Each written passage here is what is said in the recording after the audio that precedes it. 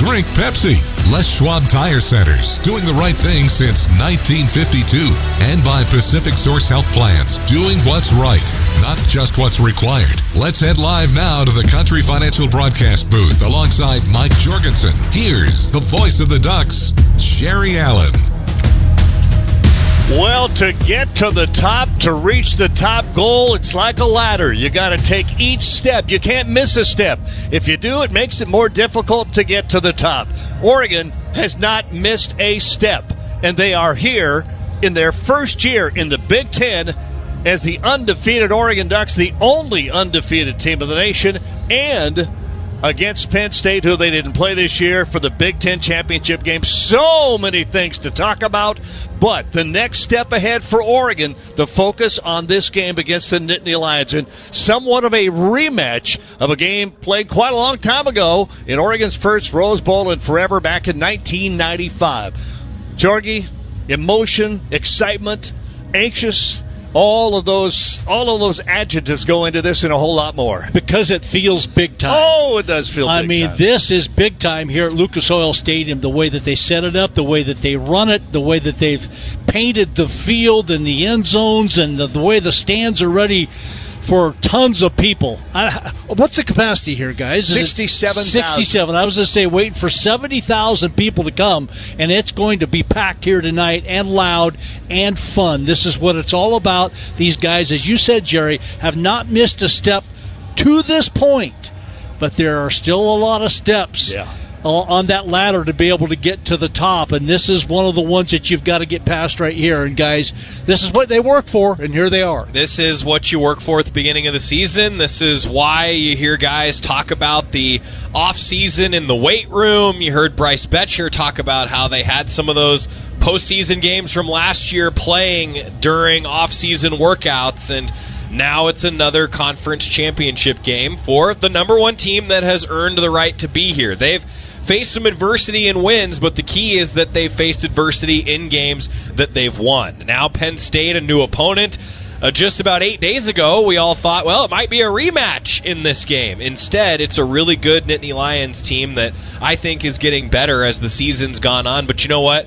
Dusty, the Ducks have gotten better as the season's gone on. The Ducks, no doubt about it, have gotten a lot better, and we've seen the continuity and chemistry, the new pieces that have been brought in, whether it's via the transfer portal or through you guys working their way into starting lineups and finding that rotation on the offensive line, and how great those guys have been on the defensive front. Derek Harmon and Jamari Caldwell working now in unison with the guys who are back for another year on the edges. This team has taken every step forward and every step up that ladder, as Jerry said at the top.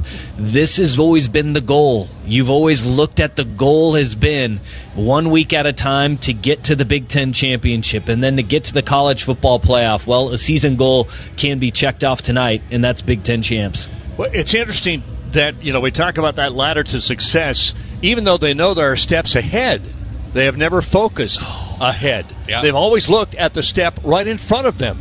And that's a credit to Dan Lanning, his coaching staff, and the process that this team has fallen behind and into. It's been remarkable for them to not look ahead. All the rest of us have. Everybody has. But all they're doing is looking at that next step. And the ladder of success is a left foot and a right foot, offense and defense, and they both have complemented each other. Yeah, because if you skip a step, you can come crashing down pretty quick. Yes, and we witnessed that last week, how it happened with Ohio State and Michigan, how it almost happened with Georgia and Georgia Tech. I mean, there were so many examples of what Oregon has done such a great job of, and that is keeping the focus on what is right in front of them. And even sometimes just that 24-hour period to the next day, not the next Saturday. They've done such a great job of prep work, a coaching staff that has prepared these student-athletes to be able to play in big-time type of situations like this. They've earned that number one ranking, but when you are number one, and I don't care if Penn State's number 3, just right behind you, when you're number one, the target is huge, and these guys have done a great job of protecting that target, but they're going to have to do it here again tonight. Well, and to that point, I mean, the Ducks have done such a good job all year with Motivation. How many times have we talked about motivation and the way that this coaching staff motivates this team? You don't need to motivate now because this feels like kind of a new season, right? The regular season is behind the Ducks. Now the postseason begins. You talk about that ladder. It's almost like this is the extension part of the ladder when you're going up, right? Like it feels like a new part of the season. In a lot of ways it is, with the way that now each stepping stone gets bigger and bigger. For Oregon and Penn State today, I think two teams that feature really good defensive fronts. It shouldn't surprise anybody that we're probably going to talk an awful lot about the trenches today when we get to our keys to the game as the pregame continues. Yeah, the in the trenches is where all football games are won and lost, but especially when you talk about the Big Ten and when you talk about where Oregon has made the most dramatic improvements over the last handful of years under first Mario Cristobal and then what Dan Lanning has been able to build and grow on both sides of the line of scrimmage. This game is going to be featured in between the tackles and how the disruptors can be effective on both sides of the football. What's amazing about these two teams, Jorgie pointed out to me earlier in the week when he said, look at the stats. They almost mirror each other in all of the major stats. Offense, defense, tackles for loss, sacks, quarterback play, receivers. I mean, it's just amazing. You're looking in the mirror at each other. So we talked about this keys to the game. You guys will talk about it later on. I just think the team that cannot beat yourself. You cannot beat yourself. I mean, in this situation, you're playing a championship football game. The fewer mistakes you make, the better chance you have of winning this game, Jordan. Yeah, both these teams play really clean football. They don't give the ball away much. They take the ball away a decent amount. They're on the plus side of the giveaway, takeaway side of things, which is what all really good and great teams do. They don't make many mistakes, and so maybe one mistake in this game is all it takes, right? An interception, a fumble, maybe a special teams blunder or special teams big play. That can be the difference in a game that, and again, I don't pay attention to odds, but I hear about people talking about it on TV all the time, how closely this game is picked right now because these two teams mirror each other so much. And so I look forward to great football here tonight. When you have two really good defenses, as you're going to see here tonight, defenses keep teams in games. Offenses have to make plays, and hopefully Oregon is one of those ones that makes that offensive plays. But guys, don't you think nationally the writers and the press and everybody else that looks at college football says Oregon is tremendous on offense, creative, explosive. But you look at Penn State's stats, they mirror Oregon's stats. And so that's the one thing to me, I can't wait to see what speed does to what defense, whatever happens tonight. I think that I go back a little bit to the Ohio State game because we saw two really talented teams that were playing each other. And oftentimes when you get these high-pressure, big-time matchups with so much talent on the field, I think sometimes the pressure builds so much that there are some mistakes that are uncharacteristic. That's often a tip of the cap to the other side of the sideline, right? But to your point, Jorgie, Tosh Lupoy is the finalist for the Burroughs Award, right? That's given out to the nation's best assistant coach. There's a reason for that. Oregon's defense has been elite all season long, and whether the narrative is true or not, it's certainly becoming true, though, that Oregon has built from the inside out, winning in the trenches, winning with physicality, and then you couple that with the speed that Oregon is, can I say, traditionally known for?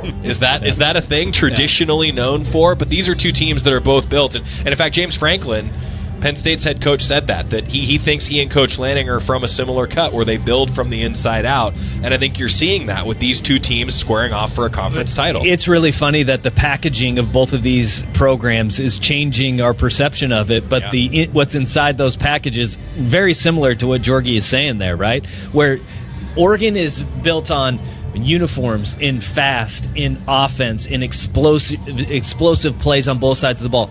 The reality of this Oregon team this year is that they are a very good offensive team. They can be very explosive, but they are built with this defense, and they are built with controlling you and manhandling you up front. And that's very similar to what Penn State is built as, and it's just the packaging of it. It's the fact they don't got a logo on the side of their helmet. They just have a stripe right down the middle. Oregon has a new uniform every day. They wear the same thing for 100 years. It is completely different, but what's inside those packages, they're very similar with both these teams.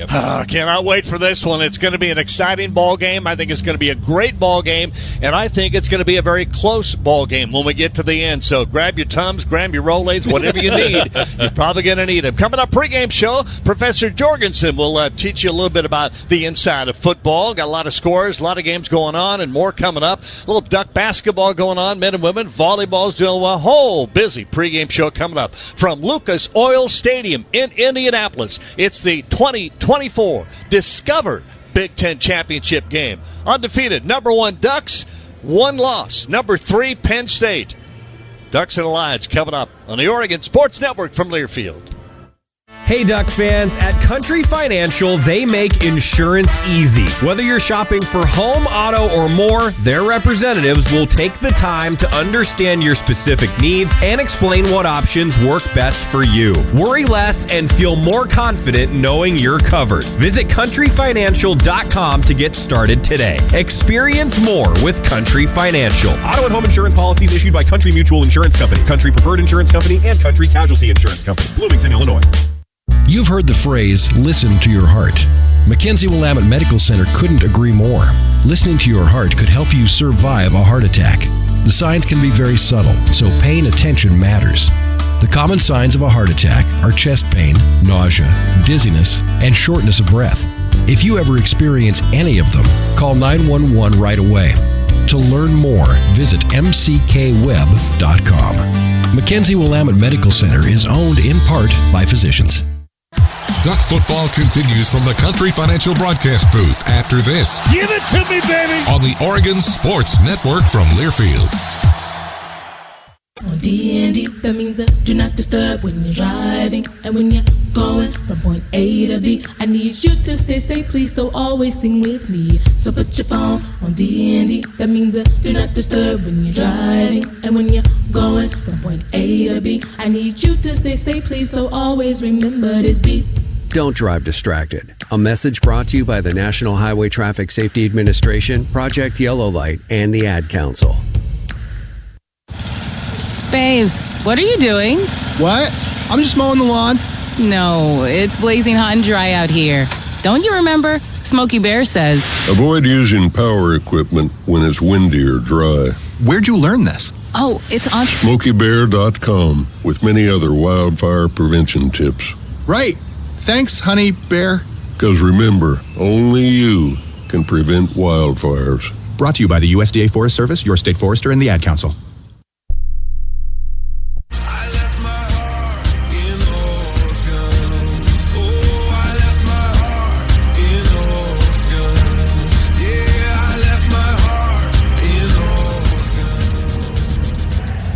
We're back at the Big Ten Championship here in Indianapolis. I'm Joey Mack. It's the OCCU pregame show. Duck football sponsored by OCCU. Duck fans get more for the things they care about with remarkable checking and the Duck debit card. More for the game, more for gear, more for a bright future.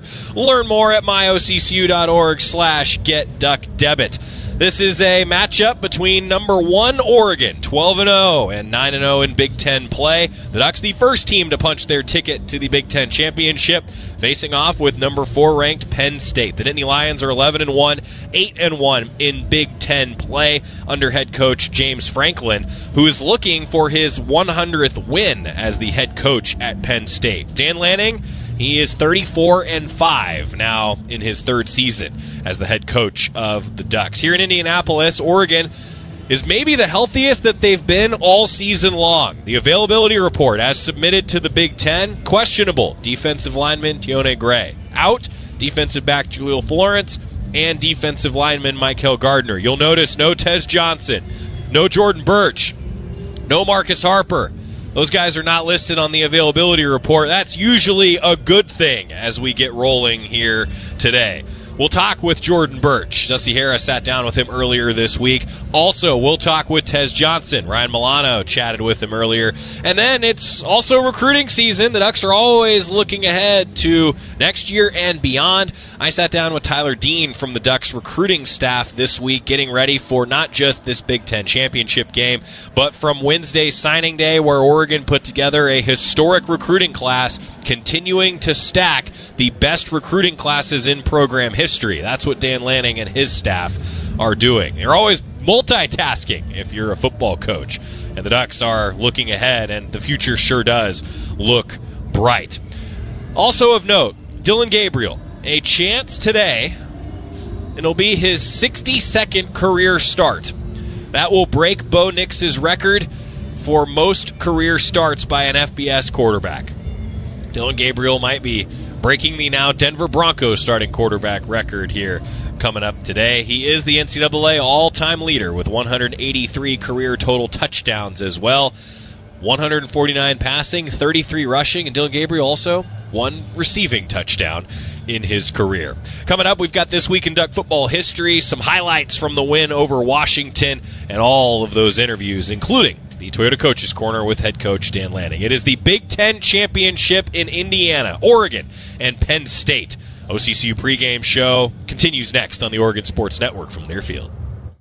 When you buy tires at Les Schwab, you're getting more than just tires. You're getting America's best tire warranty, 60-day satisfaction guarantee, no hassle road hazard protection, and free maintenance for the life of your tires. Other places make you pay extra for that, but at Les Schwab, it's included with every set of tires, because more warranty means less worry, and nobody stands by their tires like Les Schwab. Get more from less. Book your appointment at leschwab.com. Terms and conditions apply. See leschwab.com for details. It's another great fall Saturday in Oregon. Friends, family, and football.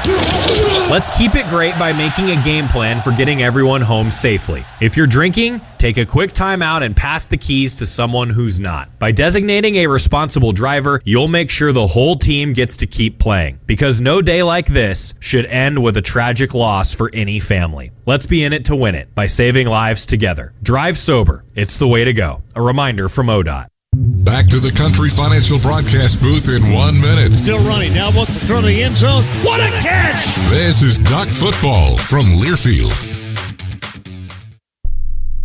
Hey, so what's a great way to spread awareness that driving high is illegal everywhere? A catchy song, of course. You can run, but you can't drive high. You can run, but you can't drive high. Friendly reminder, don't drive high. If you feel different, you drive different. Brought to you by NHTSA and the Ad Council. Are you prepared for an emergency or disaster? Because it's not a matter of if, but when. Don't find yourself saying, when the storm rolls in, my time to find a pet-friendly evacuation center will have run out. The scorching heat wave will leave me powerless to cool my insulin. I'll face a hurricane without meds. Now that's a tough pill to swallow. Let's prepare so we all have a better story to tell. Get started at ready.gov/older adults. Brought to you by FEMA and the Ad Council.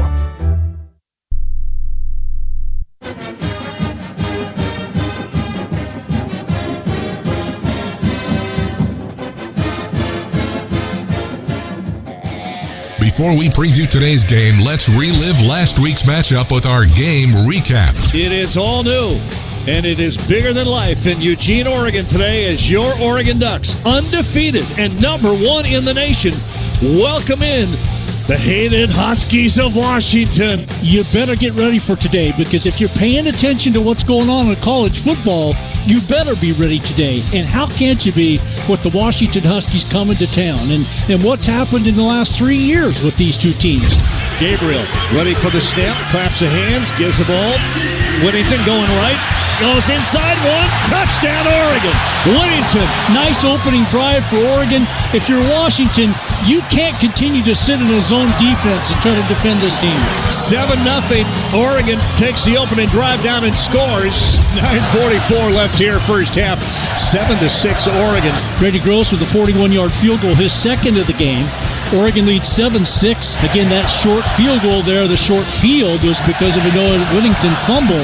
Oregon's offense after that opening drive of the game, here we are at 9:44 in the first half, hasn't done anything offensively. Gabriel, a lot of time, now throws. Got it, Holden.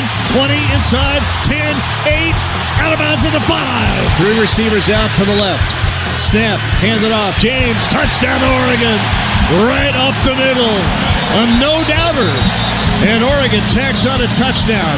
14-6. Decent field position for Washington to start this drive. Could have been a lot worse, but the 26-yard line. 3 receivers strung out to his left. Tight end right. Hand it off. Bang! That ball came out, and Oregon has it. Fumble. Huskies. Ducks have it at the 19-yard line. Gabriel says, settle down. Here we go. Give me the snap. Snap. Give it to James up the middle. Boom inside. No call yet. No call yet. Touchdown, Oregon. Jordan James. That quick. Oh, my. When he's running the ball, it's a different offense because of the aggressiveness, the reckless abandon that he runs that ball with. It's almost like the offensive line does it that way, too. He's a physical guy. That's how he practices every day. He practices with that same intensity, that same speed, that same enthusiasm of running through another guy's face. And when he does it, it doesn't surprise us. It's just another show for the awesome crowd. First and goal at the 4. Holden comes in from the left, sets up, turn. It's going to be a pass. Gabriel could run.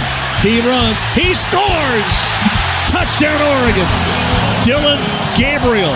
Really, I think he wanted to do the after-celebration dance is what he was looking forward to. You can tell he's been working on something because you watch him get up. He does a little bit of a celebration back in there, so nice run. Ducks started a little slowly offensively, but they heated up in a hurry, and the offense has been pretty good. Defense has been very good. Gave up a long drive a moment ago, but coach has got to feel good about what his team's done in the first half. Halftime here at Autzen Stadium. Oregon 28, Washington 14. Snap back to throw. Straight drop, looking left. Throws it. End zone. Caught. Touchdown, Oregon. Des Johnson. And he was looking for him all the way. And Oregon will take a 35-14 lead. Shout out to the medical staff. Gave me a unbelievable job of treatment, trusting them in their work, just being able to stay poised through all the negativity that was going on at the time. It was a constant battle with myself and getting back, but I knew I had to stay patient. Happy that it was against UW because obviously I hate those guys. 3 receivers out to the right, 2 to the left. Snap back to throw. Pressure. Gets away, doesn't get away. Burch got to him. Little pressure from behind. Drag down. Mateo Uyunglele. The solo sack. Williams from the shotgun. And the snap and to throw. Steps back, steps up, and goes down.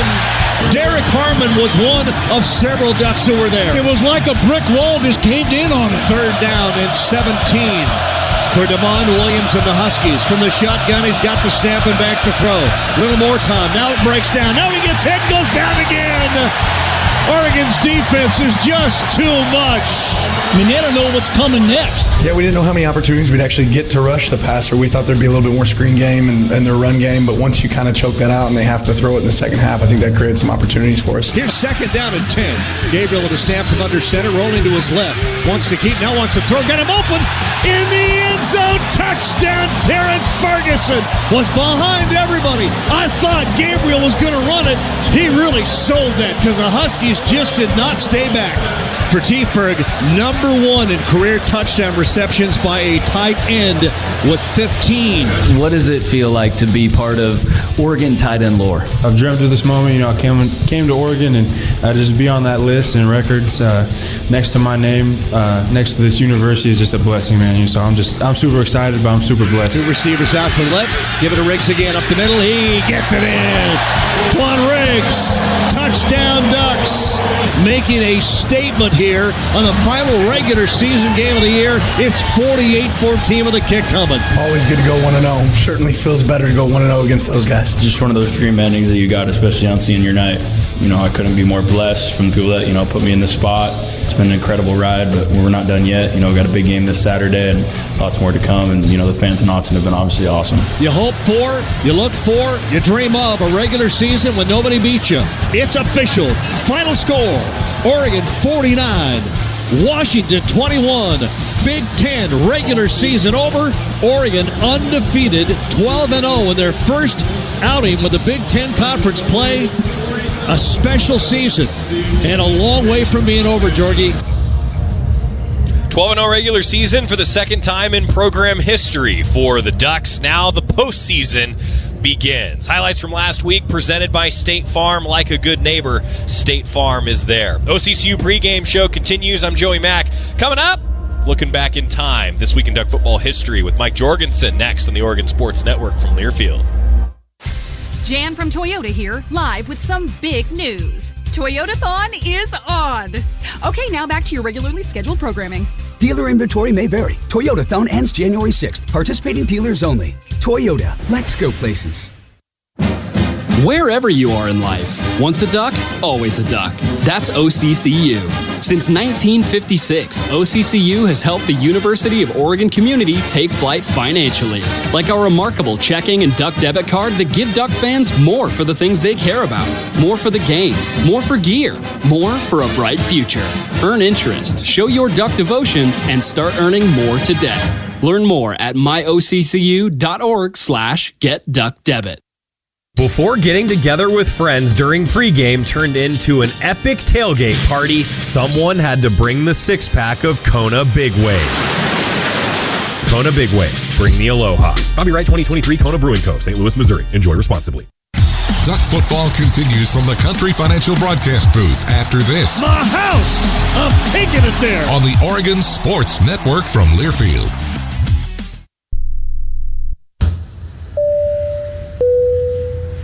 This is your captain. We are going to be experiencing some slight turbulence. Please fasten your... Oh, hold on. Just got a video of my cat. Imagine the pilot of an airplane was as confident as you are texting and driving. Seems kind of crazy when you put it like that. Visit StopTextStopWrecks.org. A message brought to you by the National Highway Traffic Safety Administration, Project Yellow Light, and the Ad Council. Comes to a gun suicide attempt, all it takes is a moment. Heather and I had an argument just like any other couple. I was lost. I had snapped. I had a gun and I was going to take my own life. Heather helped me realize that there was still a life to live for the better of myself, my family. My weapon is now safely put away. A moment of crisis can happen to anyone. Store your guns, locked, unloaded, and away from ammo. Hear more safe stories at endfamilyfire.org. Brought to you by Brady and the Ad Council.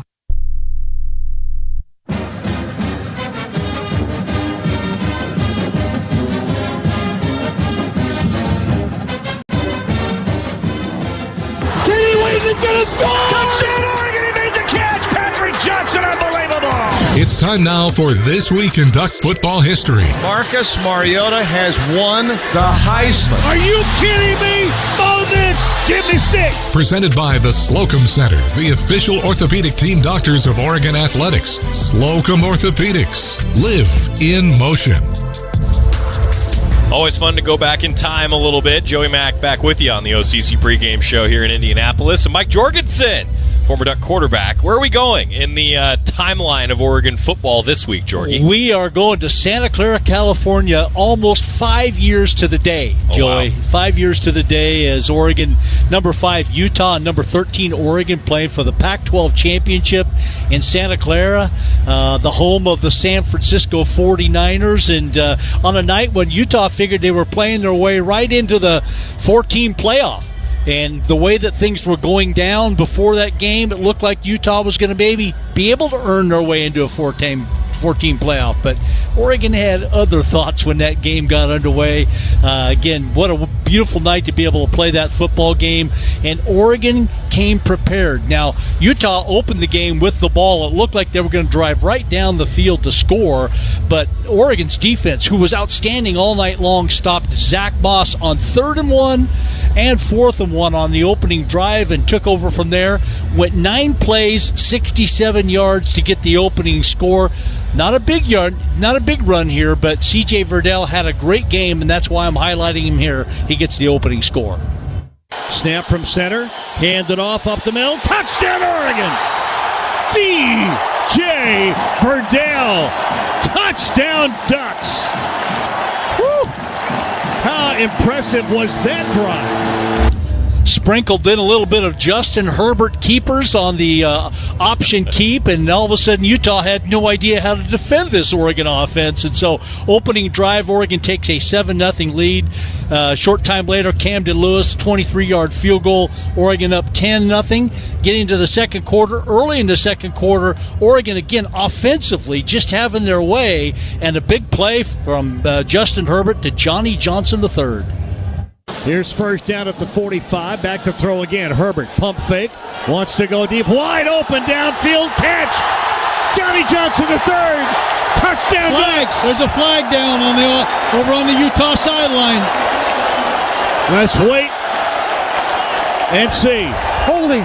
Defense number 1. Yeah. That penalty is declined. Result of the play. Touchdown. Yeah, love to see that. Holding on the defense, not the offense. Yeah. And it's a big-time touchdown. 3 plays, 70 yards in a minute 10. It's 17-0 Oregon at the 11:02 mark in the second quarter, and Oregon wasn't done there. Camden Lewis kicks a 30-yard field goal. Halftime, Oregon 20, Utah nothing. But the Utes slowly start to claw their way back into it. Zach Moss, 24-yard screen pass and run from Tyler Huntley. It's 20-7. Camden Lewis kicks a 25-yard field goal to make it 23-7. Samson Nakua catches a 25-yard touchdown pass from Tyler Huntley, and they're just inching a little bit closer at the end of the third quarter. It's 23-15 after the 2-point conversion from Huntley to Nakua. But Oregon breaks it open. 7 minutes or so left in the fourth quarter, 23-15. This huge play by C.J. Verdell. Herbert, give it to Verdell. He's got the first down and gone. 50. Can you chase your way to the 30? He will run to the 20, to the 5. Touchdown, C.J. Verdell. Thank you, offensive line. Big play, 70-yard touchdown run by C.J. Verdell right up the middle. After the extra point, it's 30-15 Oregon, but they weren't done there. 2:33 left in the game, and another big play by C.J. Verdell. Hand it to Verdell up the middle. Gets free.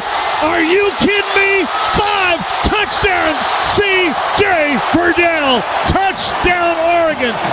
Duck fans, start celebrating. You are going to be the Pac-12 champions for 2019. And celebrate they did. Oregon wins 37-15 over number 5 Utah on their way to a Rose Bowl victory over Wisconsin. What a game that was, and what a shocker it was to, I think, all the fans of Utah and the state of Utah, that Oregon just owned the line of scrimmage and really owned that game in a game I think Utah thought they were going to come in and just blow out Oregon. Oregon runs for 230 yards to Utah's 116. Total offense of 432 to only 309 for Utah. But here's the biggest thing right here. Oregon's defense, outstanding all night long. 6 sacks in the game. Defensively, Kayvon Thibodeau, what a game he had. 2.5 tackles for loss, 2.5 sacks. He blocked a punt. What a game he had as a freshman in that game. And C.J. Verdell, the reason why I highlighted all of his touchdowns, including the short 3-yarder, 18 carries, 208 yards, and 3 touchdowns. Justin Herbert was 14-26 for 193. Johnny Johnson and Jawan Johnson were really the main receivers in that game, had big catches, a 45 and a 50-yarder. Oregon, 37, number 5, Utah, 15. And, boy, I'd love to see something like that again here tonight, Joey. Boy, nationally known for offense, Oregon in that game, but it was the defense that really shut down that good Utah team. 2 physical teams, Jorgie, and the Ducks won that physical battle 5 years ago. Yeah, I think, again, coming into that game, just the feeling of it and the vibe of it before the game, whether it was up in the press box where we were at or with the crowds or whatever else, I just felt like Utah came in thinking they were going to be in a cakewalk in that game, and they found out something different from Oregon. Sure did. That's a good one. This Week in Duck Football History, always brought to you you by our friends, the surgeons and specialists at Slocum Orthopedics, the official orthopedic team doctors of Oregon Athletics. Slocum Orthopedics, live in motion. OCCU pregame show continues. We've got some scores around college football and some Oregon Athletics scores to update you on in the Big Ten as postseason continues for Duck volleyball. It's not just Oregon football in the postseason, Duck volleyball as well. Ashley Gentry's back in the OSN studios with some updates for you next on the Oregon Sports Network from Learfield. First Interstate Bank is the proud sponsor of the Community Hero Program. Throughout the year, Duck fans have been submitting stories about heroes in our community, and First Interstate Bank wants to recognize Kevin Cunningham. Kevin is a battalion chief at our local fire department, leading with courage and dedication. He mentors young firefighters and coaches track and field, helping young athletes reach their dreams. As a devoted father of 5, Kevin exemplifies commitment in everything he does. On behalf of First Interstate Bank, thank you, Kevin Cunningham. When you buy a new house, you might say, "Shut the front door." Winning! No, seriously, shut the front door. We own this house now. But you actually need to say, "Like a good neighbor, State Farm is there." That's right. The local State Farm agent is there to help you choose the coverage you need. Welcome to my crib. No one says that anymore, but I don't care. So just remember, like a good neighbor, State Farm is there. State Farm, Bloomington, Illinois. Duck football continues from the Country Financial broadcast booth after this. My house! I'm taking it there! On the Oregon Sports Network from Learfield. You say you never give in to a meltdown and never fill your feed with kid photos. You say you'd never put a pacifier in your mouth to clean it and never let them run wild through the grocery store. So when you say you'd never let them get into a car without you there, no, it can happen. 1 in 4 hot car deaths happen when a kid gets into an unlocked car and can't get out. Never happens. Before you leave the car, always stop, look, lock.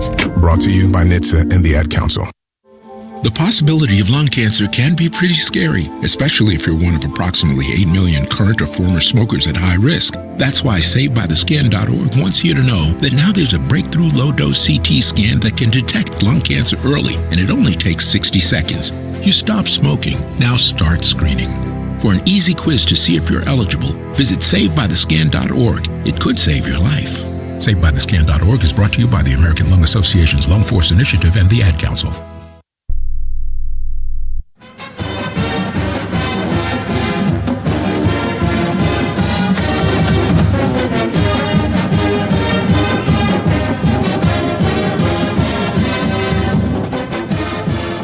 Good evening from Indianapolis and welcome to your Safeway scoreboard update. Ducks versus Nittany Lions, the first time in 30 years, and they meet again to compete for the conference title. Ashley Gentry here with you inside the Learfield Network studios on Championship Saturday.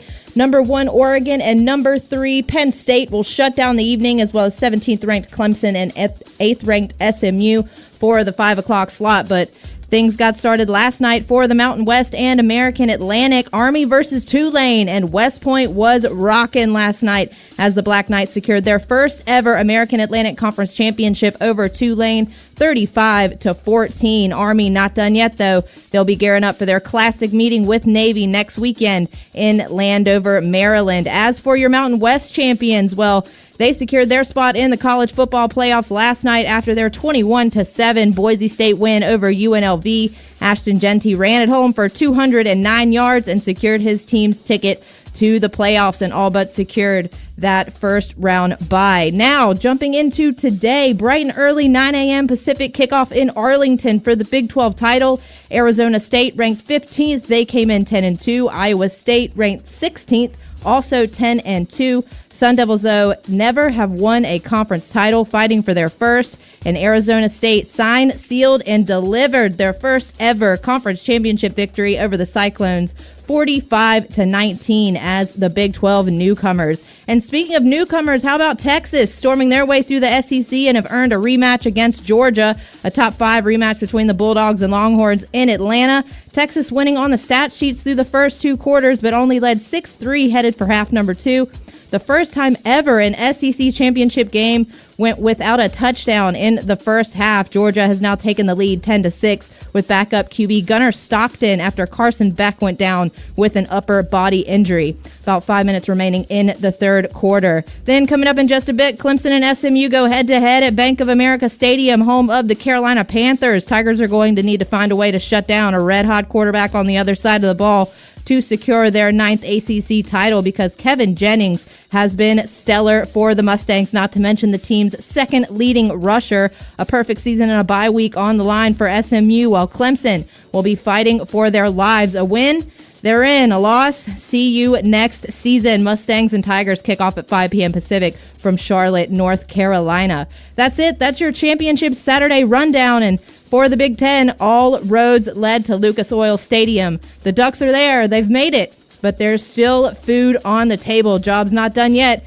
And we're under 2 hours away from fighting for the head of the seat at that table. Up next, Dusty Hara caught up with senior defensive end Jordan Burch ahead of today's conference finale. Oregon versus Penn State, the Big Ten championship game. And it's all right here on the Oregon Sports Network from Learfield.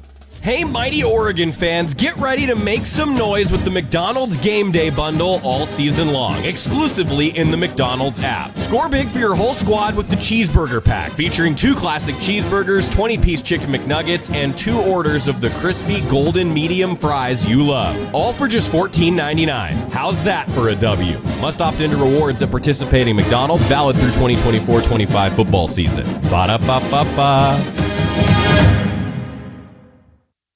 Coors Light presents To Chill or Not to Chill. When your friend skips your favorite song on the playlist. End the friendship. Or choose chill because that song lives rent-free in your head anyway. And you planned ahead by bringing Coors Light to the party. And the sound of that ice-cold can cracking open was music to your ears already. Coors Light. Choose chill. Celebrate responsibly. 2024 Coors Brewing Company, Golden, Colorado. Ducks. Sets, throws, batted down, intercepted! Nittany Lions. Mateo Yangalale with the interception! This is the Big Ten Championship game from Learfield. I'm a pretty great multitasker. I can wash dishes and do laundry. I can roller skate while walking my dog. I can even order lunch while doing my homework. But I can't use my phone while driving. A distracted driver is one of the leading causes of death in the United States. So when it comes to driving, please, don't be a multitasker. Don't drive distracted. A message brought to you by the National Highway Traffic Safety Administration, Project Yellow Light, and the Ad Council. All right, son. Time to put out this campfire. Dad, we learned about this in school. Oh, did you now? Okay. What's first? Smokey Bear said to. First drown it with a bucket of water, then stir it with a shovel. Wow, you sound just like him. Then he said. If it's still warm, then do it again. Where can I learn all this? It's all on SmokeyBear.com with other wildfire prevention tips, because only you can prevent wildfires. Brought to you by the USDA Forest Service, your state forester, and the Ad Council. News. Joey Mack along with Dusty Hara before he heads back down to the sideline. This week, caught up with a guy who's made a heck of an impact all season long. He's made a huge impact, and it was felt in a big way in his return from injury. Jordan Burch is a one-man wrecking crew, and it is great to have him back on the field and healthy for the Oregon Ducks. Down here with Jordan Burch, and Jordan, it has been a season where 1 week at a time, 1-0 every week. It's 12-0 building up to this, the Big Ten championship game. What is it like to finally have the regular season in the rearview mirror and start focusing on the goals that are ahead with the Big Ten championship? Yeah, it's a good feeling. We've been thinking about it, beginning of the season, trying to go 12-0, win every game we can. And now just, taking it game by game, going into the playoffs, Big Ten championship, winning each day and then, winning each game. Coach Lanning says it all the time, these are the games, these are the opportunities that you come to Oregon for. As you look back at the last couple of years here at the University of Oregon, what has it been like is building to this championship caliber team? Yeah, there's a lot of hard work, trying to fix the details. We can watch film from last year, see what we need to fix, and then, going into this year, being able to fix it. And I think that's what, led to the success that we have so far. How's the body feeling at this point in the year? You've battled through an ankle injury. Nobody is healthy at this point. How are you feeling after this long gauntlet? Yeah, I was a little banged up. I got an amazing training staff and been getting better every week. So, going into this week, feeling 100%, trying to finish out the season. What has it been like, though, as you have sat back and watched, the guys around you fill that void that you left and watch the growth that you've seen from other players? Yeah, it kind of hurt a little bit, not being able to be out there with the guys. But we practice so hard. There's no fall off in any position. So just being able to watch them, just giving them tips throughout the season has been a great feeling. Watching their success always makes me happy. It's National Signing Day was this past week, and you look back on your career as a college football player. What was it like for you being in high school and going into signing day and what that meant to you? Yeah, the National Signing Day in December was, I was nervous that day. I committed. I didn't sign. I waited till the second signing day. Everybody was nervous. But it was just a great feeling. Your family's happy for you. Everybody's happy. All the fans, congratulating you. So, for all the guys that signed today, I know it's an amazing feeling for them. I always say that it's like when you are a high school kid, that's the biggest day of your life. You don't have kids yet. You're not married yet. That's the first, benchmark for you. Now, as you kind of look through and you've grown and matured in college, what do you look forward to as the next step in your evolution as an athlete or person? Just trying to find success for me and my family, whether that's, going to NFL, getting a great job, just, that next part of life, doing it, the best way I can, trying to be successful. Everybody has a family back home, and then you have a family in whatever college football team you're on. What has this family meant to you as you've been in Eugene? It means everything. They're my brothers, keep me up when I'm down. I'm always there for them. Anything they need, I'll be around to help them. And that's just how it's been since I've been here. Just a great group of guys, great coaching staff, and just, they're always a part of everything. You can ask them for anything, they'll be there for you. As we look at Penn State today, this is another giant of the Big Ten, the traditional powers of the Big Ten. What have you seen from the Nittany Lions as you prepare for a Big Ten championship? Yeah, I think they're a pretty good team. A lot of, their play style is a little bit different from what, we might be used to. But, we're just trying to get after them, and do what we usually do. Come out on top, play as hard as we can, get after the quarterback as a defense, offense, trying to score. So I feel like it'll be a great game for us, just trying to have fun. You've seen stylistically the SEC, you saw the Pac-12, and you saw the Big Ten now. You said this is a little bit different stylistically. What has that transition been like from the Pac-12 to the Big Ten year to year, just kind of the differences in the offenses that you see? I feel like there was more throwing. Pac-12, we were trying to get after the quarterback and keep him in the pocket. We had a lot of great quarterbacks in the Pac. Big Ten, a lot of good running backs too. So, you got to be mindful for both. Going into this year. So that's really been our game plan, trying to, figure out how to stop their running back, and then when we get to third down, trying to get after the quarterback. One game that I remember vividly down at UCLA in the Rose Bowl, there was another edge rusher from the University of Oregon that was yelling from the sideline to you on the field. Kayvon Thibodeau was on the field that day. What is that? How did you guys build that relationship? And were you taking his advice in real time? Because it looked like he was yelling and telling you what to do as the plays were going on. Yeah, it was kind of like a cheat code. He was telling us anytime the tackle check with the ref, it was pass. So, I was just keying in on that. And it was helping us get after the quarterback. So he was just giving us tips, what moves to go to. It was just a great feeling having him, on our sideline. Look at that. Once a duck, always a duck, and it played out right there in the Rose Bowl. Jordan, thank you very much for the time today. Good luck to you in the Big Ten Championship and the rest of the season. Thank you so much. I wish that everybody could have seen the smile on Jordan Burch's face when I brought up Kayvon Thibodeau. Cool. Two guys that didn't play together at the University of Oregon, but have built a relationship and a bond with one another because it is once a duck, always a duck. And how much he meant, because it really was. We talked about it during the broadcast down at UCLA. Yeah. Kayvon was yelling every single play into the defensive line, and they'd check over, and he'd give him what move to make, what was going to happen with the offensive line from UCLA. It was a really cool scene to see, and now you're seeing Jordan Burch reap the benefits of all of the tools that he has, whether it's the coaches on staff, Coach Tuioti, Coach Lapoy, Or former players, too, like Kayvon Thibodeau. Coach KT. Coach KT. That has a nice ring to it. Hey, that's look, Ducks helping Ducks, the alumni network at its finest right there. Shout out to the Alumni Association. Kayvon Thibodeau making an impact. There you go. Right? Use those Duck connections. Thank you, Dusty. Jordan Burch talking with Dusty Hara. Coming up, Professor Jorgensen is with us, also talking recruiting with Tyler Dean from the recruiting staff, and we'll sit down with Tez Johnson. That's all on the way on the Oregon Sports Network from Learfield.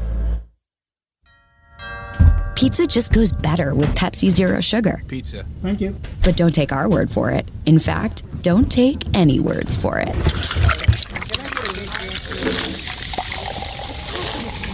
Crispy and cheesy, paired with delicious and refreshing, my mouth is watering already. Every bite is better with Pepsi. Pepsi is proudly distributed by locally owned Bigfoot Beverages. Go Ducks, drink Pepsi. If you know your party's extension, press or say 1. To leave a message in our company mailbox, press or say 2. Spoiler alert, it will be full. Representative. Would you speak to your mother in that tone?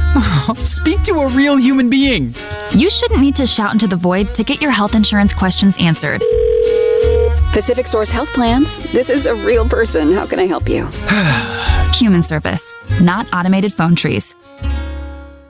Back to the Country Financial broadcast booth in 1 minute. Still running. Now look through the end zone. What a catch! This is Duck Football from Learfield.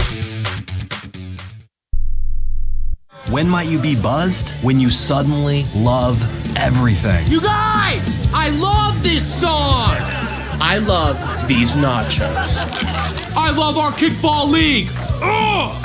I love this guy! What's your name? You know what I'd love? A ride when it's time to head out.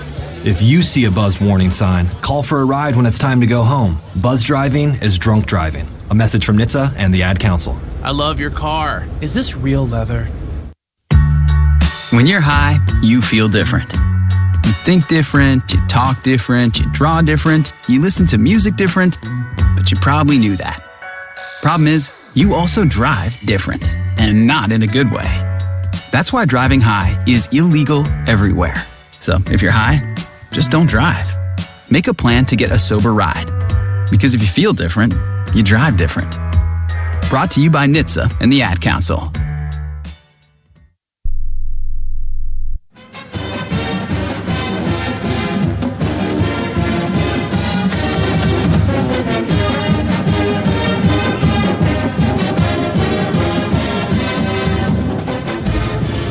Back in Indianapolis, it is the OCCU pregame show. Joey Mack joined by Mike Jorgensen. X's and O's presented by Toyota.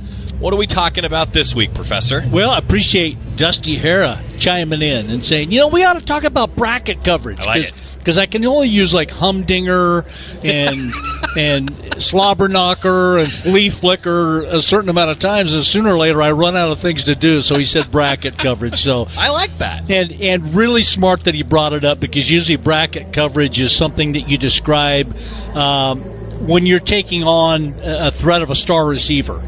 And the star receiver, Tyler Warren for Penn State, their star receiver happens to not be a wide receiver, but a big tight end, athletic tight end, 6'6", 260 pounds, 80 catches, actually 81 officially, for almost 1,000 yards this year. So he's been the overwhelming favorite to catch a pass from Drew Aller in every single game. Almost more receptions than all of his wide receivers have together combined. So so bracket coverage is brought in by a defense to be able to guard somebody like that. And again, just think of bracket coverage as double coverage.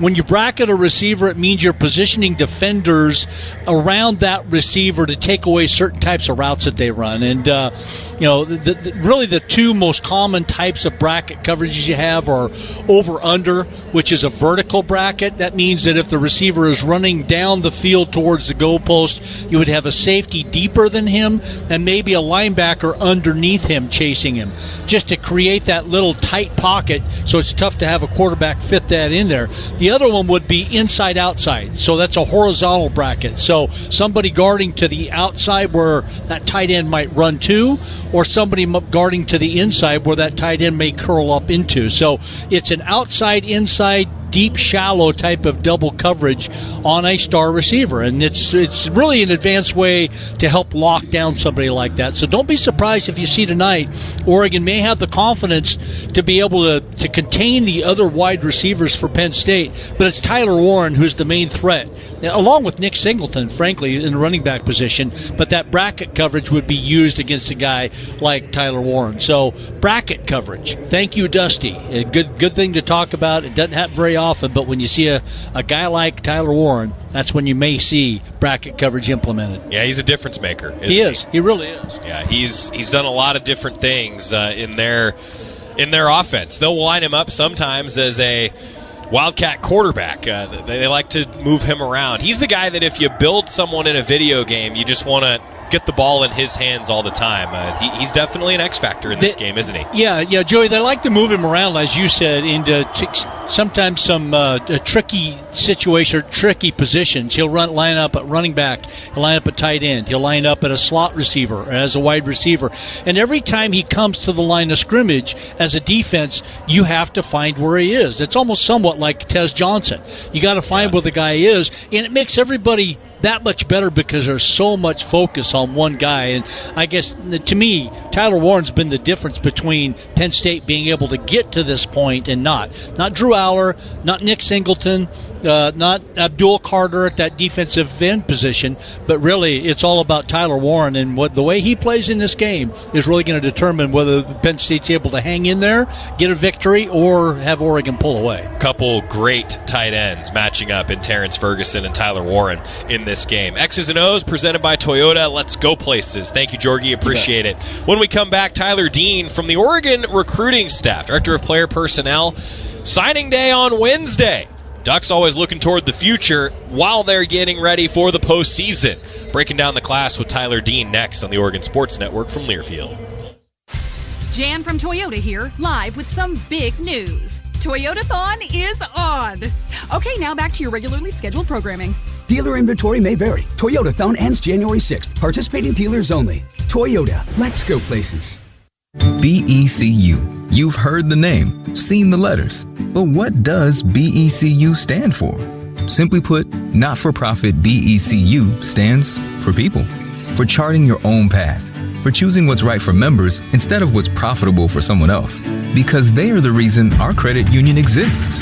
So we do everything in our power to help them reach their financial goals. BECU. Power in people.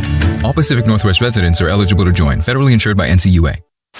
Jan from Toyota here, live with some big news. Toyotathon is on. Okay, now back to your regularly scheduled programming. Dealer inventory may vary. Toyotathon ends January 6th. Participating dealers only. Toyota. Let's go places. Oregon. He's trying to block at the 10, to the 5. Penn State. Touchdown, Dylan Gabriel. This is the Big Ten Championship game from Learfield. Are you prepared for an emergency or disaster? Because it's not a matter of if, but when. Don't find yourself saying, I'll trust water bottles and a flashlight to save the day, but I'll be proved wrong. With a tornado approaching, I'll realize that I lack a wheelchair-accessible shelter. When the floodwaters rise, I'll be up in the attic with 20 cans of beans. It's a recipe for disaster. Let's prepare so we all have a better story to tell. Get started at ready.gov/older adults. Brought to you by FEMA and the Ad Council. Comes to a gun suicide attempt, all it takes is a moment. My son Ricky took his life by the use of a firearm. It broke me, and I contemplated suicide. My grandson, I was gonna have to be here for him. I still own my firearm. I keep it in a safe because I want to keep my grandson and myself safe.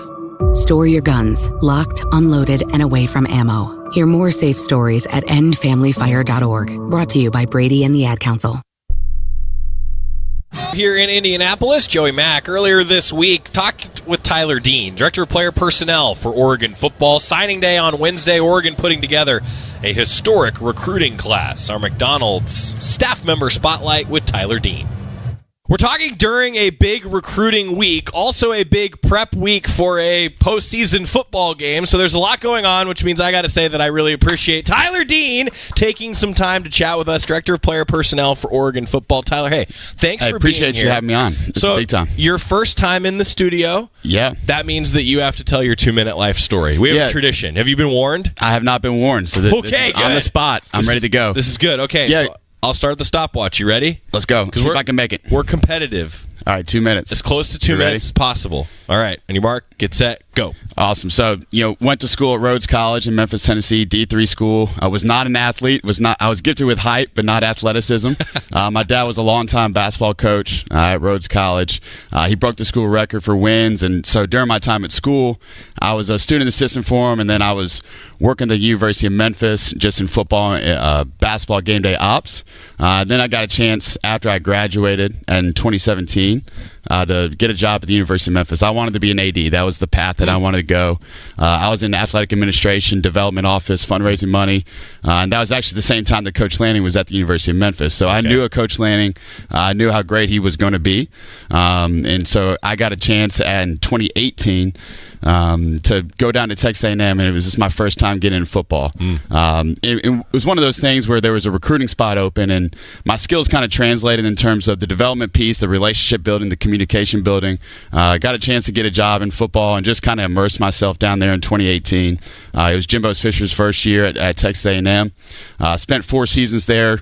My first 2 seasons, I learned under a guy named Austin Thomas, who's now the GM at LSU, and really just learned the personnel side of things. The recruiting piece came pretty naturally to me, but it was the personnel side of things because I didn't play college football, but I had to just work my butt off and put in a lot of extra hours and time, and just learned how to evaluate prospects, how to build a board, and so really from there I started to grow. But year 3, Marshall Malco came in from Georgia, and that's when my career took off, all because of him. I mean, that guy's been instrumental to my development, my success, and I still learn from him every single day. I mean, this guy's unbelievably talented and gifted, and so under those 2 years, really what Marshall helped instill in me is just learn how do you sign players. Sure. A lot of you could tell me that Jadeveon Clowney in high school was a really good player, right? Yeah. It doesn't take a rocket scientist to know that. So, yeah, this guy's really good. All right, how do we sign him? Because in college football, it's different than NFL. NFL, you have 1 first-round draft pick. In college football, you can sign 32 first-round draft picks if you want. You just got to know how to sign kids. Right. So Marshall is just absolutely genius in terms of how do you sign kids. And we had a lot of success in our 22 signing class at Texas A&M. It was the number 1 class in the country, and really started to learn the ins and outs of the business. And Coach Lanning got the job at Oregon that December. And Marshall knew and believed in Coach Lanning. No matter where he was going to follow him. And it happened to be Oregon. And how blessed and fortunate are we that we get a chance to come out here. So 2 weeks later, Marshall Malco gave me the call and wanted me to come join him. Pat Biondo as well. We were all together at Texas A&M, and been here now 3rd season. It's unbelievably big time blessing to be out here and just still learning from Marshall every day and continue to grow my craft. That's awesome. 3:02. Well done. Okay.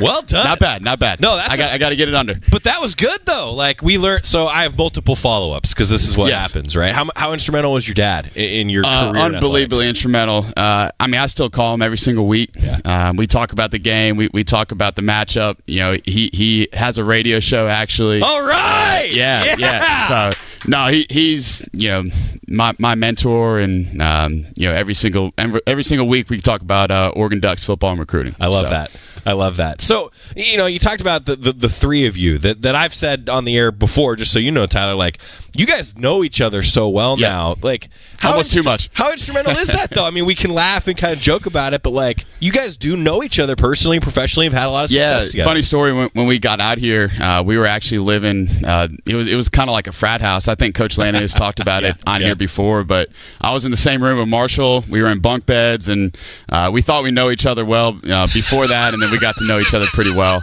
after that. But, yeah, we just have such great chemistry, and I think us three being able to work now, this is my 5th year at Pat, 4th year at Marshall. We can bounce ideas off each other. We can call each other out when we're not giving our best and we're not operating to the standard that Coach Lanning expects of us. And I think that's huge, that we just know each other's strengths and we play off of it. And, we have an unbelievable staff that we get, the opportunity to work with every single day. And just having those two guys in my corner to go to war with is a huge blessing. Director of Player Personnel, Tyler Dean, with us. Now, I know that it changes depending on where we are in the season, but what's a day in the life look like, say, like during the season when you are actively recruiting? For sure. A lot of times people don't truly know what recruiting and personnel staff members do during the week. You see them on the sidelines during game days with recruits, but what do you do during the season?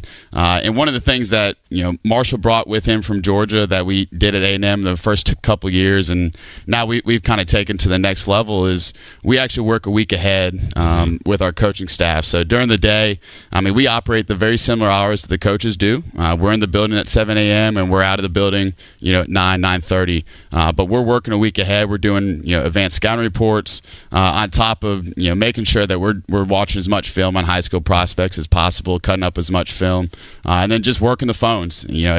If you're not relentless in recruiting, you're not working the phones every single day, someone else is. Sure. So we're trying to work phones. We're trying to watch as much film as possible. But we're in the building, just as much, not as much as the coaches, but we put in some big-time hours. Well, and it takes a village, right? We talked about the three of you guys, but there's a whole staff that makes this whole thing go. Yeah, I just really want to, signing day was yesterday, and I want to shout out our entire recruiting and personnel staff. Obviously we know Marshall and Pat. On the recruiting side of things, Lydia Gibbs, she's a rock star, absolutely crushes it every single day, full of life, full of energy. We couldn't do this without Lydia. And also Cam Coyote, she was a student here, and we got a chance to hire her out of school. Then on the personnel side of things, Brian Bachman, Jake Canetta, Kobe Saya, Drew House, Zach Dials. Then we have a full team of interns, Chris Uhl, Nick DeMario, Hayden Albin. These guys are absolute rock stars. Jeffrey Michael. The list goes on. I can name every single person in that building, but the hours and the dedication that they put in this year was the reason that we had such success yesterday. And we have an unbelievably talented staff. And everyone works together. So just because you're in recruiting doesn't mean you don't work in personnel. And just because you're in personnel doesn't mean you not work in recruiting. Everyone kind of plays a role in this thing. You're always recruiting. That's right. Is signing day like Christmas? Is there some finality to it? Because I have to tell everybody, when I asked Tyler to do this on Thursday, getting ready for the Big Ten championship game, I was like, okay, I'm hoping that it's a little easier to do on Thursday rather than before signing day. Is there some exhale? A little bit, yeah. We took a deep breath last night, but not too much of a breath because there's always the next player to go get. Right.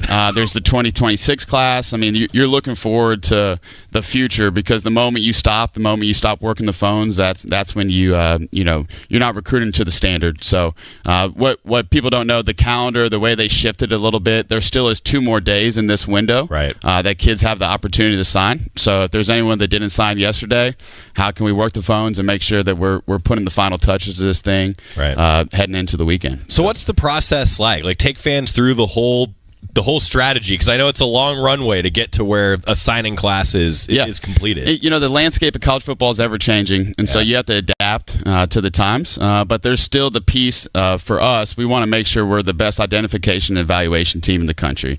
That's where it starts. So how do you make sure you work a couple classes ahead? So for this 25 class that we just signed, really we've been on a lot of these kids for 2 years now. So the first piece of the puzzle is we have our full team of guys that in the back office that are just grinding film, watching tape, and we make a preliminary board. So our first board is going to be 400, 500 kids.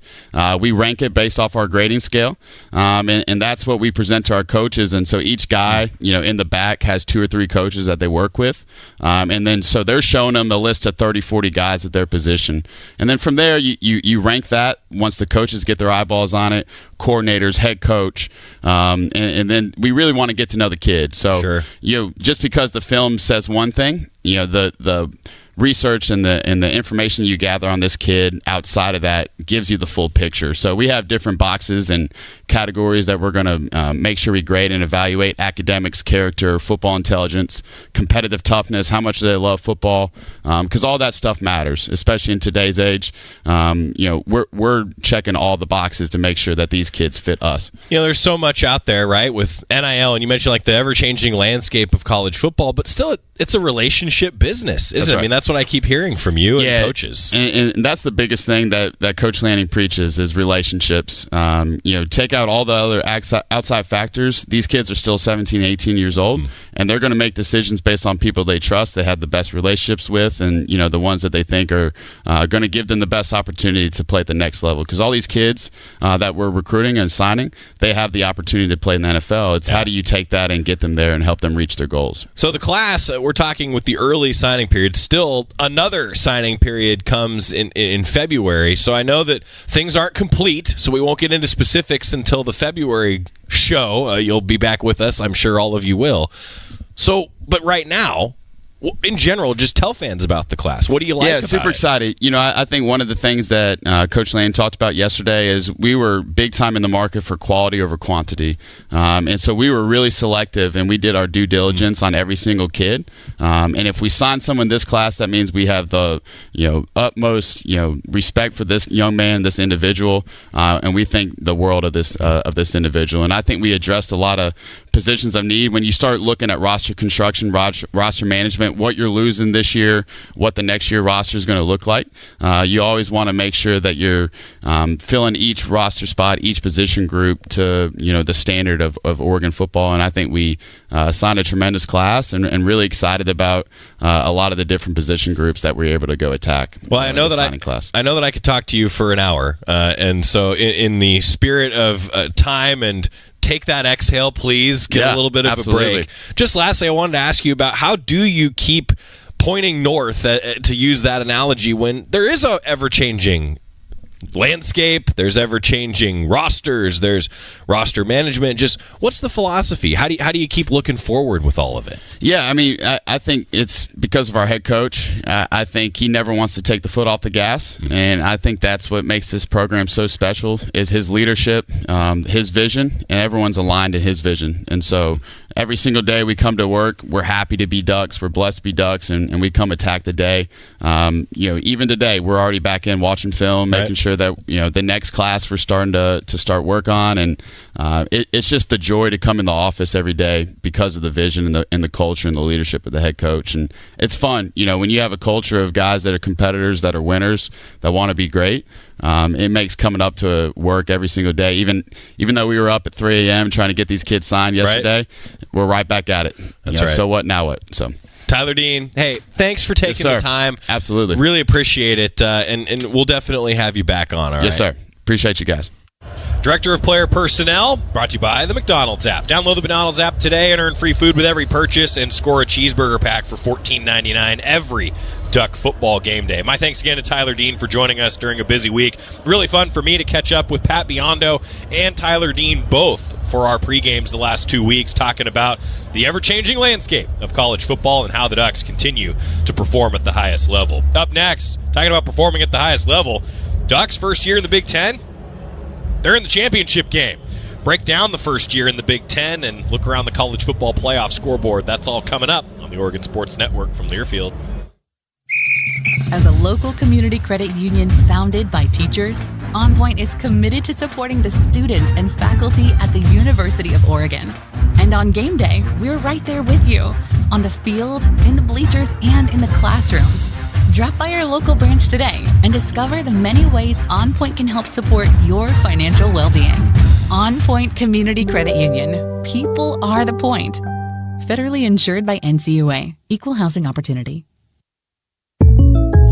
When something happens to your kitchen, you might say, "This is ludicrous." But that won't fix your home. That will only get you the rapper, Ludacris. Having trouble? Don't panic. Don't be alarmed. You need to file a claim? Holla at State Farm. Like a good neighbor, State Farm is there. That's right. You can file a claim on the app or call us. Thanks, Mr. Chris. No matter how ludicrous the situation, like a good neighbor, State Farm is there. State Farm, Bloomington, Illinois. Back to the Country Financial broadcast booth in 1 minute. First down. How about it? Touchdown. This is Duck Football from Learfield.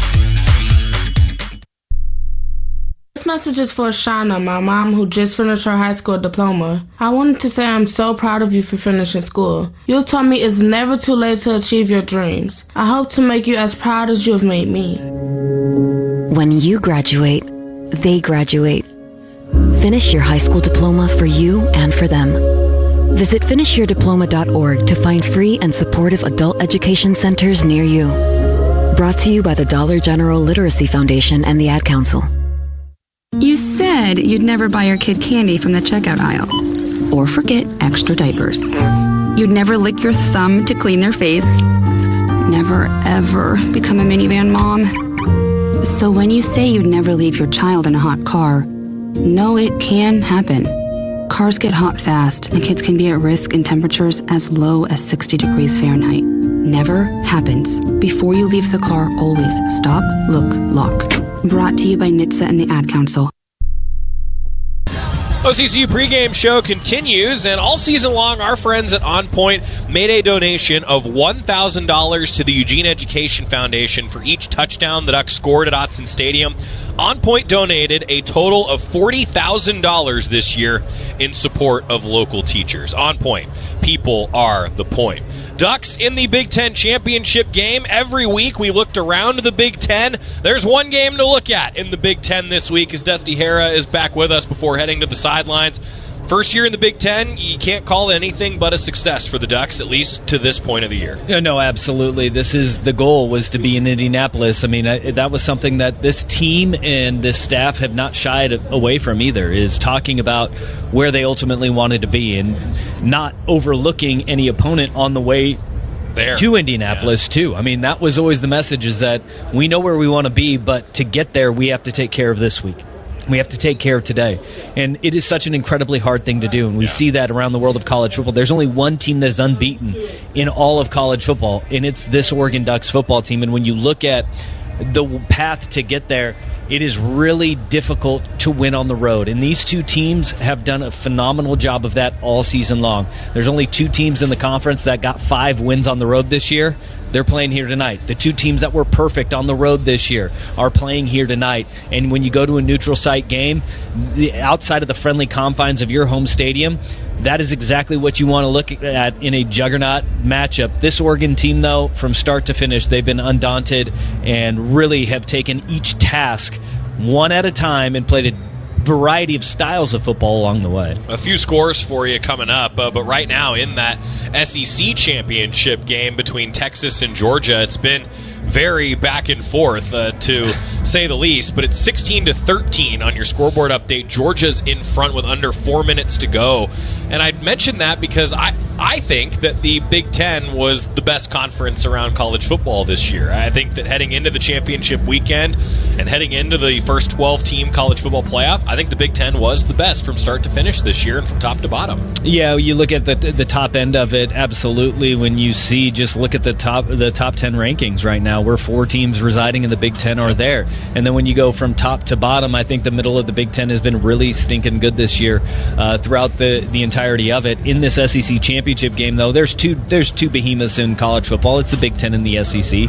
And I think when you're looking at this Georgia team, they were stalling out on the offensive side of the ball. Right before the half, their star quarterback, Carson Beck, went down with a right arm injury, and he has not returned. Gunnar Stockton has entered the game for Georgia, and he is controlling and commanding this offense more effectively against the Longhorns than Carson Beck was. And now you're looking at Georgia with a 16-13 lead with 3.5 to play. Yeah, we'll see. All right, quick timeout. We'll have more score updates for you coming up, as well as our conversation with Tez Johnson. Next, though, Dusty Hara's keys to this game. Oregon, Penn State, Big Ten showdown next on the Oregon Sports Network from Learfield. First Interstate Bank is the proud sponsor of the Community Hero Program. Throughout the year, Duck fans have been submitting stories about heroes in our community. And First Interstate Bank wants to recognize Robert Nash. Rob is the kitchen manager for Hope Kitchen by Rogue Retreat, feeding 400 people daily at 3 shelters. He also runs a culinary internship program. training shelter guests to work in commercial kitchens. With a 100% success rate, Rob's help people regain employability and move forward in their lives. On behalf of First Interstate Bank, thank you, Robert Nash. Hey, Duck fans, at Country Financial, they make insurance easy. Whether you're shopping for home, auto, or more, their representatives will take the time to understand your specific needs and explain what options work best for you. Worry less and feel more confident knowing you're covered. Visit countryfinancial.com to get started today. Experience more with Country Financial. Auto and home insurance policies issued by Country Mutual Insurance Company, Country Preferred Insurance Company, and Country Casualty Insurance Company, Bloomington, Illinois. Back to the Country Financial broadcast booth in 1 minute. First down. How about it? Touchdown. This is Duck Football from Learfield. August was born 3 pounds, 9.8 ounces. When I first saw him, it was a whole range of emotions. There's stuff I still want to do. Being a young dad, it's not giving up. It's shifting. I looked through his eyes. I can envision the whole future with him already. To throw the first football to him, give him ice cream for the first time. My life is now devoted to his life. Through all of fatherhood's firsts, never stop being a dad. Visit fatherhood.gov to hear more. Brought to you by the U.S. Department of Health and Human Services and the Ad Council. You took the first step and quit smoking, but even former smokers may still be at risk for lung cancer. That's why SaveByTheScan.org wants you to know about a new low-dose CT scan that can detect lung cancer early. It takes only 60 seconds and could save your life. You took the first step, now take the next. Visit SaveByTheScan.org for a simple quiz to see if you're eligible and talk to your doctor about screening. SaveByTheScan.org is brought to you by the American Lung Association's Lung Force Initiative and the Ad Council.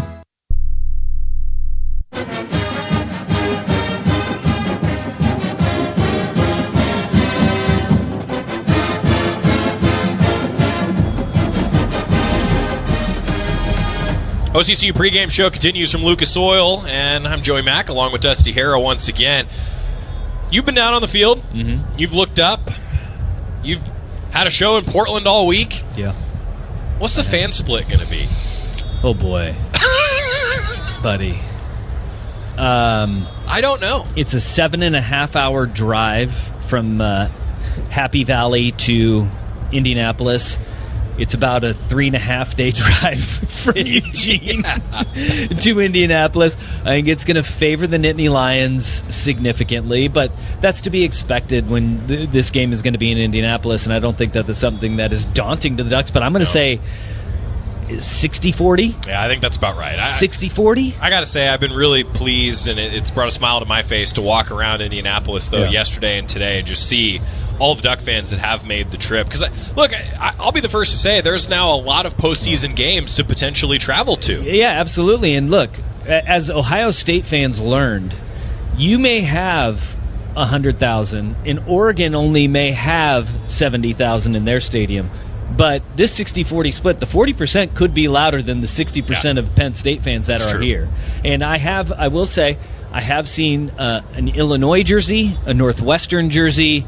I have seen no Indiana or Purdue, and we're in the state of Indiana. I saw Michigan. I saw a Michigan jersey rolling around this stadium. You get some neutral. Yeah, you get some stragglers that are just here for a good time. And but I think it's majority Penn State, then Ducks, and then you get your people just rooting for a good game and both teams to have fun. On the field, Dusty Harris, keys to the game. Really, this is simple for me. It's controlling the line of scrimmage. Will Stein's offense is clipping or humming at a high clip. It is done through run the ball to throw the ball, right? And if Oregon can have that balance we saw last week, there was 10 yards of separation between their rush yards and their passing yards. That is where this offense is at its best. It is at its best because you can, when you have the threat of the run game, it opens things up vertically down the field. Dylan Gabriel has time to operate in that sense. So run the football and have balance offensively. And on defense, it's first down is so critical against this Penn State team. They want to get to a third down and manageable because they convert about 48% of their third downs on the season, and they do that because Drew Aller is in a position where defenses don't know if they're going to run or throw the ball. They need to put Penn State in a situation where they have to throw the ball on third down, and I think Oregon has a good day. OCCU pregame show continuing. Dusty Harris keys to the game. He's headed down to the sideline where Penn State and White is warming up. The Ducks in black with the green helmets going through warm-ups, and one of them is Tez Johnson. We're sitting down with the Oregon wide receiver after this on the Oregon Sports Network from Learfield. Wherever you are in life, once a duck, always a duck. That's OCCU. Since 1956, OCCU has helped the University of Oregon community take flight financially, like our remarkable checking and duck debit card that give Duck fans more for the things they care about, more for the game, more for gear, more for a bright future. Earn interest, show your Duck devotion, and start earning more today. Learn more at myoccu.org/getduckdebit. It's been so long. How have you been? Hello, I'm doing well. Dave, why are you talking that way? Please say 1 for a compliment or 2 for a question. Yeah, this is weird. I think I'm going to go. Talking with an automated phone tree can feel pretty ridiculous. That's why when you call Pacific Source Health Plans, you'll get a real person to answer all your important questions. Pacific Source Health Plans? This is a real person. How can I help you? Human service, not automated phone trees. Find a plan at PacificSourceMembersFirst.com. Football the way you like it. I've gone through one whole bottle of Tums. Can I borrow some from anybody? Another donut. There you go. The Oregon Ducks on the Oregon Sports Network from Learfield. Uh-oh, Brad's buzzed. Oh, yeah? Yeah, he's starting with the woots. And now a speech. I just want to say that friendship is about heart and brain. Who's with me? Good thing is, he knows when he's buzzed. And my brain is saying, when it's time to go home, somebody call me a ride. Love that guy. Me too. Know your buzzed warning signs? Call for a ride when it's time to go home. Buzz driving is drunk driving. A message from NHTSA and the Ad Council. Substance use disorder and addiction is so isolating. And so, as a Black woman in recovery, hope must be loud. It grows louder when you ask for help and you're vulnerable. It is the thread that lets you know that no matter what happens, you will be okay. When we learn the power of hope, recovery is possible. Find out how at startwithhope.com. Brought to you by the National Council for Mental Wellbeing, Shatterproof, and the Ad Council. I'm coming home to the place that I remember. Back to the land of my first love.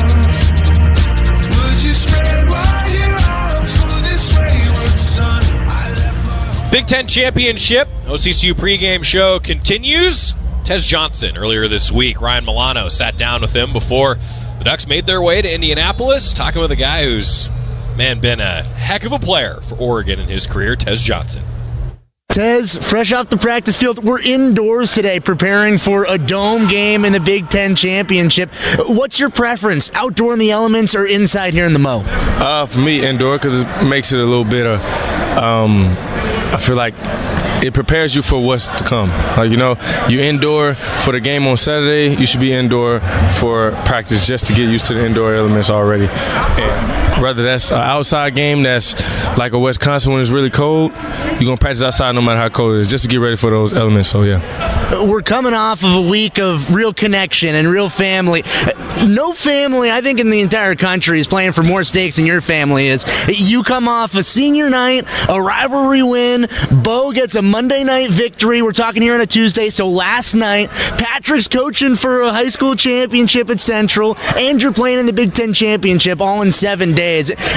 Talk about like a Thanksgiving 10 years down the line. You guys are going to be talking about this week, aren't you? Yeah, I think for our family, it's all like, who can win the most? Like, it's always a competition, like who's the first one to win a championship or who's the first one to go to the Natty. So whoever wants those bragging rights, and it's all love between all of us. And good luck to my dad, because I know the team he playing at Thompson, they've been there like 7 straight years, and we was the first one to break their state championship streak.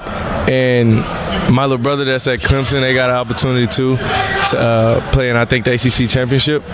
And just the whole family has been through some adversity, some good and some bad. Like, it's just part of that's what makes our family so strong. So yeah. Talk about that competition. How much chirping is Bo gonna get that you beat Washington and he couldn't? He told me the other day, he was like, you lucky because you get to play the bad Washington, and I had the best Washington they ever had. And I was like, okay. That's fair. I mean, Washington's Washington. We hate him, but he was happy for me no matter what. And I think he always looking to see me do good, and that's the same way for me to him. Like the Monday night game that he just won. He had me stressing in there all night because it was a tight game, but he pulled it through. I'm proud of him. I want to flash back to last week just a little bit. Take me to the feeling. Clock hits triple zeros at the end of the fourth quarter. What is that feeling securing a win? It felt great because I always wanted to, since we lost to him twice, like I said, I think it's a meme out right now, me saying I hate him. I hate him so much. I hate Washington so much that as soon as they hit triple zeros, I hit 3 backflips, like 3 flips in a row after the ref told me on the second one, what are you doing? I'm like, we're just having fun with the crowd, and he told me to stop it. And then I hit one more just because it was UW. But just seeing that and being able to accomplish that my senior year is really awesome. Catching a touchdown against them. Take me to the play, take me to the feeling when you reel it in. We knew it was coming the whole time. It was pretty much easy. They had man coverage, and it was our 3 best receivers in the country versus their DBs. So, I mean, it's like pitch and catch backyard football. When Dylan gets the check, we all get the check. So now it's time to hunt, basically. When you get the ball, you're electric. But one of the more unsung plays, you went back in punt return in front of Gary Bryan and ended up being a lead blocker. What was happening there? We basically, me and GB, like we all know, like every team's looking for me to be back there, and literally they did the total opposite. And when they kicked the ball, I ran to the field for a distraction, and I know they all ran to GB. And they was a little hesitant, so GB caught and ran to my side, and it was like, oh, okay, now I get to be a blocker. But then again, I'm like, do I really want to block this big guy? Okay, because the closer he got, the bigger he got. So it turned into almost a 30-yard return on that play. You did your job well. You executed, got to the end of the regular season. You're now 12-0. You've talked about growing up, watching these Oregon teams. It's just the second time in Oregon history where the regular season has concluded and it's a 12-0 season. So just think about how kids that were in your shoes are going to look at a Tez Johnson now, and who were the guys you were looking at who were executing on those national championship level teams in the early 2010s. Like 2010, that was what they went to the national championship, play Auburn, and at the time that was the Michael James year, and I was watching them as a kid. I always dreamed of playing for Oregon and being in those big games and being able to actually accomplish that goal. It's pretty amazing. God don't write out a story no perfect than what I'm having right now. It's obviously he put me through adversity, and I kept my faith in him and my trust, and it's always been that way for me. Just going 12-0 meant so much to the Oregon community, not just the team. The Oregon community it's amazing. They welcome me in with open arms. Now why not give them what they always wanted? And that's our end goal is really different, whether that's Big Ten or national championship. Like everybody has the same goal, but only one can actually achieve that goal. So yeah. I'm glad you mentioned that. I've talked with a lot of guys on this team. National championship has been the goal that's been said a lot, but championships are championships, and you guys are playing for a championship this weekend. You've played a lot of football. How hard is it to get the opportunity to compete for a title? Obviously, it's very hard, but we got Coach Landon as a coach, so practice every day is hard. It's not a day you're going to go out there and be, let me get through this practice, or I don't feel good today, let me just kind of creep in the back. No, it's never going to be that. Either you're going to be first and stay first, or you're going to be last and left behind. So we want to be the one, not the 2 or the 3. We want to be the best team that ever touched Oregon or in the country that ever been competing for a national title, whether that's Big Ten, whether that was Pac-12. We want to be the best no matter what. So yeah. So what would it mean to you after Saturday, getting a win, winning a Big Ten championship? What would it mean to you to hoist that trophy in the first year in the conference? It'll be amazing. Like it would be so electric, and it would be so like mind blowing. Not just for the team, like I said, just for the community, because that's what they want, a championship. That's what we want. Like that's our goal. We want a championship, and we're going to bring it home. Like the way we practice, the way how connected we are as a family, not just a team. As a family, we are a family. It's part of it. And I mean, what more can you ask for? Like holding up a trophy, and it's still not the end goal. It's still not the end goal. The national championship is our end goal. But holding that trophy up, bringing it back to Eugene, it'll be a great feeling, really great feeling. You just went through your senior night. Has it sunk in for you yet? This is money time. This is where you're playing December football now. This is where you really execute in those games to become that champion you guys are trying to aspire to. No, most definitely. It definitely sunk in. I think before I just took a squad and just realized like how many people was there and how many people that was there to just see me walk out for one more time and just being able to. I'm proud of myself for leaving a good impression on everybody. I'm big on like my reputation of how I treat people or how I should treat others, because I want to be treated in a certain different way. So you treat others how you want to be treated, and I love everyone the same. Everyone is equal to me. The fans, the student section, the band, everybody. So I just take that with pride. Like, that's just how I was raised. My family is big on it. Love everybody, and you smile. Like, I mean, it's part of it, and I love it. And it's my last year here, and I'm fulfilling every moment. Never had a dull moment here. Penn State's a tough team.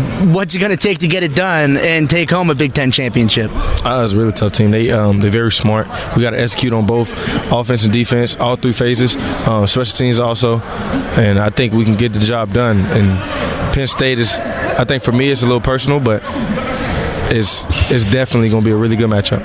Why is it personal? That was my second choice other than Oregon.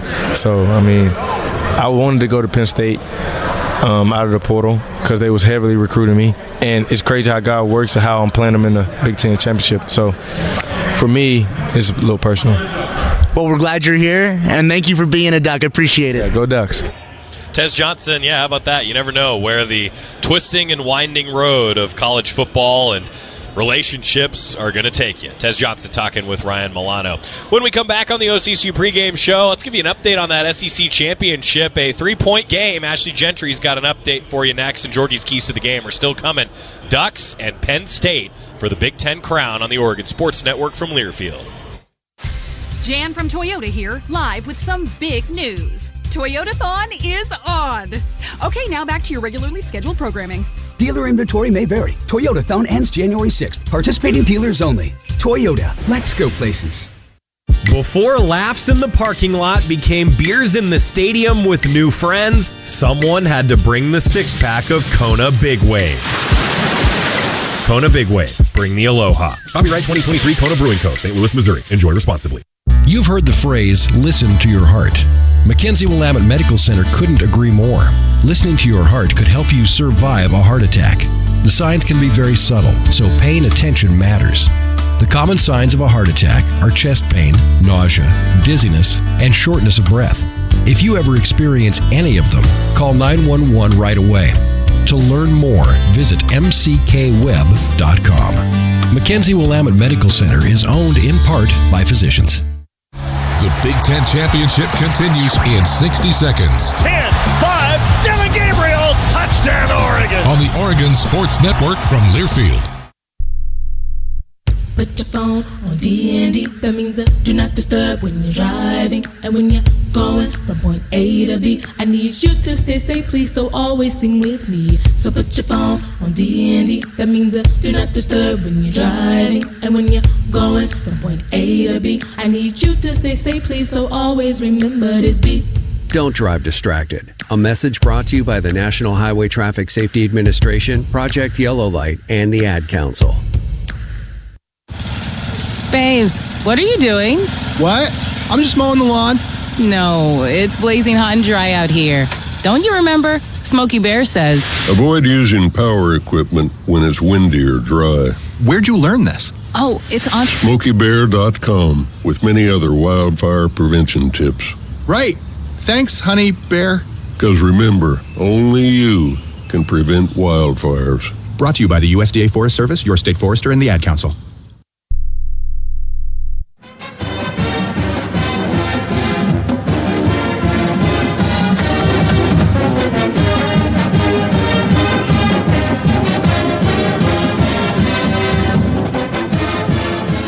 Back inside the Learfield Network studios, Ashley Gentry here with you, running through our final scores here on before our Big Ten championship game. It's Oregon versus Penn State coming up from Lucas Oil Stadium As for the rest of our championship games today, we've got a couple of finals for you coming from last night earlier today, and one still underway. Number 15, Arizona State, they secured their first Big 12 championship as the newcomers over number 16, Iowa State. Final score 45-19. Then last night, number 10, Boise State, they get it done inside the Mountain West Championship, 21-7. Your final score. 20th ranked UNLV goes down, and number 24, Army. Black Knights celebrating today. They take down Tulane 35-14, an 11-1 season for Army. And they are celebrating at West Point today. Coming up in just a bit, number 17, Clemson versus number 8, SMU, sharing that slot with Oregon and Penn State, but one game still ongoing. It's number 2, Texas versus number 5, Georgia, and it is coming down to the wire. About 20 seconds left. Texas about to kick a field goal to try and tie it up, but Georgia leads it 16-13 with about 15 seconds left to go on the SEC championship game. And as for the rest of Oregon, though, before we get you back to Lucas Oil Stadium, basketball underway, and the court is hot. Men are 9-0. They lead the Big Ten. Just won the Players Era Festival, taking down Texas A&M and Alabama. Ducks will host UCLA tomorrow night at MKA. And as for the women, 7-2, played their first conference game today at home against Juju Watkins and the 6th-ranked Trojans of USC. Tough battle for the Ducks, and they lose their first home game 66-53 and are now 7-3. And to keep it on the court for just a second, Oregon volleyball is headed to their 3rd consecutive regional after defeating TCU in 4 sets. That's set for the 12th, and their opponent is yet to be determined. But be sure to show up and show out for your Ducks on the court. But today, it's all about football. Ducks, Nittany Lions, Big Ten championship game. And we've got more coming here on the Oregon Sports Network from Learfield. At U.S. Bank, when they say they're in it with you, they mean it. Not just for the good stuff, the grand openings and celebrations, although those are pretty great, but for all the hard work it took to get there, the fine-tuning of goals, the managing of cash and workflows, and decision-making. They're in to help you through all of it, because together they're proving day in and day out that there is nothing as powerful as the power of us. Visit usbank.com to get started today. Equal housing lender, member FDIC, copyright 2024 U.S. Bank. And we interrupt you with breaking news live from the Pepsi Wild Cherry aisle. Steve, I've never seen anything like this. The bold, refreshing, and bursting with cherry deliciousness of Pepsi Wild Cherry is, well, let's just say everyone is getting wild. There's dancing, binge-watching, and this on-the-scene reporter can't wait to pop, lock, and drop it. Pepsi Wild Cherry. Go ahead. Get wild. Pepsi is proudly distributed by locally owned Bigfoot Beverages. Go Ducks, drink Pepsi. Oregon football. Makes the catch for the touchdown. It feels big. Easy peasy. This is Duck football from Learfield. Ma, is this how you feed a hamster? I think so. Is my homework right? I think so. Is this milk still good? I think so. When it comes to parenting, sometimes it's okay to think you know. But when it's something as important as your child's car seat, don't just think. Know. Double check if your child is in the right seat for their age and size. It'll help protect them in a car crash. Don't just think. Know by visiting nhtsa.gov/the right seat. A message from NHTSA and the Ad Council. Hear that? That's the sound of your life. Perfectly imperfect. Beating in rhythm to the world you've created. But every time you drive after drinking, the music gets drowned out. Your life sounds pretty great. Don't let a buzz ruin it. Buzz driving is drunk driving. Don't drive buzzed. A message from NHTSA and the Ad Council. Continuing from Indianapolis, this is the first ever Big Ten season for the Ducks, and Oregon in the Big Ten championship against Penn State. Looking back in our Oregon State rivalry series moment this week, I went all the way back to 1895. The first ever rivalry series win for the Ducks came in Eugene. They did it in style, won 44-0. tied for the largest margin of victory in the series. And that moment brought to you by our Oregon State Rivalry Series partners, Pacific Source Health Plans, Toyota, Albertson Safeway, and First Interstate Bank. Hearing from James Franklin, hearing from Dan Lanning, two teams that are built from the inside out, squaring off in Indianapolis. It is number 3 Penn State in the latest CFP rankings against number 1 Oregon. The winner of this game earns the not only conference championship, but a first-round bye in the college football playoff. Dusty Harris down on the sideline. Jerry Allen and Mike Jorgensen here with me in the Country Financial broadcast booth. Ashley Gentry in the OSN studios. I'm Joey Mack, wrapping up the OCCU pregame show as the two bands have finished their performance on the field, and it's time to kick it off here in Indy on the Oregon Sports Network from Learfield. Pizza just goes better with Pepsi Zero Sugar. Pizza. Thank you. But don't take our word for it. In fact, don't take any words for it.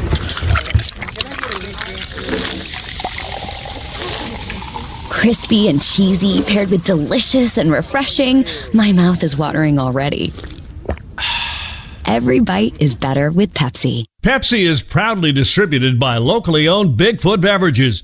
Go Ducks, drink Pepsi. At U.S. Bank, when they say they're in it with you, they mean it. Not just for the good stuff, the grand openings and celebrations, although those are pretty great, but for all the hard work it took to get there, the fine-tuning of goals, the managing of cash and workflows, and decision-making. They're in to help you through all of it, because together they're proving day in and day out that there is nothing as powerful as the power of us. Visit usbank.com to get started today. Equal housing lender, member FDIC, copyright 2024 U.S. Bank.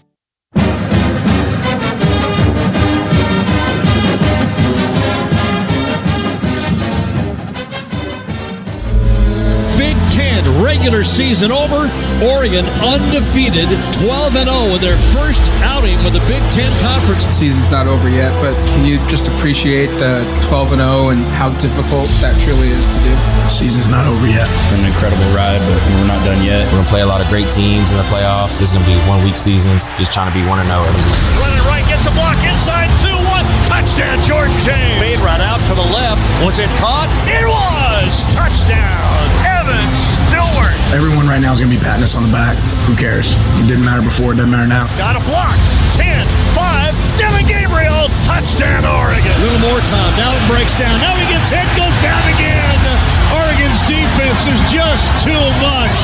Oregon. Do we appreciate hard work? Absolutely. But that's what it takes. Penn State. And it doesn't guarantee anything for tomorrow, so you have to focus on what's next. This is the Big Ten championship game. This is exactly what I came here for. So let's see it come to fruition. I mean, it's amazing.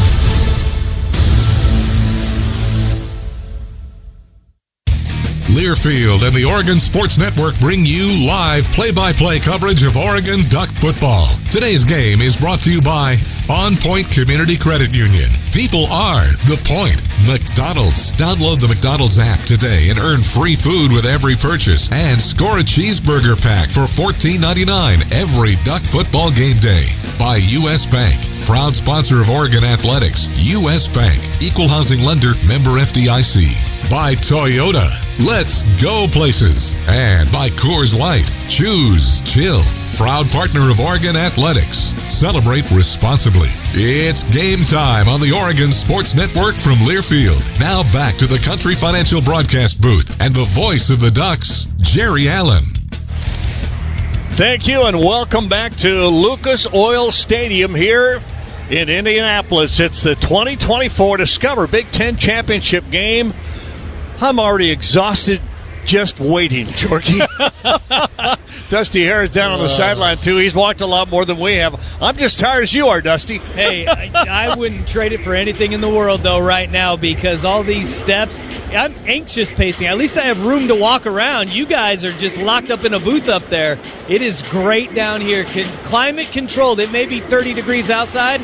It's a nice 65 degrees in here. Yeah, it feels really good. Big crowd. No, I don't think it's going to be a sellout, but it's going to be pretty close. There are a lot of fans here. Seats a little over 67,000, and I'm going to be honest, and Jorgie, you've kind of looked at it. Dusty, you've looked at it.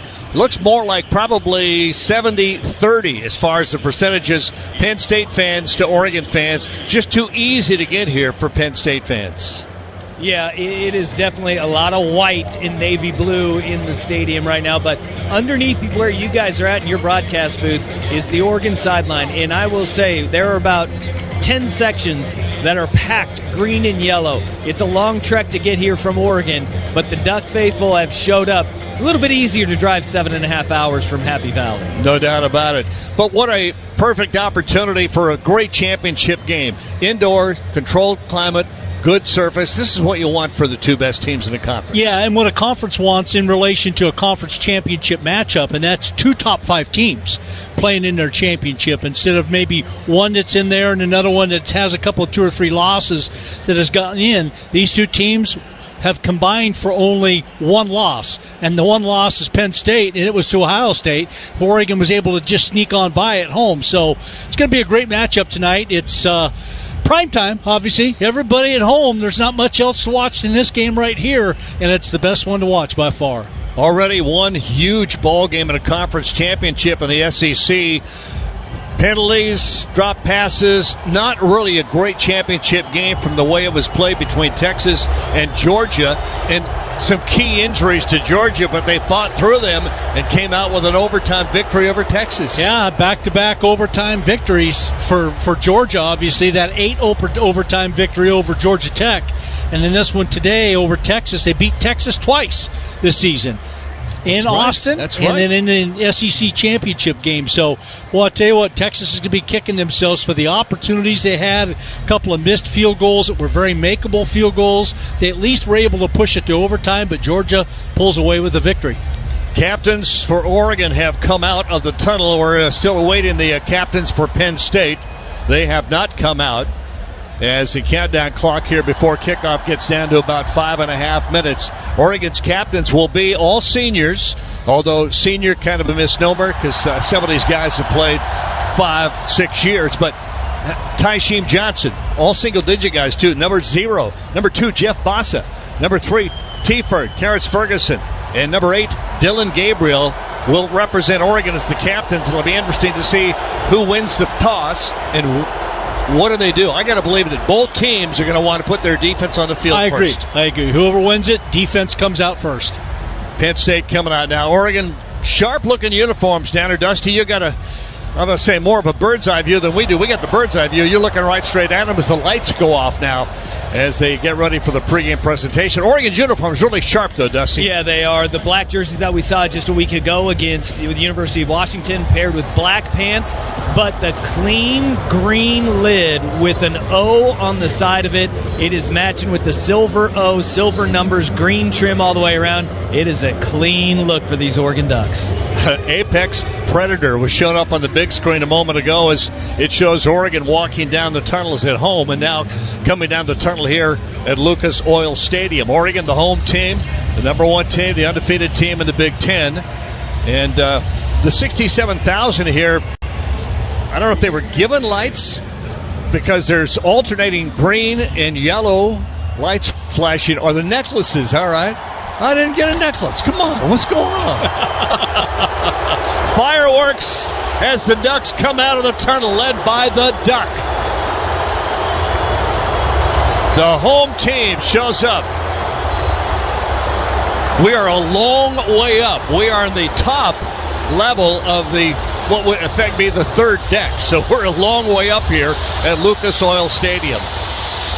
Quite a light show as the lights are off for the most part here in the stadium, and those necklaces flashing green and yellow for the Ducks. And now here comes Penn State, and the lights will switch colors to blue and white. And the officials are going to have to hold the Oregon team at the opposite side of the field because here comes Penn State right between the two sections of Oregon players.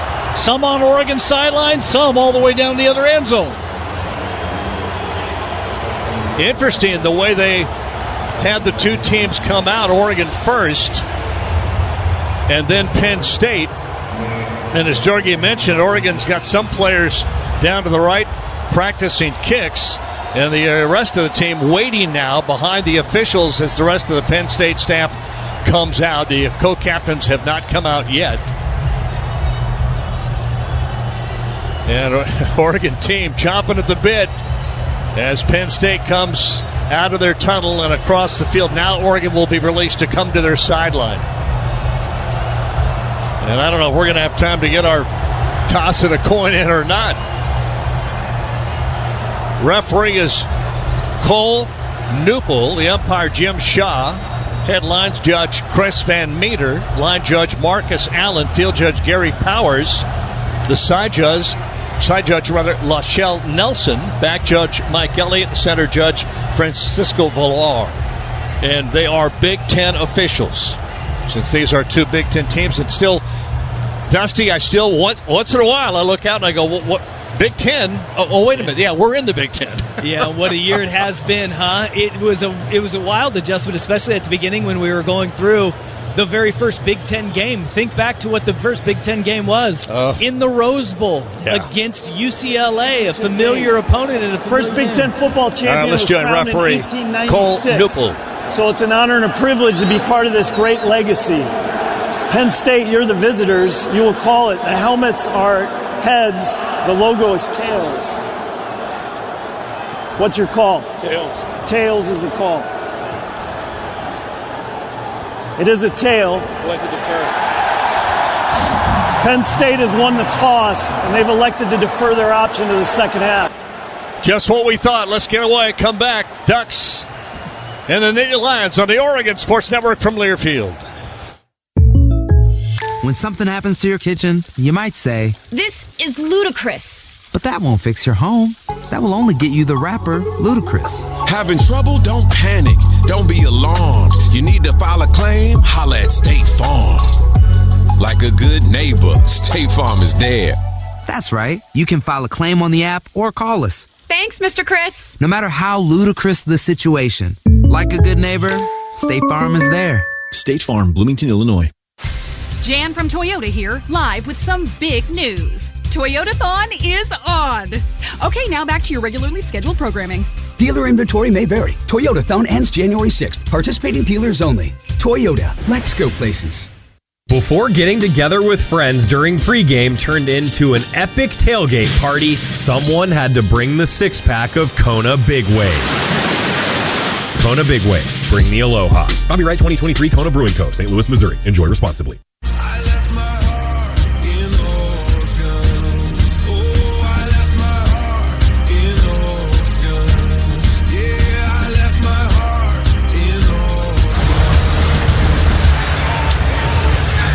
Welcome back to Lucas Oil Stadium, home of the Indianapolis Colts. Big Ten championship game. Oregon black uniforms, green helmets, and Penn State all in white with the blue numerals and that blue stripe down the helmet.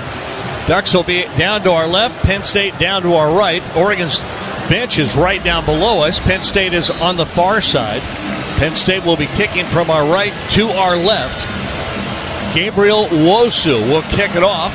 And we're ready to get this game underway. Brought to you in this first quarter by State Farm Insurance. Foot into the ball, and this game is underway. From the goal line, and he'll bring it out. 5 to the 10, 15, hits, spins across the 15 to the 16-yard line.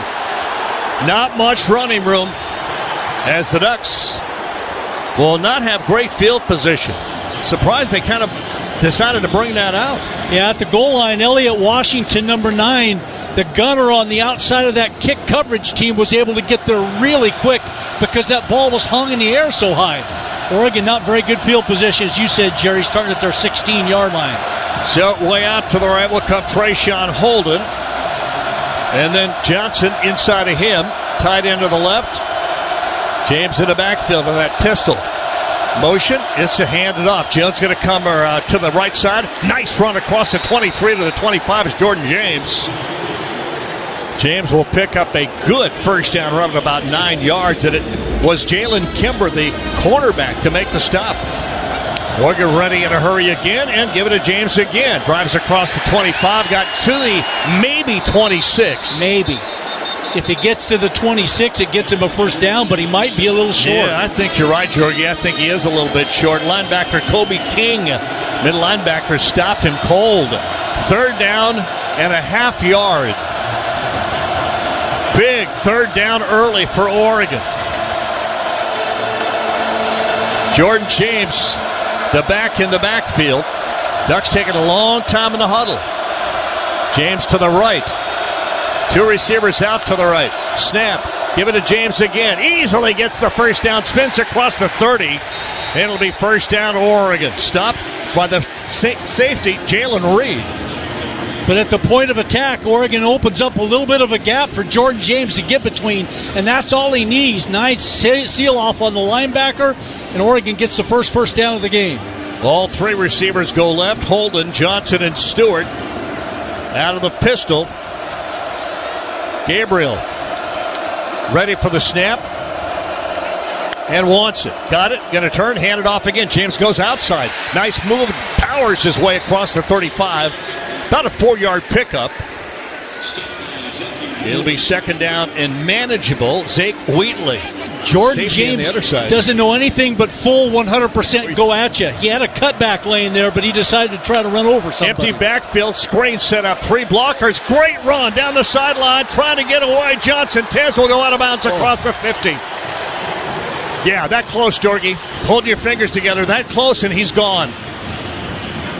Quick play, 4-man screen to the outside. A receiver, 3 men in front of him to block, and Penn State did not have it covered. They did not. They were lucky out there that Zion Tracy was able to get his jersey. Otherwise, he's gone. 47-yard line of Penn State. Right hash. Snap back to throw. Gabriel rolling to his right with time. See it, gets it outside to James. A great tackle, open field tackle. Only a 3-yard pickup. A.J. Harris, cornerback on that right side, came up and made the sure tackle. Well, you saw what Oregon tried to do there. Instead of having Dylan Gabriel sit in the pocket, move the pocket, get him out on the perimeter where he has choices, including to be able to run the ball. There he dumped it to Jordan James. Nice open field tackle, only a short gain there for Oregon. Stewart and Johnson, the receivers in the game right now, as they will huddle. Second down and 7 from the 44 of Penn State. Just underway in the first quarter. And the 2 receivers go to the right, tight end. In fact, the double tight end for Oregon, one of them H-back to the right, so tight end left and right.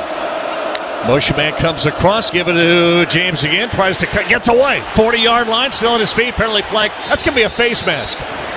But he'll get a yard short of the first down, but let's see if that is a face mask.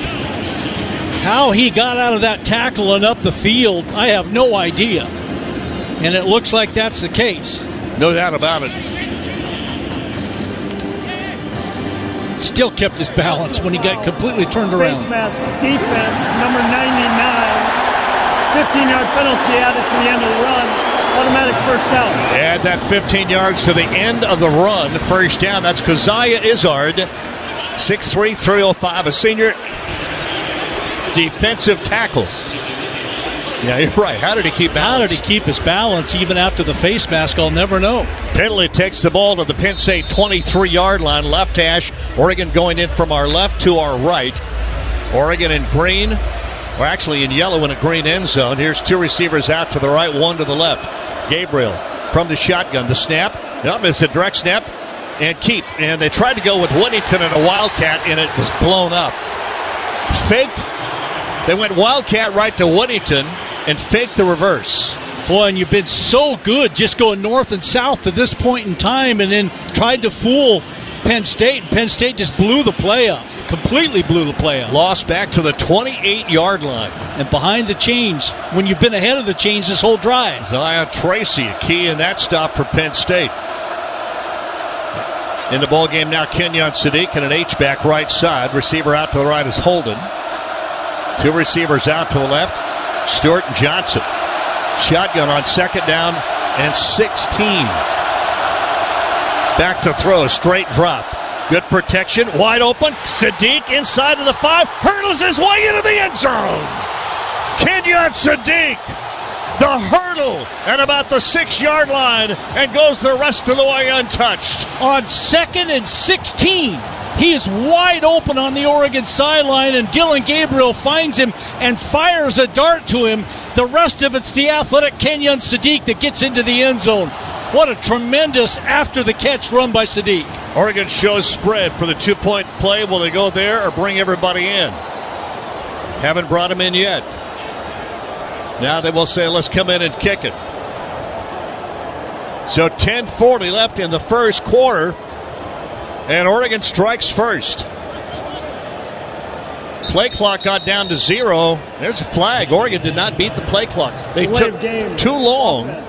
5-yard penalty will retry. Dusty Herron down the sideline are trying to Mike. They took too long to bring everybody in. Yeah, that seemed like it was a pretty quick 40-second play clock, but right when ball gets set, the celebration maybe went a little bit too long, and the reset after the swinging gate cost the Ducks. So the extra point from Atticus Sappington, Ross James to hold, Luke Basso to snap. Trying to make it a 7-0 ball game. Snap good, place good, kick is up, and it is good as well.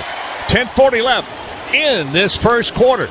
It's brought to you by State Farm Insurance. State Farm's first quarter has Oregon on top 7-0 from the Big Ten Championship game. Ducks will kick it off. Penn State will get their first opportunity when we come back on the Oregon Sports Network from Learfield. When you buy a new house, you might say, "Shut the front door." Winning! No, seriously. Shut the front door. We own this house now. But you actually need to say, "Like a good neighbor, State Farm is there." That's right. The local State Farm agent is there to help you choose the coverage you need. Welcome to my crib. No one says that anymore, but I don't care. So just remember, like a good neighbor, State Farm is there. State Farm, Bloomington, Illinois. BECU. You've heard the name, seen the letters. But what does BECU stand for? Simply put, not-for-profit BECU stands for people. For charting your own path. For choosing what's right for members instead of what's profitable for someone else. Because they are the reason our credit union exists. So we do everything in our power to help them reach their financial goals. BECU. Power in people. All Pacific Northwest residents are eligible to join. Federally insured by NCUA. Welcome back to our first quarter presented by State Farm. It's the Big Ten Championship here at Lucas Oil Stadium, and what a drive by Oregon. Not good field position as Whittington came out from the goal line only to about the 16-yard line, but the Ducks didn't make any difference. It didn't matter. Yeah, it went 84 yards in 9 plays on the Toyota drive somewhere. It only took 4:16. Ended up a touchdown pass from Dylan Gabriel to Kenyon Sadiq, and you want to talk about smelling the end zone. It's exactly what he did, and that's how he got there. And Sappington kicks the extra point. Oregon leads 7-0 with, where's that clock, Jerry? 10:40 left here in the first quarter. That drive summary brought to you by Toyota. Let's go places. And there's a clock right straight across from us next to the Lucas Oil Stadium. That's where I think it's going to stay there. Yeah. Dusty Hera, you talked about the defense from Penn State and what went wrong for them. Yeah, on that last play there, the long touchdown running match quarters. So the first guy that pushes the corner vertical, he's responsible for him on the outside.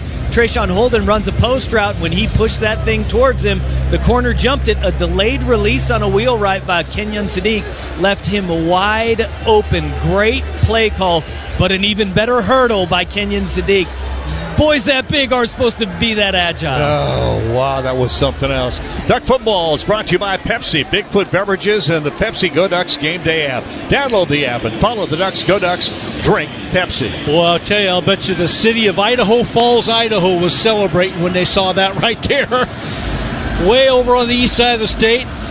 Young man's from there. Here's the kickoff. Ball in the air. Going to go deep and going to go into and out of the back of the end zone. So Nicholas Singleton will not try to return. And Penn State will get the ball offensively first time. And watch for Tyler Warren. He's number 44. He's a tight end. 81 receptions. Not only a tight end, but he runs the ball as a running back. He runs the Wildcat, and he throws the ball.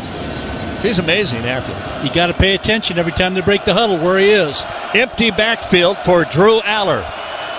Now brings his running back Singleton back to join him from the shotgun. 2 receivers each way. Aller, snap, straight drop to throw right away. Swings it out to the right flat, and it's Singleton out of the backfield, who is tackled almost immediately by Tatum Tuioti. Pickup of about 4.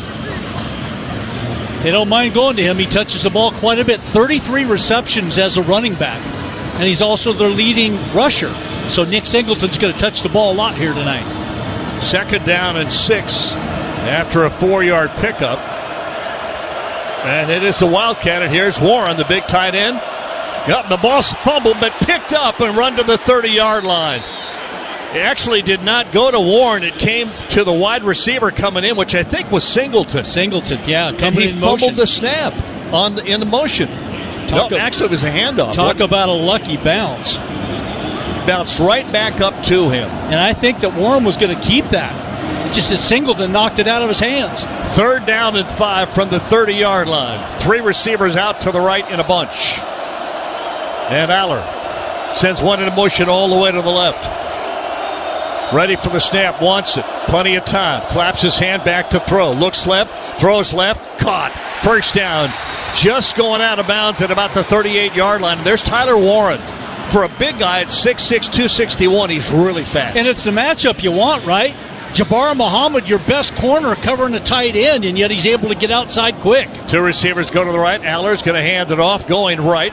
Getting a crease, big crease, 50, he's free. 40-yard line, one man to beat. Stumbles a little bit and will go out of bounds inside the 25. And that is Nicholas Singleton, and he had a huge hole to run through. It's the one bugaboo that Oregon has had at times defensively this season. Not all season long, but at times they give up big plays and a rushing game to the opposing team, and Nick Singleton right there with a huge run to put Penn State deep in Oregon territory, just outside the red zone at Oregon's 22, just like that. Tasheem Johnson was the last duck that had a chance to get him, and if Singleton doesn't stumble, it might have been a foot race to the corner of the end zone. Way out to the left is Warren, the tight end. 2 receivers close to the right. And from the shotgun, little pistol look, back to throw. Looking left, looking right, throwing over the middle. It is caught. Nope, dropped. It was dropped at the 11-yard line. Tried to get it to Liam Clifford. Clifford, at about the 11-yard line, looked like he had it and maybe had been punched out. Yeah, I think so. In coverage for Oregon was Kobe Savage, but also there for Oregon was Nico Reed. Yeah, Nico Reed was able to get his hand in there because the ball was thrown what looked like just slightly behind the receiver, and Nico Reed was able to get the hand in and bat it down. 2 receivers go out to the right. Talia Dinkins, a tight end. 2 receivers come left, so a double tight end. One of them is an H-back. And Aller with a snap back to throw. He swings it out, little wheel route out of the backfield. Good move inside the 20 to about the 16-yard line is Katron Allen. Singleton and Allen, both really good backs. Yeah, Devin Jackson really in pretty good position to make that play out there, but just a little bit more athleticism and quickness from the receiver than the linebacker, and that's why he's able to get more yards. Oregon had that well defended, just didn't make the tackle at the point of attack. Big 3rd down and 4 at the Oregon 16-yard line left hash. Allen is the running back beside Aller.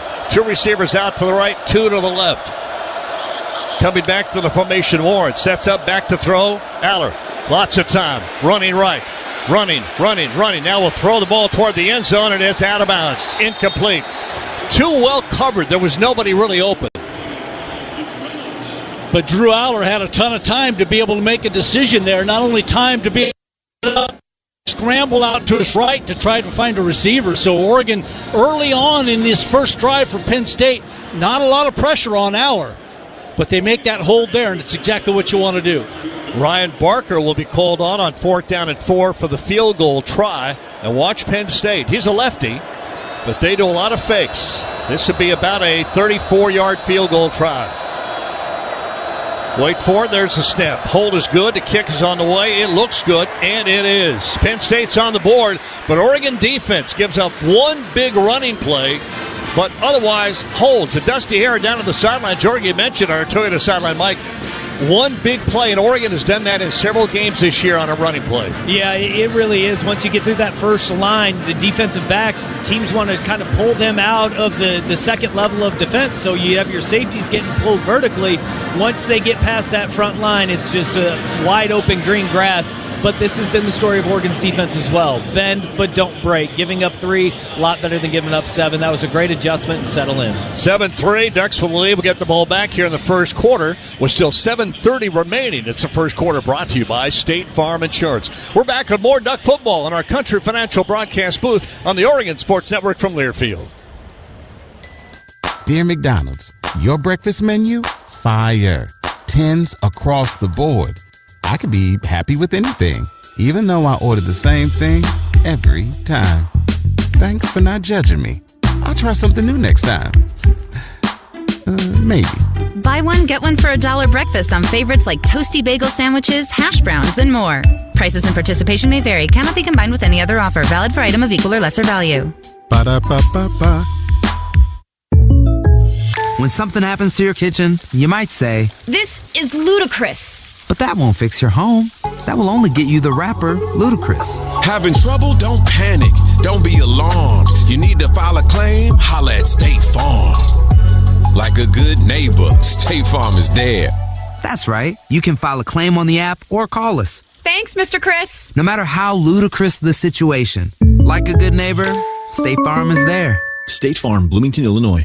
Oregon. Catch, touchdown, yes! Penn State. Stewart with a grab. From the Country Financial Broadcast Booth, live from Lucas Oil Stadium in Indianapolis, alongside Mike Jorgensen, here's the voice of the Ducks, Jerry Allen. Welcome back to our first quarter. Brought to you by State Farm. And Jorgie, nice drive for Penn State. They get points. Yeah, we talk so much about how good these two defenses are, and they are. It's just the way the offenses have started the game. Oregon goes 9 plays, 84 yards for their opening possession touchdown, and Penn State on the Toyota drive summary for their opening possession, 8 plays, 59 yards in 3:10. Barker kicks a 33-yard field goal that closes the game to 7-3 Oregon. 7:30 remaining here in the first quarter. But the big play, Nick Singleton, 46 of the 59 yards on one run to be able to get him into that field goal position. But a nice job by Oregon, bending but not breaking, only giving up a field goal. And Oregon leads 7-3, 7:30 remaining here in the first quarter. Now, Baby Duck is here, who made an appearance at Autzen Stadium last week against Washington in that bright yellow warm-up suit. Baby Duck. DeMar, Lamar, and Woodington. This kick's going to go into the end zone and nowhere near returnable, so it'll come out to the 35-yard line, or 30-yard line, beg your pardon. So Oregon will get it. Second time here tonight with 7.5 minutes left in the first quarter. Duck football brought to you by U.S. Bank, proud supporter of Oregon Athletics. Together there is nothing as powerful as the power of us.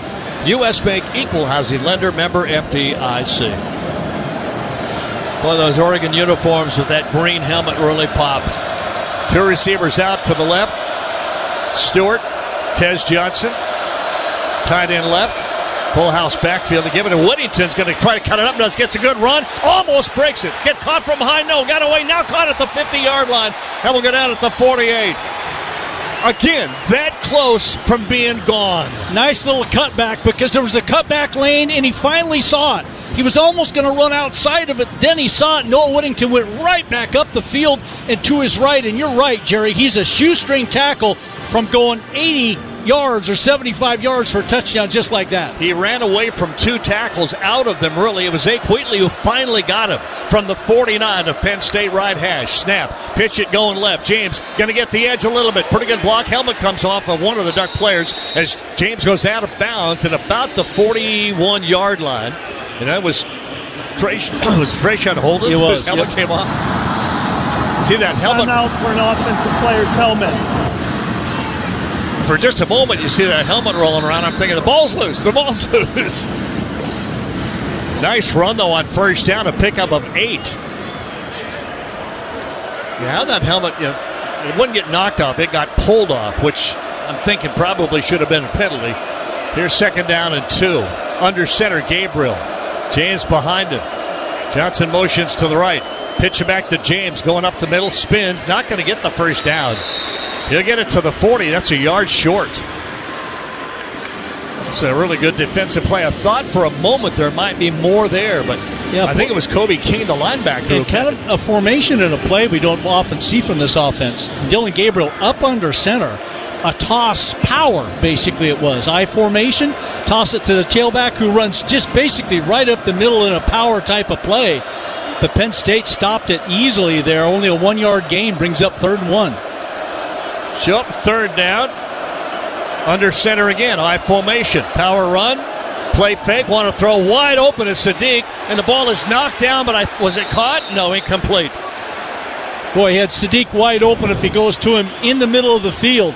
Sadiq ended up running and getting to defensive backs eventually, but boy, if he gets the ball off a little sooner, he's got Sadiq wide open. He also had Patrick Herbert wide open, and the ball got batted down. 4th down, looks like Oregon's not shying away from going for it here. 4th down and a yard, so they go play fake, play action on the 3rd and 1. Now they bring Holden out to the left, Stewart out with him. Tight end from the shotgun. Snap of the ball. Give it to James. Going to go up the middle. Gets hit. Gets away. Penalty flags come in. He's got enough or close to the... No, they're going to mark the ball short. Yeah. But what's the flag? Probably a holding Oregon. Let's wait and see. Personal foul. Face mask. Wow. Number 13, defense. Wow. Joey Mack saw 15 that. yards from the end of the run, automatic first down. Dusty Harris got our Toyota sideline. Mike, Dusty, you get a look at that at all? Yeah, as Jordan James was going through, there was an alleyway for him to sneak through, and the linebacker came through the line and ripped his head and get clear turn of the head. The head whipped around, easy flag for the officials to call. Good catch, Joey. To the 24-yard line of Penn State. 5:28 remaining, first quarter. Oregon up 7-3. Gabriel, pretty tight formations as Holden goes left to join Stewart, or rather Johnson. 2 receivers left, back to throw. Little pressure comes, got it away, throw it. Ferguson over the middle again, about 7 or 8 yards.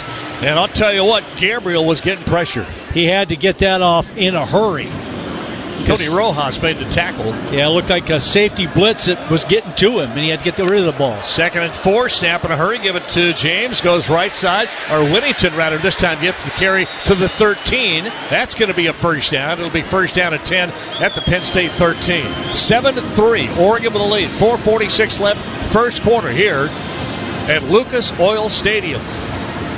Great crowd. 2 receivers out to the left, 2 to the right. Holden comes right. Empty backfield right now. 5 receivers. Motion, 4 receivers. Yep, they're going to bring back the throw. Gabriel over the middle, catch. Tez to the 5, maybe the 6-yard line, short of the first down. I think Tez was the motion man too, wasn't he? Yeah, he came from left to right and then went back. Got to make smart decisions down in here. Tempo offense for Oregon. Give it up to Whittington. Cut it inside of the 5. He'll get a first down to just inside the 3. And go down. Whittington with a first down run. So first and goal, Oregon. 3:55 first quarter. 7-3 Oregon. Ducks trying to make it 2 touchdowns here in the first quarter. Penn State doesn't give up a lot of first quarter scores. The Ducks, no tempo here. They got the first down. They will go with probably, I'm going to guess, double tight end. Let's see what they do. Herbert is in there. Ferguson to the left. Yep, 3 tight ends to the left. Power running formation left. James, nope, yep. They're going to throw. Wide open. Touchdown, Sadiq. Left-hand front corner of the end zone. Penn State was playing run because Oregon showed power formation, and the play action got him. Looked like Oregon was going toss sweep to the left, and he fakes that toss sweep, and Sadiq just gets up the field and then sits in the hole. He didn't keep running to the back of the end zone. That's the key. He sits right here about 4 yards, 5 yards deep. I'm showing Jerry. That's why I said here. And he sat right there, and Dylan Gabriel throw the ball just slightly behind him, not to throw it into the coverage. Great play call there. 13-3 extra point coming up from Attica Sappington. The try out of the hold of Ross James. Luke Basso again, the snapper. Good. Placement good. Kick up, and yes. So, 14-3 with 3:21 remaining in this first quarter. And Dusty here right now, quickly, our Toyota sideline. Mike, Oregon's offense is in what you call a rhythm. And it's all about the balance. The ability to run the ball is opening up the passing game, and the efficiency. We talked about that toss power sweep that Jorgie was talking about earlier. They set that up, and on the goal line, they pay it off with the fake toss and an easy touchdown pass. 2 touchdowns for the tight end, Kenyon Sadiq, the sophomore. For Sadiq, his first 2 touchdowns of the year, both in this game. Timeout, 14-3, Oregon with a lead. First quarter action brought to you by State Farm Insurance. We're going to go away and come back after this on the Oregon Sports Network from Learfield. You say you'd never give in to a meltdown and never fill your feed with kid photos. You say you'd never put a pacifier in your mouth to clean it and never let them run wild through the grocery store.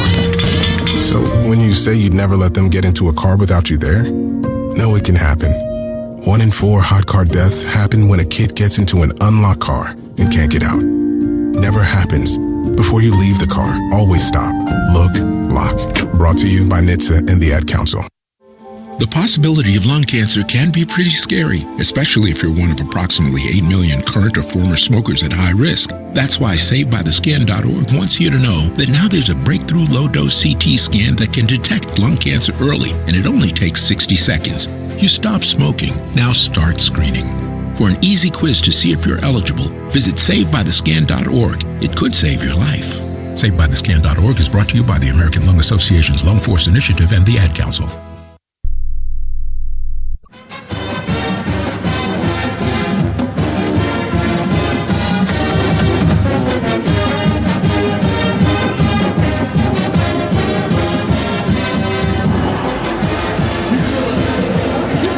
Welcome back to the Country Financial Broadcast Booth. It's Lucas Oil Stadium, Indianapolis, Indiana. And it's our first quarter brought to you by State Farm Insurance. Oregon leading 14-3. What a nice drive, Jordan. Yeah, it was. Toyota drive summary for Oregon on their second possession of the game. 10 plays, 75 yards in 4:09.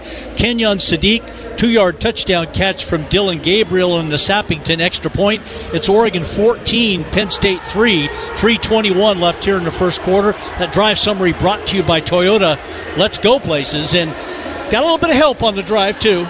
Oregon on 3rd and 1 looked like they were stopped by Penn State, but Penn State's second face mask penalty of this game converted it into a first down, and then Oregon got right back into rhythm, ran it, threw it, did a little bit of both. Kenyon Sadiq, 2 touchdown catches this year, both of them so far in this game right here. How about that? Boys, he got a future ahead of him. The future is now for Kenyon Sadiq. Yep. Deep, Gabriel, or rather Nicholas Singleton, but this kickoff is going to go into and out of the end zone, so we'll come back out to the 30-yard line, and that's where Penn State will operate from. First quarter stats, Oregon 129 yards, Penn State 59, 42 of that, I think, on one running play. So, Drew Aller, quarterback, will send wide receiver Julian Fleming way out to the right. 2 other receivers inside of him, and now we're going to go with the tight end, Tyler Warren, as the shotgun quarterback out of the pistol. Now they shift, and Aller comes back into that shotgun formation. So a little eye candy from Penn State. Aller ready, wants to snap, got it. 3, keeps and throws over the middle. There's his big tight end, Tyler Warren. Tysheem Johnson has to drag him down, but it's not easy. Boy, you got to know he's going to be the primary receiver. They got to find him. First down at the 37-yard line. Aller back to throw again. Going to go deep, looking for the big tight end again, and it is caught. Oh, he dropped the ball. You cannot put, I don't think tonight, safeties on Tyler Warren. I just don't think you can put a safety on Tyler Warren tonight. He's got at least as good a speed as a safety does, and he's 6'6". So then he's got the jump ball capability, which is what that throw really was right there. Even though he came back inside and caught it, you're just throwing it because you know you have an advantage, and that's what they're looking to do with Tyler Warren. He should have caught that ball. He just flat dropped it. Here's a whistle, and they will stop play. Penalty flag down. False start. Offense, number 66. 5-yard penalty. Second down. That's Drew Shelton. He's a 6'5", 307-pound junior left tackle. Yeah, Oregon's going to have to make some defensive adjustments tonight, and I'll get back, be able to bring in Dusty on one of these timeouts, but you don't want to be putting yourself in a one-on-one situation with Tyler Warren tonight and allow the big explosion play. Got to be careful on that. Out to the left side comes Wallace, the third, as a receiver. Up to the top, Clifford. Game clock operator, please reset the game clock to 3 minutes. 3:00. Okay. Clock will start on the snap. That's Julian Fleming way out to the right, along with Warren, that big tight end. By the way, Drew Aller is 6'5", 235 pounds. He's a big quarterback. Yeah, he's kind of the prototype NFL guy. Tight end, two of them to the right now from the shotgun. Running back to the left of Aller on 2nd and 15. Snap. Back to throw off, little play action. Throws it downfield. It is almost caught, almost intercepted. Tried to get it to Harrison Wallace III, who tipped the ball into the air, and I thought Jabbar Muhammad might grab it. Had a chance. Great coverage down there. Jabbar Muhammad is the one that goes up and bats that ball up into the air, and really the receiver for Penn State was able to kind of save that one, and that's Saunders. He was able to kind of bat it away from everybody. 2:54 left, first quarter. 14-3 Oregon. Here's 3rd down and 15 for Aller from his own 33-yard line. Here's your opportunity right here defensively. Aller, shotgun, waits, got it, snap back to throw. Looks right, looks middle, looks down the middle, and throws it. It's caught. He had time to find somebody across the middle who was Harrison Wallace III. Big first down to the 49-yard line. And they're going quick. Aller trying to get his players set. Two receivers way out to the left. From the pistol look now. Turn, hand it off. Trying to go left, trying to get it outside. Not going to as Katron Allen is run down by Kobe Savage. First duck there, then also got help. Boy, 3rd and 15 is exactly what you want to be able to get the ball back. And that's where you got to make that play defensively. When you've got a hot offense playing so far, you want to get the ball back in their hands, but Penn State converted it. 2:04 remaining, first quarter. 14-3 Oregon, 2nd down and 9 after a 1-yard pickup by Allen. They show that Warren is the quarterback. He shifts out of the way, and Aller is back into that shotgun. Trips out to the right for Aller. Turn and wants to throw over the middle. Wide open. Nobody on the big tight end. Have to be caught from behind inside the 25-yard line. Tyler Warren. I mean, he came off the line of scrimmage, Jerry, and nobody even was near him or touched him or jammed him or anything. Here's the Temple offense. Aller wants to throw again. Over the middle. Got him wide open. Catch, touchdown, Penn State. Nicholas Singleton, the running back, out of the backfield, and the Tempo offense got Oregon way off balance. Holy cow. What a shock to see that happen. That was just way too easy. Big play, obviously the Tyler Warren, but Oregon got lost and forgot to pick him up. Jeffrey Bassa gets crossed up. He runs right across the face of Bassa, who has him. And again, when Singleton's going full speed down the field and Bassa's standing, it's a mismatch. Extra point try coming up from Ryan Barker. Has only missed once this year. He's a lefty. Left-footed kicker. Boots it up, and he gets a throw. So 1:24 remaining. Oregon still has the lead, but Penn State made that drive look easy. 14-10. Oregon with the ball back. First quarter action brought to you by State Farm. We're back with more from Lucas Oil Stadium here in our Country Financial broadcast booth on the Oregon Sports Network from Learfield. When you buy a new house, you might say, "Shut the front door." Winning! No, seriously. Shut the front door. We own this house now. But you actually need to say, "Like a good neighbor, State Farm is there." That's right. The local State Farm agent is there to help you choose the coverage you need. Welcome to my crib. No one says that anymore, but I don't care. So just remember, like a good neighbor, State Farm is there. State Farm, Bloomington, Illinois. You've heard the phrase, listen to your heart. Mackenzie Willamette Medical Center couldn't agree more. Listening to your heart could help you survive a heart attack. The signs can be very subtle, so paying attention matters. The common signs of a heart attack are chest pain, nausea, dizziness, and shortness of breath. If you ever experience any of them, call 911 right away. To learn more, visit mckweb.com. Mackenzie Willamette Medical Center is owned in part by physicians. Welcome back to Lucas Oil Stadium, where our second quarter is brought to you by Mackenzie Willamette Medical Center. Georgie, first quarter, not really exactly what I thought we'd see. I mean, I was thinking maybe 7-3 and a 4-point lead. I wasn't thinking 14-10. Each team has 2 possessions and scores on both their possessions. I wasn't expecting that, but I'll tell you what, Oregon has operated pretty well. I think they found out real quick. Penn State can make some plays on you, but Oregon has made enough offensive plays to keep Penn State on their heels. Got to protect Dylan Gabriel.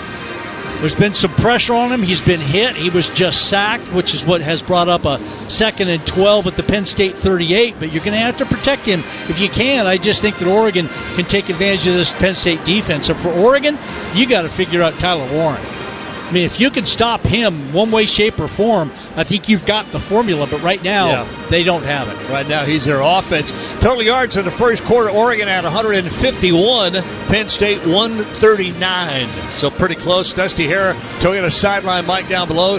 We're just talking during the break about the big guy, Warren. He's big and he's good, but he's got a lot of weight to haul around, doesn't he? Yeah, he does. I mean, when you have a frame that is that big and that wide, running the tempo offense that has had so much success on that touchdown scoring drive for Penn State, it's going to wear on him. After he had the long touchdown catch, and then when they hit Singleton for the quick strike touchdown, he was dragging. He barely got off of the line of scrimmage and got lined up. Tempo could be an issue for Penn State if they want to keep going and have number 44 on the field, because he may be quick and big, but it's a lot of plays that they're asking him to run in a hurry. Second down and 12 at the 38-yard line of Penn State for Oregon. Don't have to get it all here. Oregon going from our right to our left now as we look at Stewart and Johnson way out to the right. In fact, Holden out there as well. Holden's way out to the left. Now the tight end Ferguson comes way out to the left, so 2 each way. And back to throw. Quick throw down the middle. It's Johnson. Inside of the 15 to the 10. Sidestep a tackle and goes to the 7-yard line. Tez Johnson. They're having trouble covering him. And tackling him. Thought he could have made one last cut, probably would have scored, but he kept making cuts, and you can't fault the guy for the effort. Oregon trips out to the right.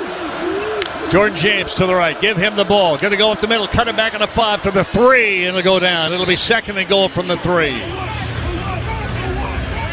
Just underway, second quarter, 14-10 Oregon. Trying to get more. 2 tight ends come in, so a 3 tight end offense for Oregon. On second down and goal from the 3. Penn State trying to get a lot of fresh, big bodies in down here on the goal line.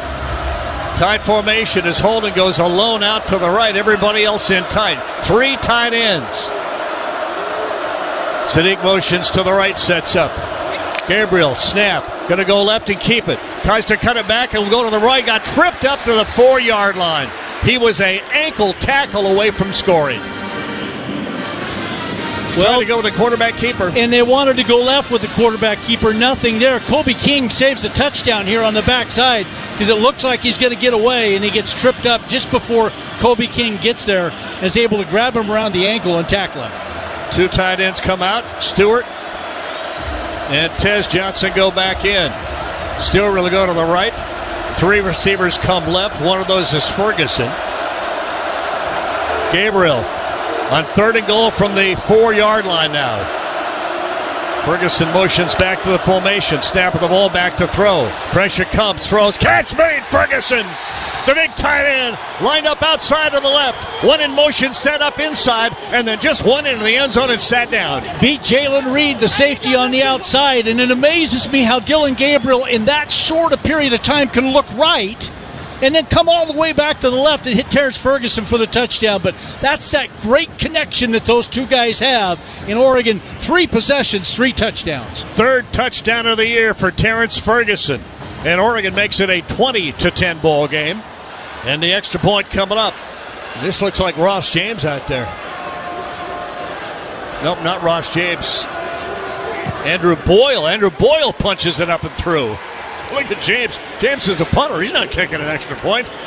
It's Andrew Boyle who makes it 21-10. Yeah, Ross James is a holder. I can see his number out on the field. I just got it wrong in positions. Well, with 13:04 left in the second quarter, just underway in the second, Oregon's offense is rolling, but some degree Penn State's is as well. Which defense will step up and make a big-time stop? We'll find out when we come back. Second quarter brought to you by Mackenzie Willamette Medical Center. Ducks with a lead, 21-10 on the Oregon Sports Network from Learfield. You've heard the phrase, listen to your heart. Mackenzie Willamette Medical Center couldn't agree more. Listening to your heart could help you survive a heart attack. The signs can be very subtle, so paying attention matters. The common signs of a heart attack are chest pain, nausea, dizziness, and shortness of breath.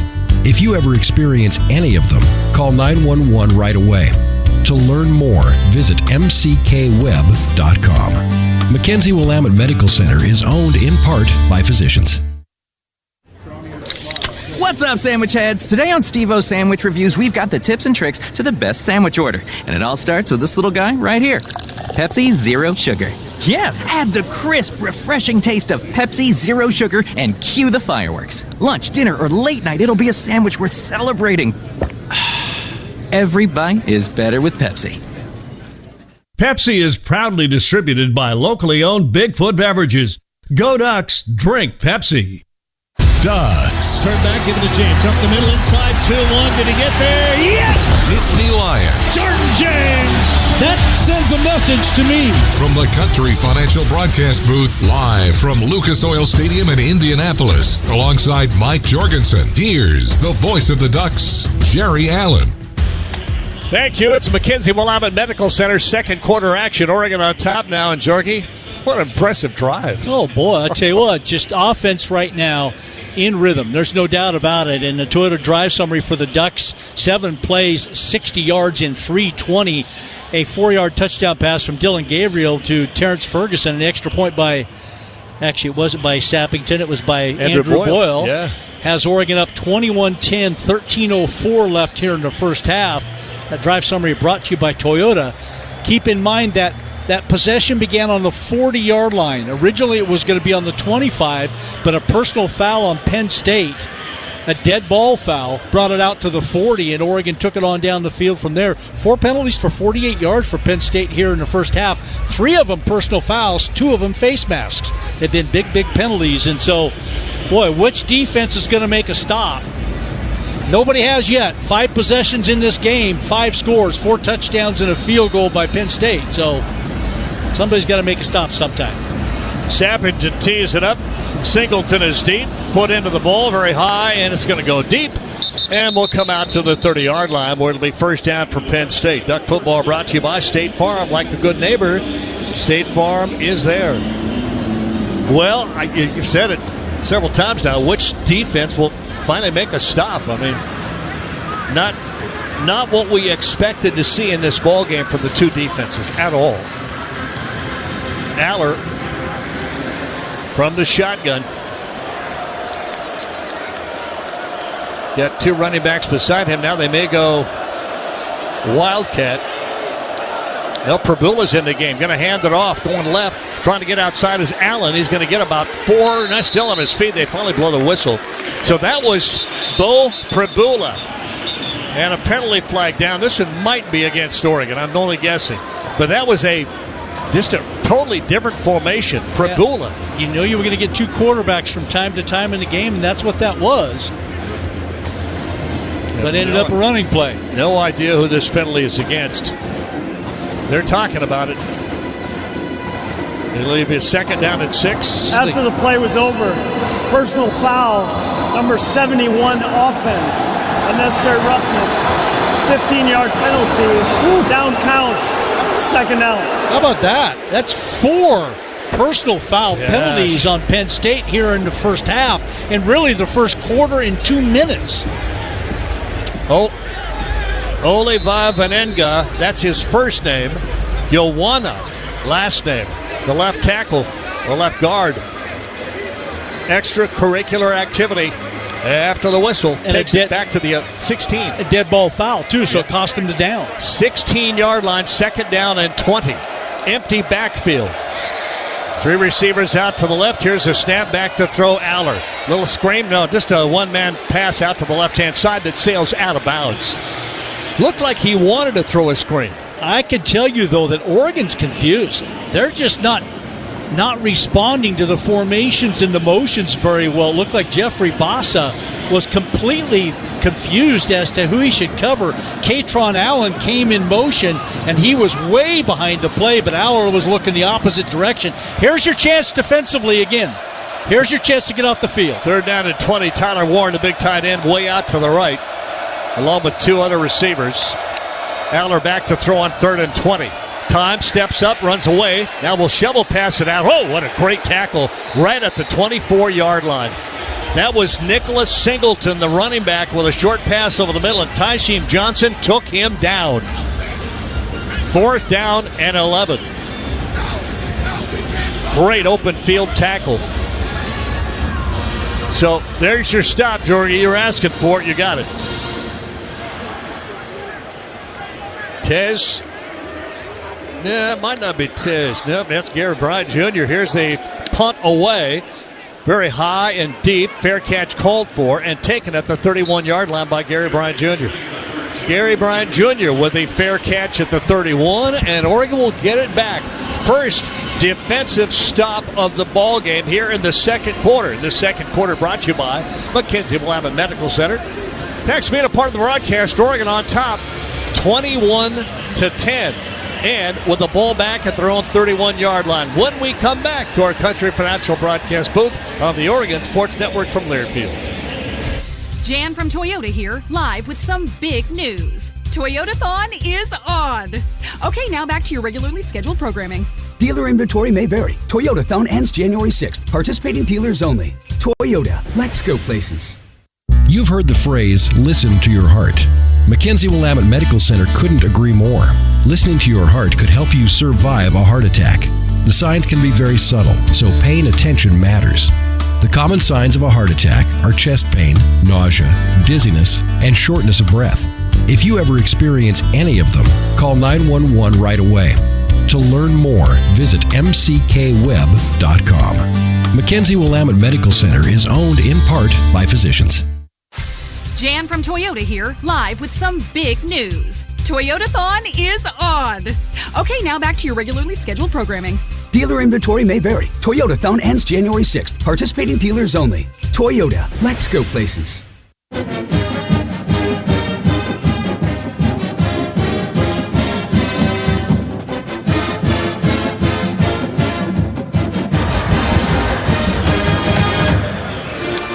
We are back for our Mackenzie Willamette Medical Center second quarter action. Oregon on top of Penn State with another nifty drive.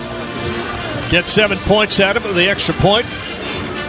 And then defensively hold Penn State for the first time tonight in this ball game. And we're 11:49 left here in this second quarter. And the Ducks will get it back at their own 31-yard line. And Dusty Hara, opportunity for Oregon to get a little separation right here. It really is. When you have defenses of this caliber, you know it's only a matter of time until one of them gets the stop. It was uncharacteristic for the scoring to be the way it is to start this game, but Oregon gets the first stop, and now the efficiency of this Ducks offense and the way that they've been marching down the field, especially with the dominating interior run game of Oregon, that has probably been the most pleasantly surprising aspect of this first half. Is Oregon is running the ball, and it is opening so much more up for their passing game. Will Stein can definitely get deep into his bag when you can run as effectively as they are.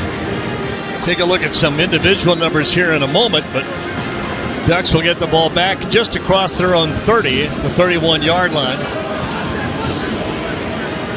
And with 11:49 remaining of the clock, you're not going to eat up all of that 11:49, but if you can get a sustained drive here, you don't give Penn State a whole lot of time to respond, and you're going to get the ball.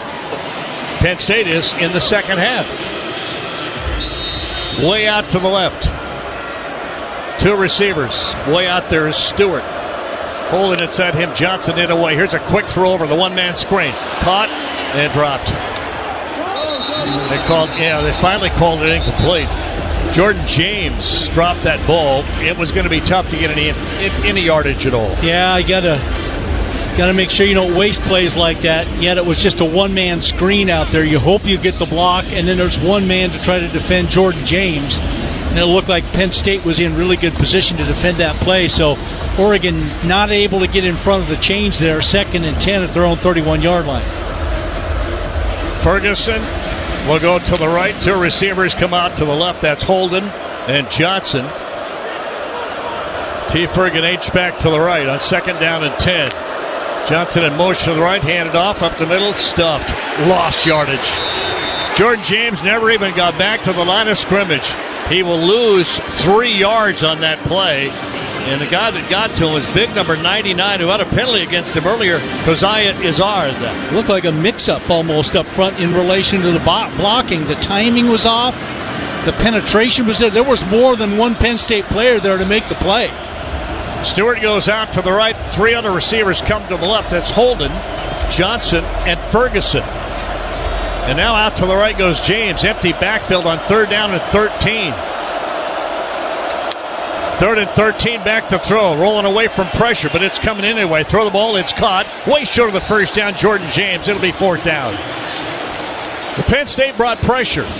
Even though Gabriel was rolling away from it, they got to him, and he had to get rid of the ball to James before he could get downfield. Yeah, there's been a lot of pressure from Penn State, more from Penn State on Gillen Gabriel than there has from Oregon on Drew Aller, frankly. And that was partially Penn State's defense there, and frankly, a guy like Abdul Carter was in hot pursuit. Caden Saunders is deep for the punt from Ross James, who stands at his own 20, line of scrimmage to 34. Good snap, no rush, booms a punt. Oh my gosh, fair catch called for back at the 11-yard line. Falling backwards. I think if he'd have known how far that ball was going, he would have let it bounce. But Saunders took the punt on a fair catch at the 11-yard line. 55 yards on the punt from Ross James. That was high and deep. Maybe one of his best punts of the year. He's had some bounce and go 67 yards or 69, but that was in the air. We got a timeout. We'll take it. Second quarter actions brought to you by Mackenzie Willamette Medical Center. Oregon with the lead. Feeling good right now, 21-10, but a lot of time left here in the second quarter. 10:22 remaining. Penn State gets the ball back, but deep in their own territory. Here on the Oregon Sports Network from Learfield. Hi, I'm Ryan Blaney, a third-generation race car driver, and I dedicate a lot of my time going fast. But when my grandpa was diagnosed with Alzheimer's, it was a very unexpected bump in the road for us. It's important to notice if older family members are acting differently or having trouble with routine tasks. Early detection of Alzheimer's can give your family time to explore support services and access available treatments. If you or your family are noticing changes, it could be Alzheimer's. Talk about seeing a doctor together. Visit alz.org/time to talk. A message from the Alzheimer's Association and the Ad Council. Kids ask their parents a lot of questions. Why can't people fly? Gravity. Is the moon really made of cheese? Yep, cream cheese. When can I move into a big kid's car seat? For some questions, parents may not have the answer, but that's okay. They can't know everything, but knowing the right seat for their age and size will help protect them in a car crash. Find out more at nhtsa.gov/the right seat. Where do babies come from? Good luck, Dad. A message from NHTSA and the Ad Council.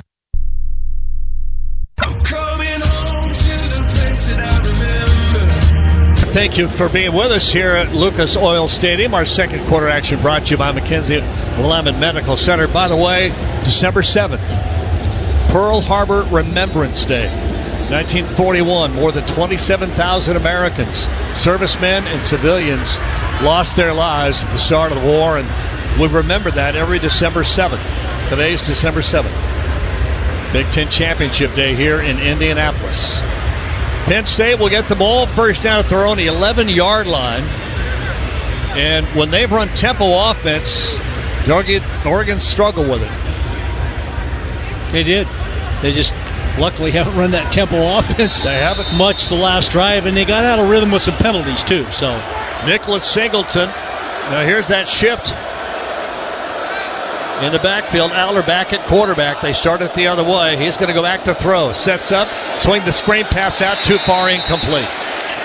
Trying to get it to his running back, Nicholas Singleton. It was going to be a one-man screen out there with some help downfield if he could get there, but pass was not a good one. Yeah, Singleton had a blocker out there. It looked like Katron Allen, number 13, out there to be able to block out in front on Jeff Bossa, but incomplete pass kind of ruins the play right there.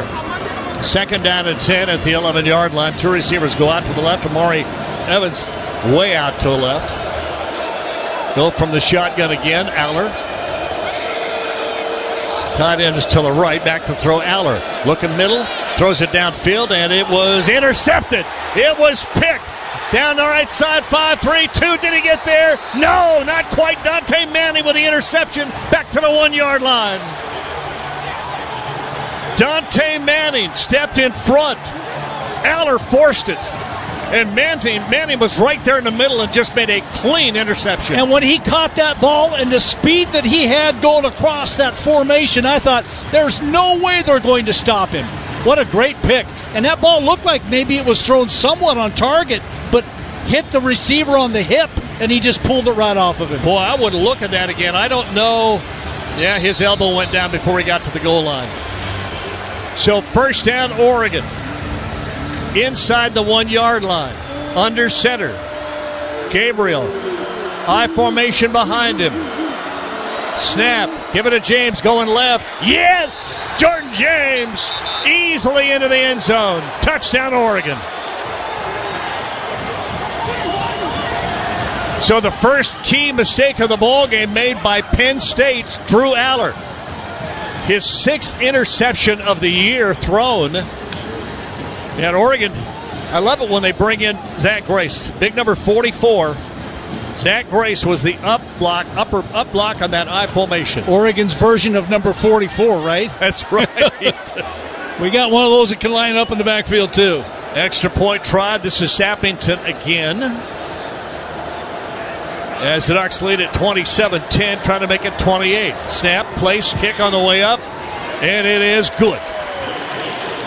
10:05 remaining. Like to see that interception again if we get a chance, because it looks like he pulls it. Actually, he just throws it behind him. Yeah, it's just a bad throw. And a good look by, I'll tell you, if Manning isn't concentrating, he doesn't see that ball coming. Great interception. Dusty Hara, we talked before this ball game about which team would blink or make the mistakes that would make it easier for their opponent. Well, that was a huge mistake by Penn State. Absolutely. The margin for error is so thin, and when you're in your own territory and backed up the way they are, that is an even more critical error. A heck of a play by Dante Manning, though. Staying on the hip and staying with the play. The receiver may have a step on you, but you're never out of it. Dante Manning's first interception of the year. And for Jordan James, I believe that's his 14th touchdown on the year. Maybe 15. He had one earlier. Those are the type of Toyota drive summaries you like, right? One play, 1 yard touchdown run by James in 3 seconds. Sappington's extra point. That drive summary brought to you by Toyota. Let's go places. Approach to the ball by Sappington. Foot into it. Going to go high. Going to go deep and will not be returned. That one's out of the back of the end zone. The wind, Dusty Hara, is not a factor here in Lucas Oil Stadium.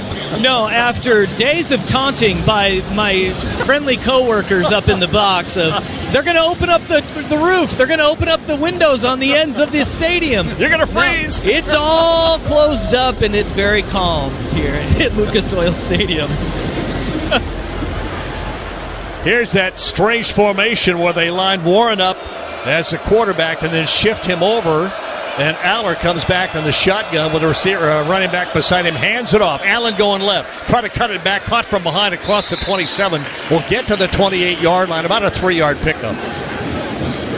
Nice play by Devon Jackson. Came up from behind to make that tackle. 2nd down and 7. Katron Allen is 5'11", 220, a junior, one of the two running back tandem. Nicholas Singleton, 6 even, 226. 3 receivers go to the left, tight end left.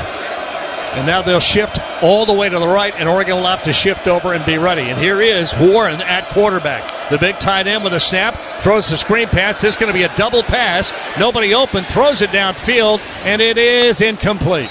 Because Oregon was not fooled. Now, he tried to get it to Harrison Wallace III, way on the left side in front of the Penn State bench, but that's a long throw. a double pass basically from Tyler Warren to the outside, which is a lateral, but they were hoping that Oregon would be fooled, and Savage was not fooled on that backside. So 3rd down and 7 at the 28-yard line. Penn State their own 28. 2 receivers each way. One of them the big tight end to the left. Aller with a snap and back to throw. Over the middle. Throws. It's almost picked off again. A late flag. And this is going to be against Oregon. Yeah, it is. And there just was no reason for it whatsoever. Kingston Lopa, number 24 in coverage. You can't. Pass interference. Defense, number 24.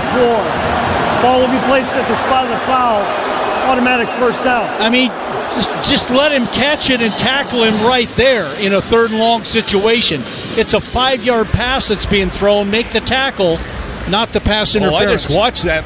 There was no penalty. Oh, okay, pass interference. Okay, you're right. You got his left arm around him. That is a good call.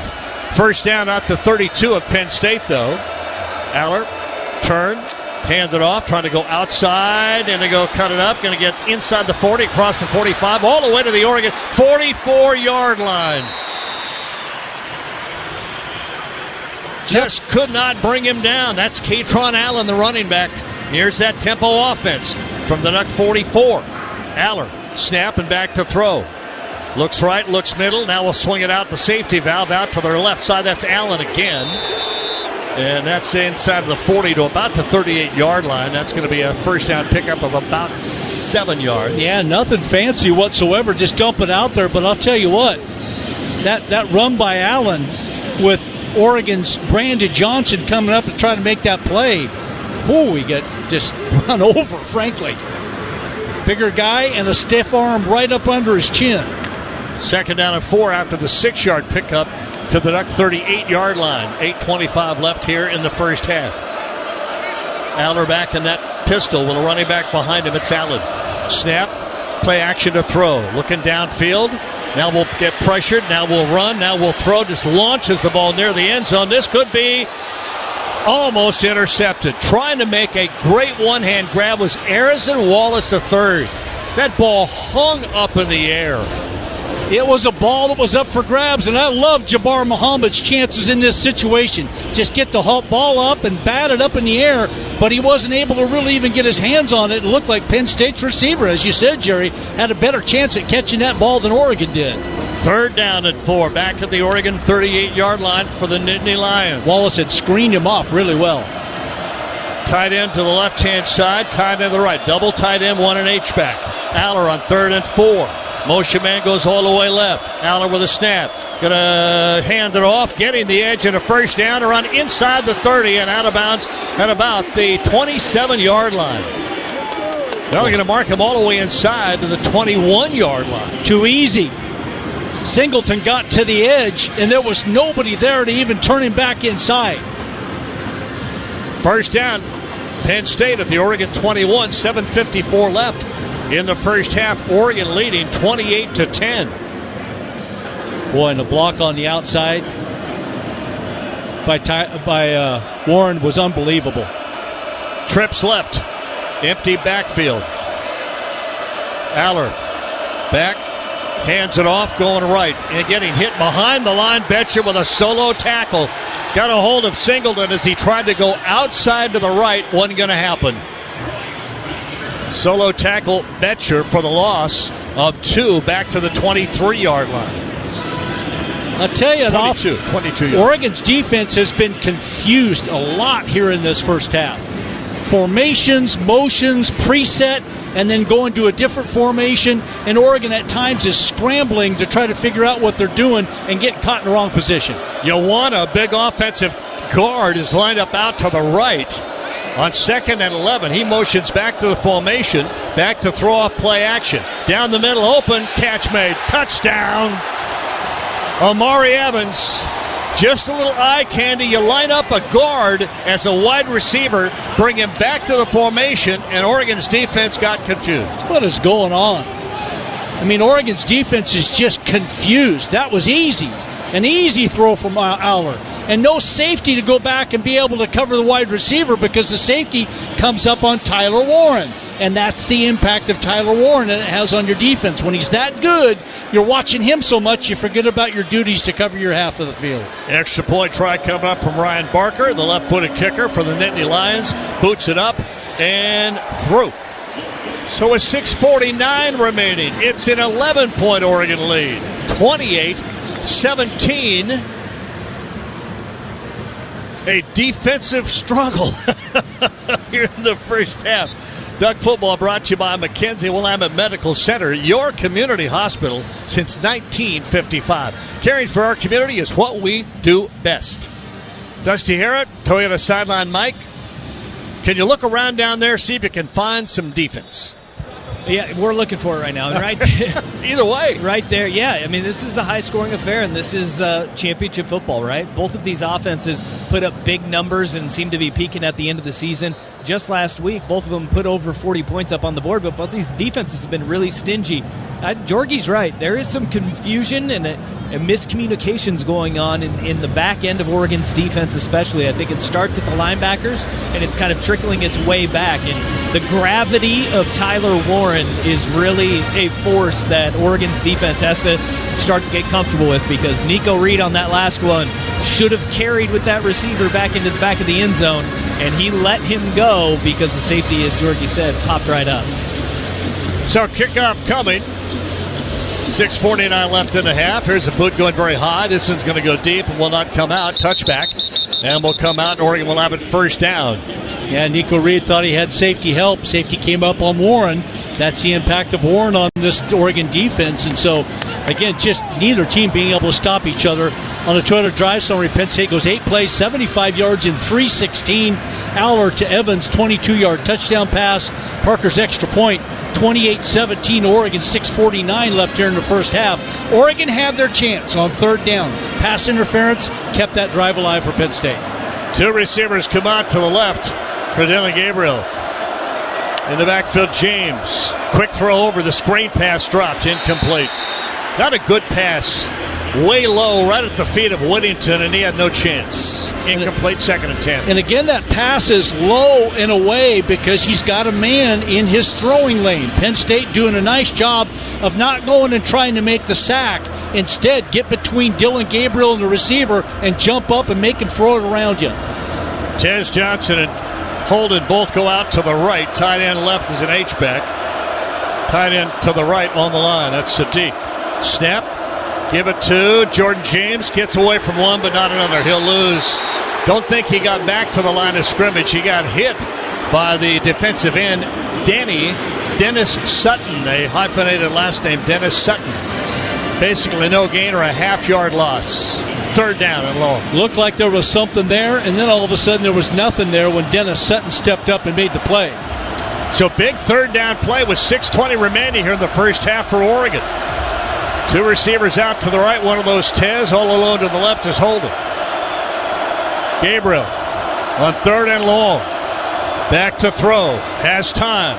Looks downfield, down the middle. It is incomplete. Broken up. Trying to get it to Trayshawn Holden. Well defended. Well defended by Davion Collins, who is a corner. And that time, Gabriel had time to throw the ball. Had time to throw the ball. A little bit of holding going on Tez Johnson, but Tez wasn't the primary receiver there. It was Trayshawn Holden in behind him, and just good coverage on Trayshawn Holden. So fourth down punt, Ross James to punt it away again. Last time, Nicholas Singleton had to backpedal. See if we get another punt like that to help flip the field. Good snap. Rush comes. Got it away. Almost blocked. It's going to fair catch called for at the 36-yard line this time. I'll tell you, Penn State almost got to that punt. Very close to that punt. I thought it might have gotten tipped, but I don't think so. And Penn State will have great field position with plenty of time remaining. Just under 6 minutes remaining here in the first half, but Oregon leading 28-17.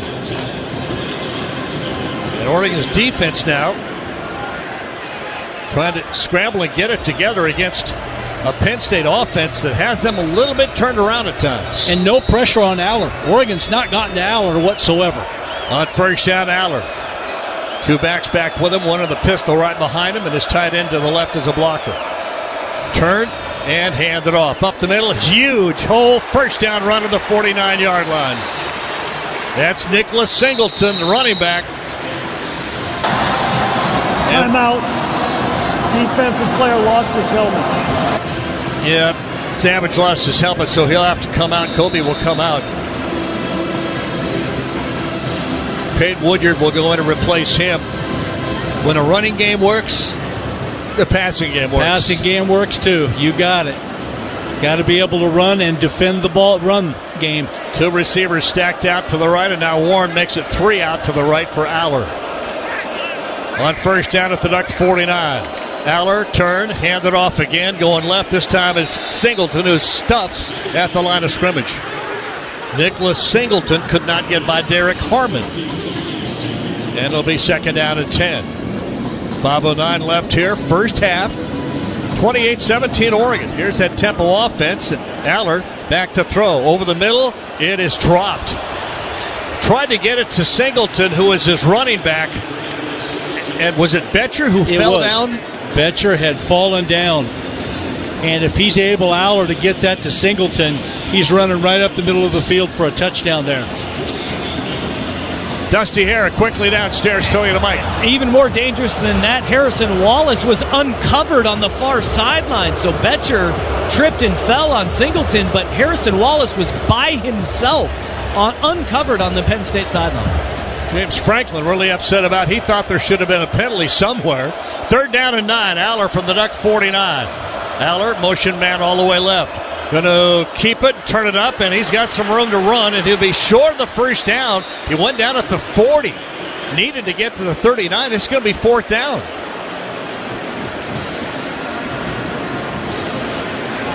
Fourth down and a yard.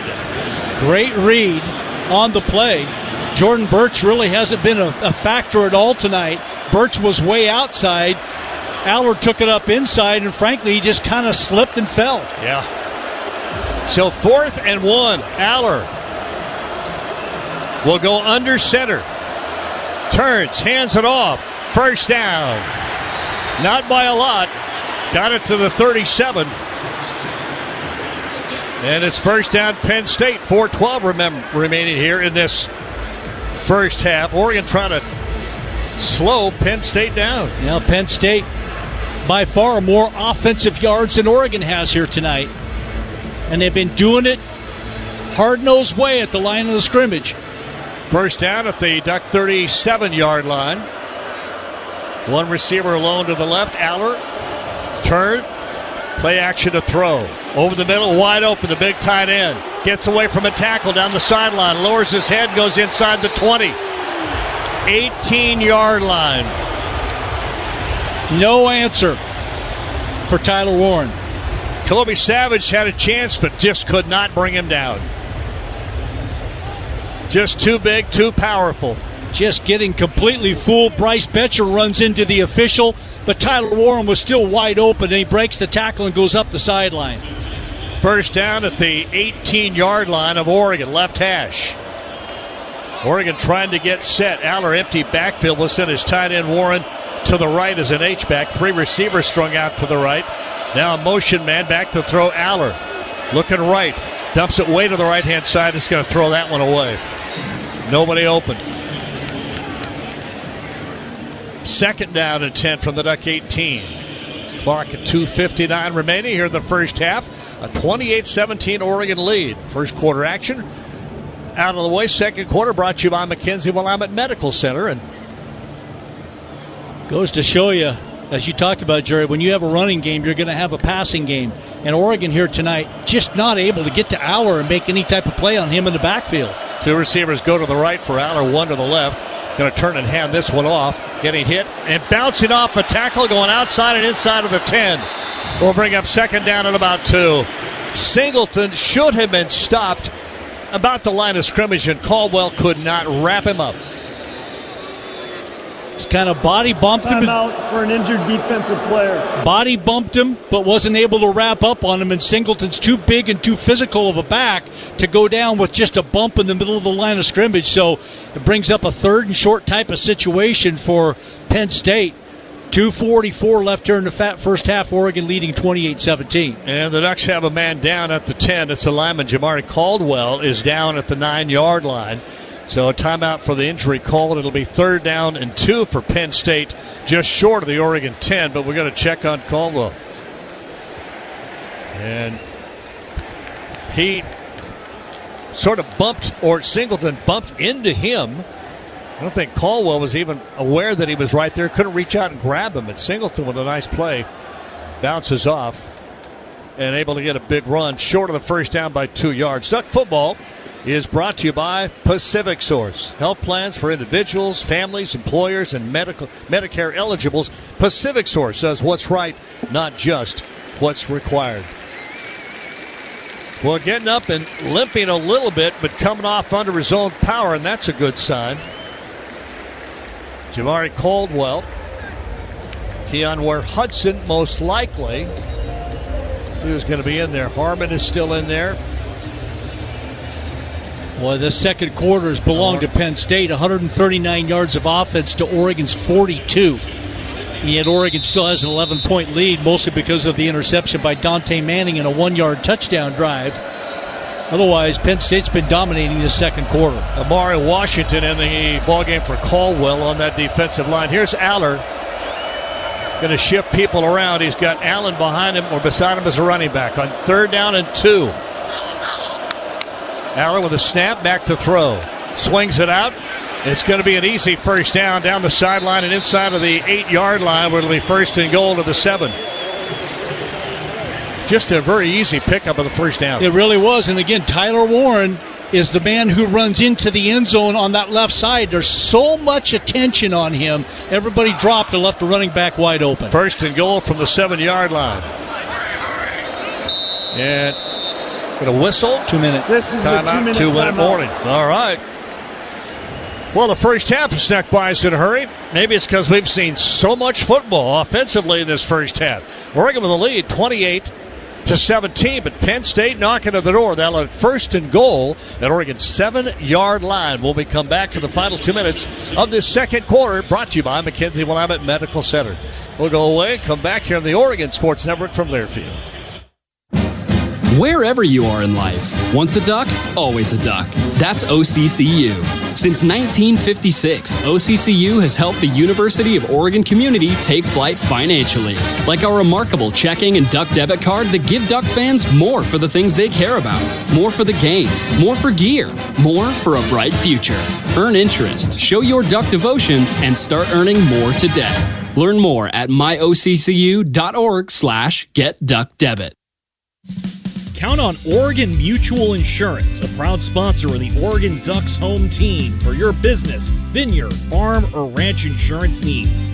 If you are a small or large business owner, winery, farmer, or rancher looking to make an insurance carrier change, Oregon Mutual and Oregon Mutual's network of independent agents will work with you to devise a policy that fits your business or farm operations. Visit ormutual.com to learn more.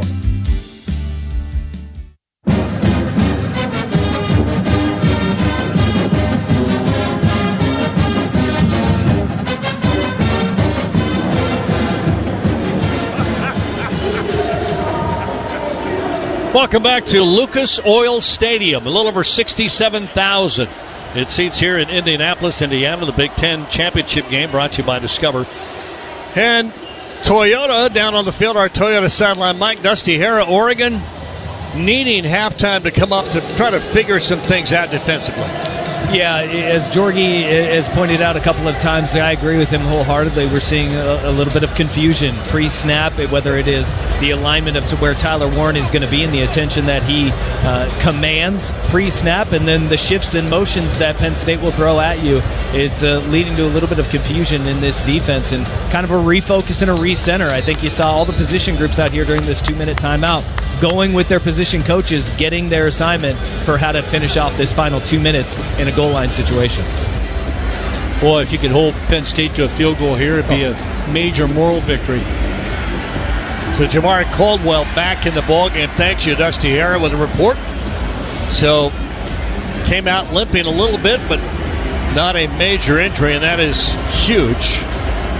As the Ducks are inside their own 10-yard line trying to defend against Penn State, which will send their tight end Warren H-back to the left.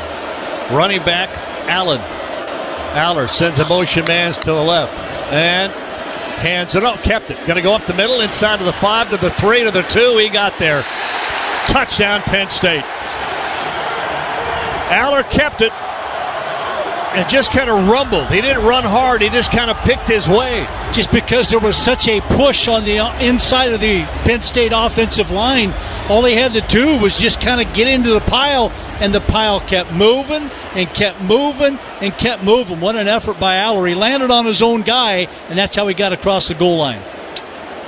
So 28-23 with the extra point coming up, and Oregon will have about 1 minute and 53 left in the first half to try to get the ball downfield. Ruling on the field was a touchdown. The previous play is under further review. Well, I didn't think there was any doubt. Yeah, because he landed on his own offensive lineman who was laying on the ground at about the goal line, he really never touched the ground. And as he laid on his offensive lineman, he just kind of rolled over the top of him into the end zone. Yeah, never did see a knee or any body part go down at all. Get a great look down the pylon cam on the replay here at Lucas Oil Stadium, and there's nothing there but a touchdown. Duck football brought to you by Mackenzie Willamette Medical Center, your community hospital since 1955. Caring for our community is what we do best. And to be honest with you, it's either at the half-yard line or a touchdown, and with 1 minute 53 remaining, I think Oregon would like to just get the ball and try to get down and score. Yeah, they would, because keep in mind, Penn State, with the extra point coming here, closed at 28-24, gets the ball to begin the second half, too. And in this second quarter, it's been all Penn State, aside from Dante Manning's interception. After further review, the ruling of touchdown stands.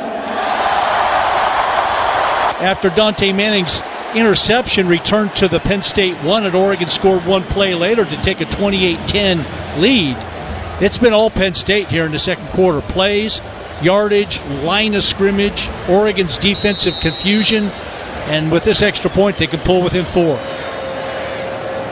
Penn State has 100 more yards of offense, just short of 100 more than Oregon in the first half now. Extra point for the left-footed kicker, Barker. Snap, placement, and the kick up, and good. So with 1 minute 53 remaining, we'll keep it here in Oregon. We'll get the ball back after the kickoff, and their offense is good enough to get the ball downfield. But you don't want to go 3 and out here and get the ball back to Penn State. No, Penn State's got 3 timeouts. Last thing you want to do is put it back in their hands. And again, the Nittany Lions, Oregon, in its first 3 drives, its offensive touchdown drives, really had unstoppable. Yeah, and really had Penn State on their heels, kind of guessing. And Penn State made a couple of stops.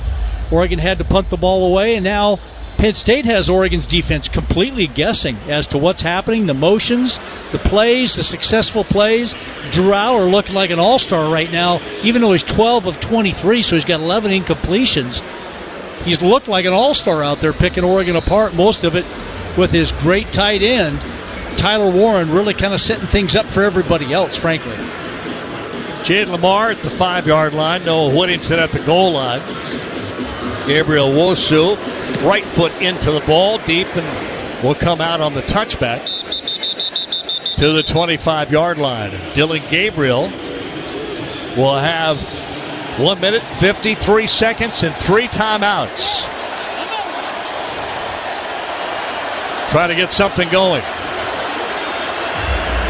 And you want to get first downs, you want to get a touchdown, you want to get points, but you don't want to go 3 and out and give Penn State the ball back.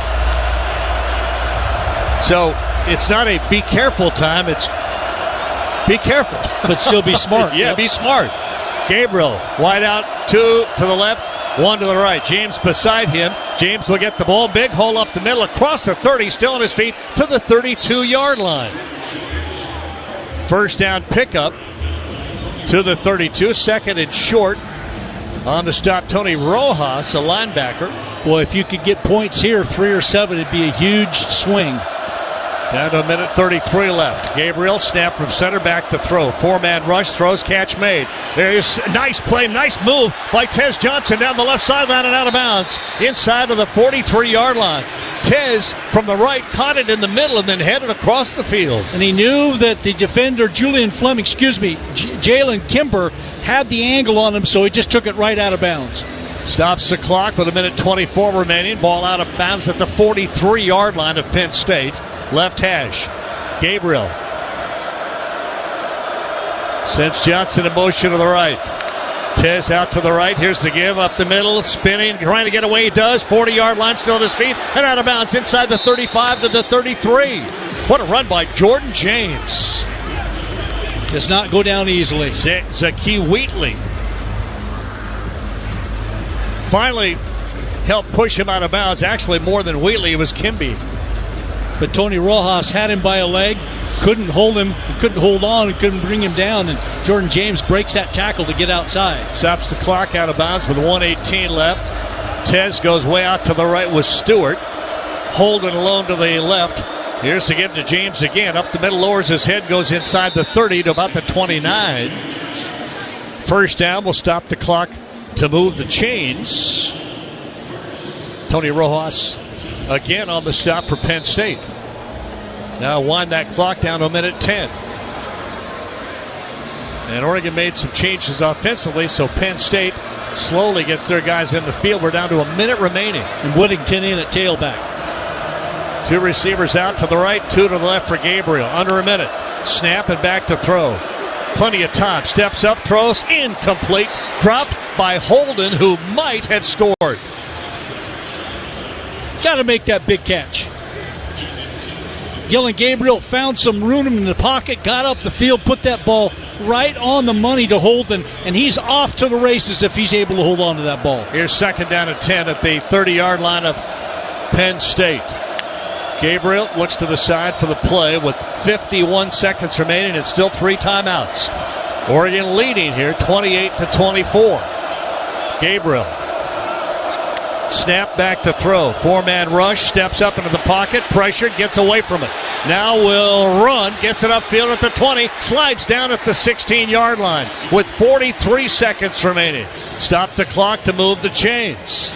Oregon still has 3 timeouts remaining. They're inside the 15. Going to put the ball actually at the 19-yard line. First down at the 19. And a whistle. Timeout Penn State. So Penn State now on their heels. And Oregon is in field goal range. And Jorgie made an interesting comment a moment ago. Oregon just needs to get points here. 3 would give them a 7-point lead. A touchdown would be big. Yeah, a touchdown would be huge because it takes a lot, if not all, of that momentum away from Penn State and their dominance, at least here in the second quarter. And well, I'll tell you what, you look at the little things in this game. Penn State does too. The penalties that they've made that have kept Oregon drives alive. The interception that they threw that gave Oregon ball at their 1-yard line. Oregon, a pass interference on third down that kept Penn State's drive alive. And then a drop pass by Trayshawn Holden that's a touchdown. You got to make those little things happen to really be able to win games like this. Jordan James in at tailback. Stewart and Holden will go back to the huddle now. Then we're going to be out to the left. First down at the 19-yard line for Oregon after the Penn State timeout.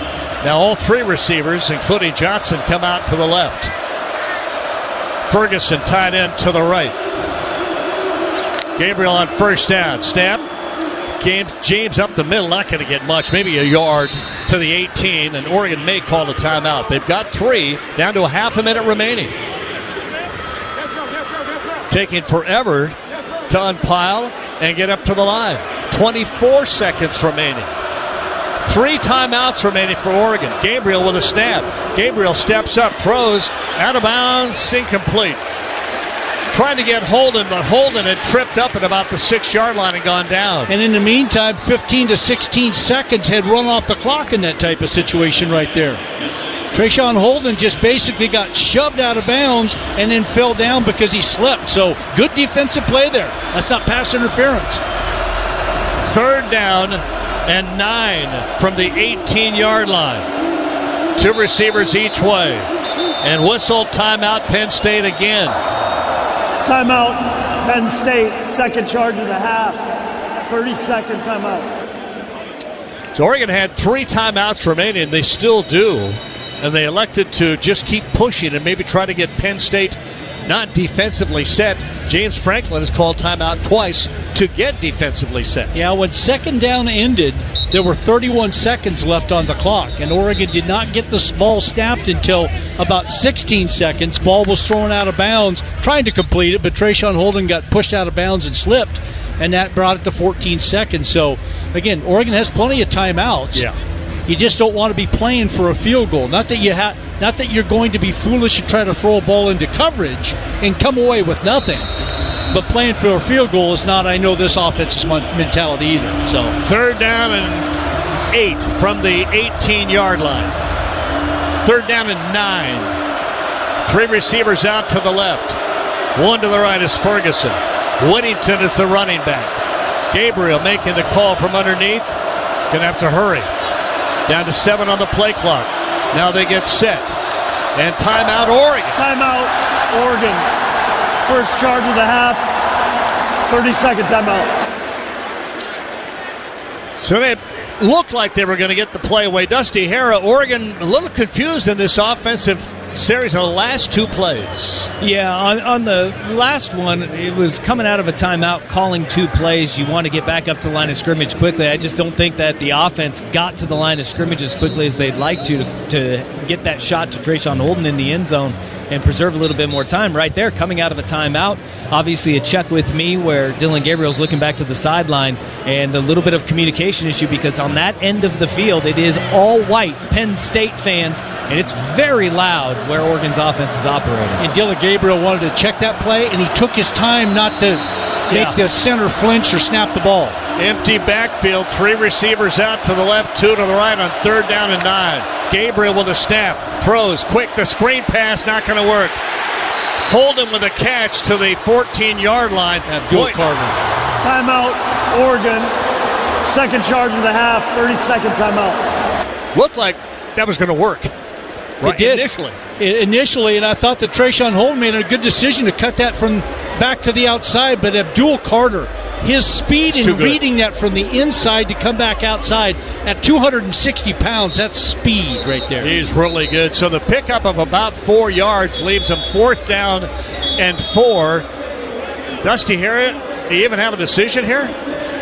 No, Atticus Sappington coming out and getting ready to kick the field goal here. It's an easy call for Coach Lanning to send the special teams unit onto the field and go up by 7, hopefully. 22-yard line, the placement of the ball. So a 32-yard try, easily within Sappington's range.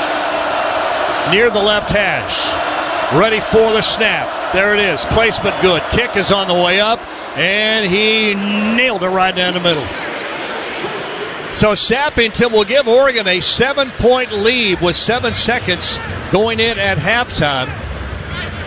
And the Ducks, what an opportunity to get into the end zone there, but just could not get past that Penn State defense. Holden slipping and being pushed out of bounds on a play. Great defensive play by Abdul Carter on a little screen left. Ducks only got 4 out of it instead of a first down. Penn State will get the kickoff here. Probably won't do anything with it. And then Oregon will have to play defense to start the second half because the Nittany Lions will get the ball to start the second half. Toyota drive summary for Oregon. Get some points, and that was a key right there. 10 plays, 61 yards, and 146. Atticus Sappington with the 32-yard field goal. And it's Oregon 31, Penn State 24 here. 7 seconds left in the first half. 55 combined points in the first half by these two teams. And close to 600 yards of offense when all we did was talk about defenses before the game. See if Sappington boots this ball deeper. This line drives it down the field. He approaches the ball, foot into it, and he goes deep. This will go into the end zone and come out to the 25, where Penn State will have one play. What's amazing, Jerry, is Oregon gives up 16 points a game on average, and they've given up 24 in the first half. Penn State gives up 14 points on average in the game, and they've given up 31 in the first half. So everything is Johnny opposite here tonight. Aller will set up in the shotgun and safe because he's got a safety behind him at the 10-yard line, and he takes a knee, and that'll bring the first half to an end. So, Dusty Harrop waits for head coach Dan Lanning down below. First half, pretty offensive, not a lot of defense. What adjustments will come up at halftime? Coach will talk with Dusty. As he approaches Dusty, let's go downstairs. The coach, first half offense operating really effectively. What have you been seeing in with the run game and its effectiveness? Yeah, we establish the run. We start on schedule and first down. It allows us to move the ball down the field. Defensively, settling in with the adjustments to pre-snap motion and where number 44 is at all times. What have you seen? I would say we haven't settled in yet. There's a lot of points on that board on both sides. Whoever plays defense first is going to have a chance to win this game. All right, Coach. Good luck in the second half. Thank you. There you go, our Toyota halftime interview with head coach Dan Lanning and Dusty Harrop. As Oregon leads by 7 at the half, 31-24. Oregon had on the first quarter. Penn State pretty much on the second quarter. Yeah, really. That's what it's been. Yeah, other than Dante Manning's interception, frankly, is the difference in this game right now. As both offenses have scored 24 points. Oregon has scored 31, obviously offensively, but that return by Dante Manning to 1 yard was a 1 yard drive, and that's all it was. So Dante Manning's interception to get Oregon way, way down in Penn State territory is the difference in this game right now, a 7-point game. 4 of 7 on third downs for Penn State. Oregon only 2 of 6. Total yards 254 for the Ducks, 263 for Penn State. It's that close of a ballgame offensively, and it's a 7-point Oregon lead. 31-24. Halftime is the second quarter, brought to you by Mackenzie Willamette Medical Center. Comes to a close. Our first half over. Halftime scores, highlights, and what's going on in college football and what else in sport today as we go to halftime from Lucas Oil Stadium. Ducks on top by 7 here on the Oregon Sports Network from Learfield. Coors Light presents To Chill or Not to Chill. When your friend skips your favorite song on the playlist. End of friendship. Or choose chill because that song lives rent-free in your head anyway. And you're planned ahead by bringing Coors Light to the party. And the sound of that ice-cold can cracking open was music to your ears already. Coors Light. Choose chill. Celebrate responsibly. 2024 Coors Brewing Company, Golden, Colorado. You've heard the phrase, listen to your heart. Mackenzie Willamette Medical Center couldn't agree more. Listening to your heart could help you survive a heart attack. The signs can be very subtle, so paying attention matters. The common signs of a heart attack are chest pain, nausea, dizziness, and shortness of breath. If you ever experience any of them, call 911 right away. To learn more, visit mckweb.com. Mackenzie Willamette Medical Center is owned in part by physicians. Count on Oregon Mutual Insurance, a proud sponsor of the Oregon Ducks home team for your business, vineyard, farm, or ranch insurance needs. If you are a small or large business owner, winery, farmer, or rancher looking to make an insurance carrier change, Oregon Mutual and Oregon Mutual's network of independent agents will work with you to devise a policy that fits your business or farm operations. Visit ormutual.com to learn more. Hey, mighty Oregon fans, get ready to make some noise with the McDonald's Game Day Bundle all season long, exclusively in the McDonald's app. Score big for your whole squad with the Cheeseburger Pack, featuring 2 classic cheeseburgers, 20-piece chicken McNuggets, and 2 orders of the crispy golden medium fries you love, all for just $14.99. How's that for a W? Must opt into rewards at participating McDonald's, valid through 2024-25 football season. Ba-da-ba-ba-ba.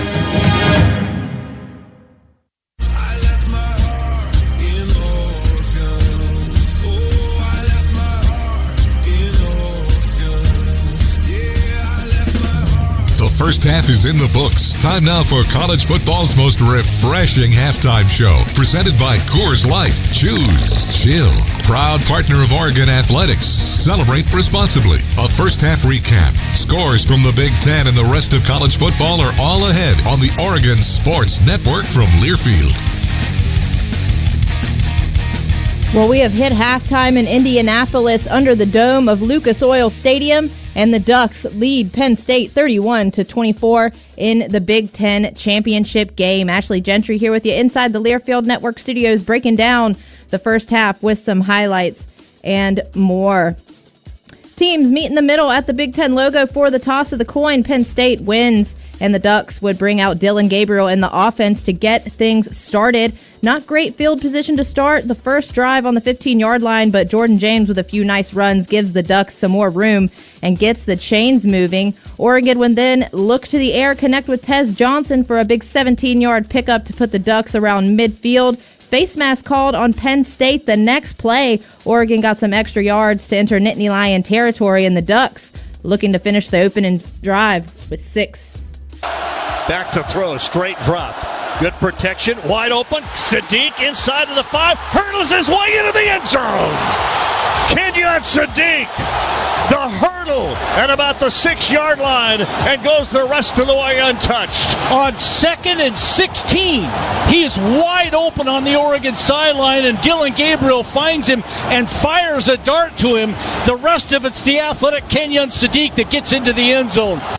Dylan Gabriel finds Kenyon Sadiq for 28 yards and the first 6 points on the board. The kick was good, and Oregon took the first lead of the game, 7-0. And the athleticism from Sadiq on that play was just unreal. A hurdle on his way home, and Kenyon finished the job. Penn State set to take the field for their first drive in the Big Ten championship game. Ducks give up one explosive running play to the Nittany Lions, but able to hold Penn State to a field goal. And the Ducks come back on offense, now leading 7-3, and Oregon goes right back to the ground. Noah Whittington with a huge 26-yard run and an ankle tackle away from taking it all the way.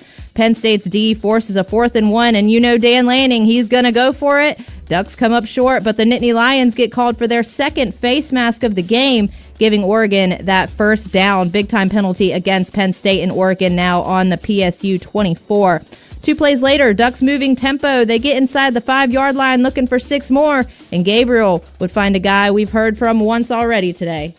Power running formation left. James, nope, yep, they're going to throw. Wide open. Touchdown, Sadiq. Left-hand front corner of the end zone. Penn State was playing run because Oregon showed power formation, and the play action got him. Kenyon Sadiq grabs 6 more for the Ducks. A 2-yard pass from Dylan Gabriel, and Oregon extends their lead to 14-3. 2 touchdowns for the sophomore, and Oregon's offense is rolling against a Penn State team that usually does not give up many first quarter points. Ducks finding a way past that Nittany Lions defense. Now it was time for Penn State's second drive. Their defense unable to slow down Oregon here in the first quarter, hoping their offense could pick up the slack and get some points here to close the gap. Here's the Temple offense. Aller wants to throw again. Over the middle. Got him wide open. Catch, touchdown, Penn State. Nicholas Singleton, the running back, out of the backfield, and the Temple offense got Oregon way off balance. Holy cow. Touchdown Singleton, touchdown Penn State, and the Nittany Lions now trail by just 4, 14-10 Ducks with about a minute and a half left in the first quarter. Oregon gets it back on the 40-yard line after a penalty called on Penn State during the kickoff for unnecessary roughness. The first quarter ends, and the Ducks start the second quarter on the PSU 38 with a 2nd and 12. After that, Nittany Lions ends the quarter with a sack and a loss of yards against Oregon. And the Ducks would waste no time at all. First play of the second quarter, and a huge pickup through the air between Gabriel and Tez Johnson. Now the tight end Ferguson comes way out to the left, so 2 each way, and back to throw. Quick throw down the middle. It's Johnson. Inside of the 15 to the 10. Sidestep a tackle and goes to the 7-yard line. Tez Johnson. They're having trouble covering him. That 31-yard bomb from Dylan Gabriel to Tez Johnson sets up Oregon for 6 more inside the 5. Ferguson motions back to the formation. Snap of the ball, back to throw. Pressure comes, throws. Catch made, Ferguson. The big tight end lined up outside of the left. One in motion, set up inside, and then just one into the end zone and sat down. Terrence Ferguson enters the chat, and he finds the end zone for 6 more. Ducks leads 21-10 early in the second quarter. Penn State with the ball and the defense on both sides, not playing to the caliber we're used to seeing, but a chance for a big third down stop for Oregon. Tysheem Johnson with the open field tackle, and the Ducks get the stop and the ball on the 31-yard line with 11:48 left in the half. Talking about a slow start for the defenses. First start came from the Ducks on Penn State's last drive. Well, now the Nittany Lions would get the stop and force Oregon to punt for the first time tonight. Nittany Lions to start from their own 11-yard line with 10 to go, but not so fast. The Oregon defense would get the ball right back into the hands of Dylan Gabriel. Tight end is to the right, back to throw Aller. Looking middle, throws it downfield, and it was intercepted. It was picked. Down the right side, 5-3-2. Did he get there? No, not quite. Dante Manning with the interception. Back to the 1-yard line. Dante Manning with the interception, a well-thrown ball, but an even better read by Manning. And just 9 seconds later, Jordan James would finish it off. Jordan James easily into the end zone. Touchdown, Oregon. So the first key mistake of the ball game made by Penn State. 1-yard rush for James and 6 more for Oregon. 28-10. Ducks now under the 10-minute mark, and back and forth we go. It took a little over 3 minutes for Penn State to move the chains downfield and strike right back with a touchdown pass to Evans to make it 28-17 in favor of Oregon, and would go on to force the Ducks to punt for the second time tonight. Now 6 minutes on the clock and great field position for the Nittany Lions on their own 36. Penn State converts on a 4th and 1 for a fresh set of downs on the Duck 37. 2-minute warning comes inside Oregon's 10-yard line. Touchdown, Penn State. And Oregon's lead shrinks by 7, leading 28-24. Big second quarter here for the Nittany Lions. Oregon, though, with one more chance to extend their lead. Under a minute to go now in field goal position after a big pickup by Tez Johnson. But the Ducks held to that field goal. Can't find the end zone, but Sappington finds the uprights for 3 rate points for Oregon. And that is your first half recap from Indianapolis. Oregon leads Penn State 31-24 in the Big Ten championship game. And we'll be back with more right after this on the Oregon Sports Network from Learfield. Jan from Toyota here, live with some big news. Toyotathon is on. Okay, now back to your regularly scheduled programming. Dealer inventory may vary. Toyotathon ends January 6th. Participating dealers only. Toyota. Let's go places. As a local community credit union founded by teachers, OnPoint is committed to supporting the students and faculty at the University of Oregon. And on game day, we're right there with you, on the field, in the bleachers, and in the classrooms. Drop by our local branch today and discover the many ways OnPoint can help support your financial well-being. OnPoint Community Credit Union. People are the point. Federally insured by NCAAF. Equal housing opportunity. Jan from Toyota here, live with some big news. Toyotathon is on. Okay, now back to your regularly scheduled programming. Dealer inventory may vary. Toyotathon ends January 6th. Participating dealers only. Toyota. Let's go places. Oregon. He's trying to block at the 10, to the 5. Penn State.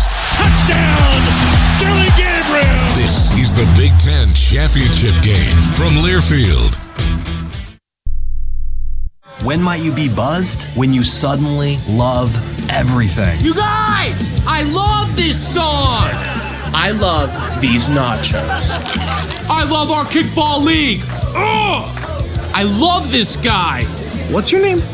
You know what I'd love? A ride when it's time to head out. If you see a buzzed warning sign, call for a ride when it's time to go home. Buzz driving is drunk driving. A message from NHTSA and the Ad Council. I love your car. Is this real leather? When you're high, you feel different. You think different, you talk different, you draw different, you listen to music different, but you probably knew that. Problem is, you also drive different, and not in a good way. That's why driving high is illegal everywhere.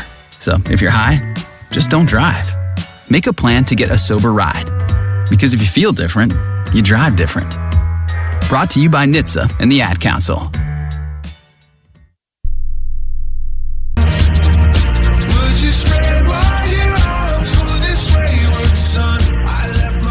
Welcome back inside the Learfield Network studios. Ashley Gentry here with you as we await the start of the second half from Lucas Oil Stadium. And the Ducks lead the Nittany Lions 31-24 after the first 2 quarters of action. As for the rest of our games here on Championship Saturday, most have gone final. One other game ongoing as of now, and that would be 17th ranked Clemson versus number 8 SMU for the ACC championship game. SMU with a great season. They came into this 11-1. The favorites, Clemson, 9-3, but Tigers lead it 24-7 at the halfway mark, holding SMU scoreless in the second quarter. 21 points for Clemson in the first quarter. Top it off with 3 points in the second for that 24-7 Tigers lead over the Mustangs. As for the rest of our games, they have all gone final, and we had some wild ones for you. Things got started last night, though, with number 10 Boise State for the Mountain West Championship against number 20 UNLV. Boise State wins it. Your final score, 21-7 in favor of Boise State. They take the Mountain West Championship game. Ashton Genty ran for a 209-yard touchdown. He scored all of Boise State's points in the first half, and just a huge game for Boise State. Then Army, number 24, big night for them as well. Their first ever championship victory, 35-14 over Tulane. Big time party at West Point for the Black Knights last night. And back jumping into today, things got started bright and early. A 9 a.m. kick Pacific for number 15 Arizona State and number 16 Iowa State. Sun Devils secure their first Big 12 championship. The newcomers to the conference, they win it big, 45-19 over the Cyclones. And our other final score for you today, it's the SEC championship. Number 5 Georgia versus number 2 Texas. Texas came into this game with just one loss on their season, and that came from the hands of those Georgia Bulldogs. And the Bulldogs do it again today. An overtime victory for the Red and Black, 22-19, your final score. The Longhorns go down in OT, and Georgia remains reigning champs of the SEC. That's how it looks for the rest of Championship Saturday. As for the rest of Oregon athletics, things heating up on the court, starting with volleyball. They'll be in the regionals, taking down TCU in 4 sets, headed to the Sweet 16. Their first opponent has not been announced yet, to be determined, but that match set for December 12th. And keeping it on the court, how about Oregon basketball? The men's team, they are 9-0 to start the season, just won the Players Era tournament, taking down Texas A&M, taking down Alabama, and they will be back at home at Matthew Knight Arena tomorrow to take on UCLA. The women's team, they were in action earlier today, but tough loss for the Ducks. They fall to the 6th-ranked USC Trojans, 66-53 at home. First home loss for the Oregon women's team. They are now 7-3 on the season and 0-1 in Big Ten play. That's how it looks for Oregon athletics. That's how it looks here on Championship Saturday. All games have gone final, but are 24-7, for SMU and Clemson. And the game that matters most, number 1 Oregon versus number 3 Penn State. And the Ducks lead it by 7, 31-24 at the halfway mark. We're going to get in a quick timeout here and get you right back to Lucas Oil Stadium for the start of the second half. Right after this, you're listening to Oregon football from Learfield.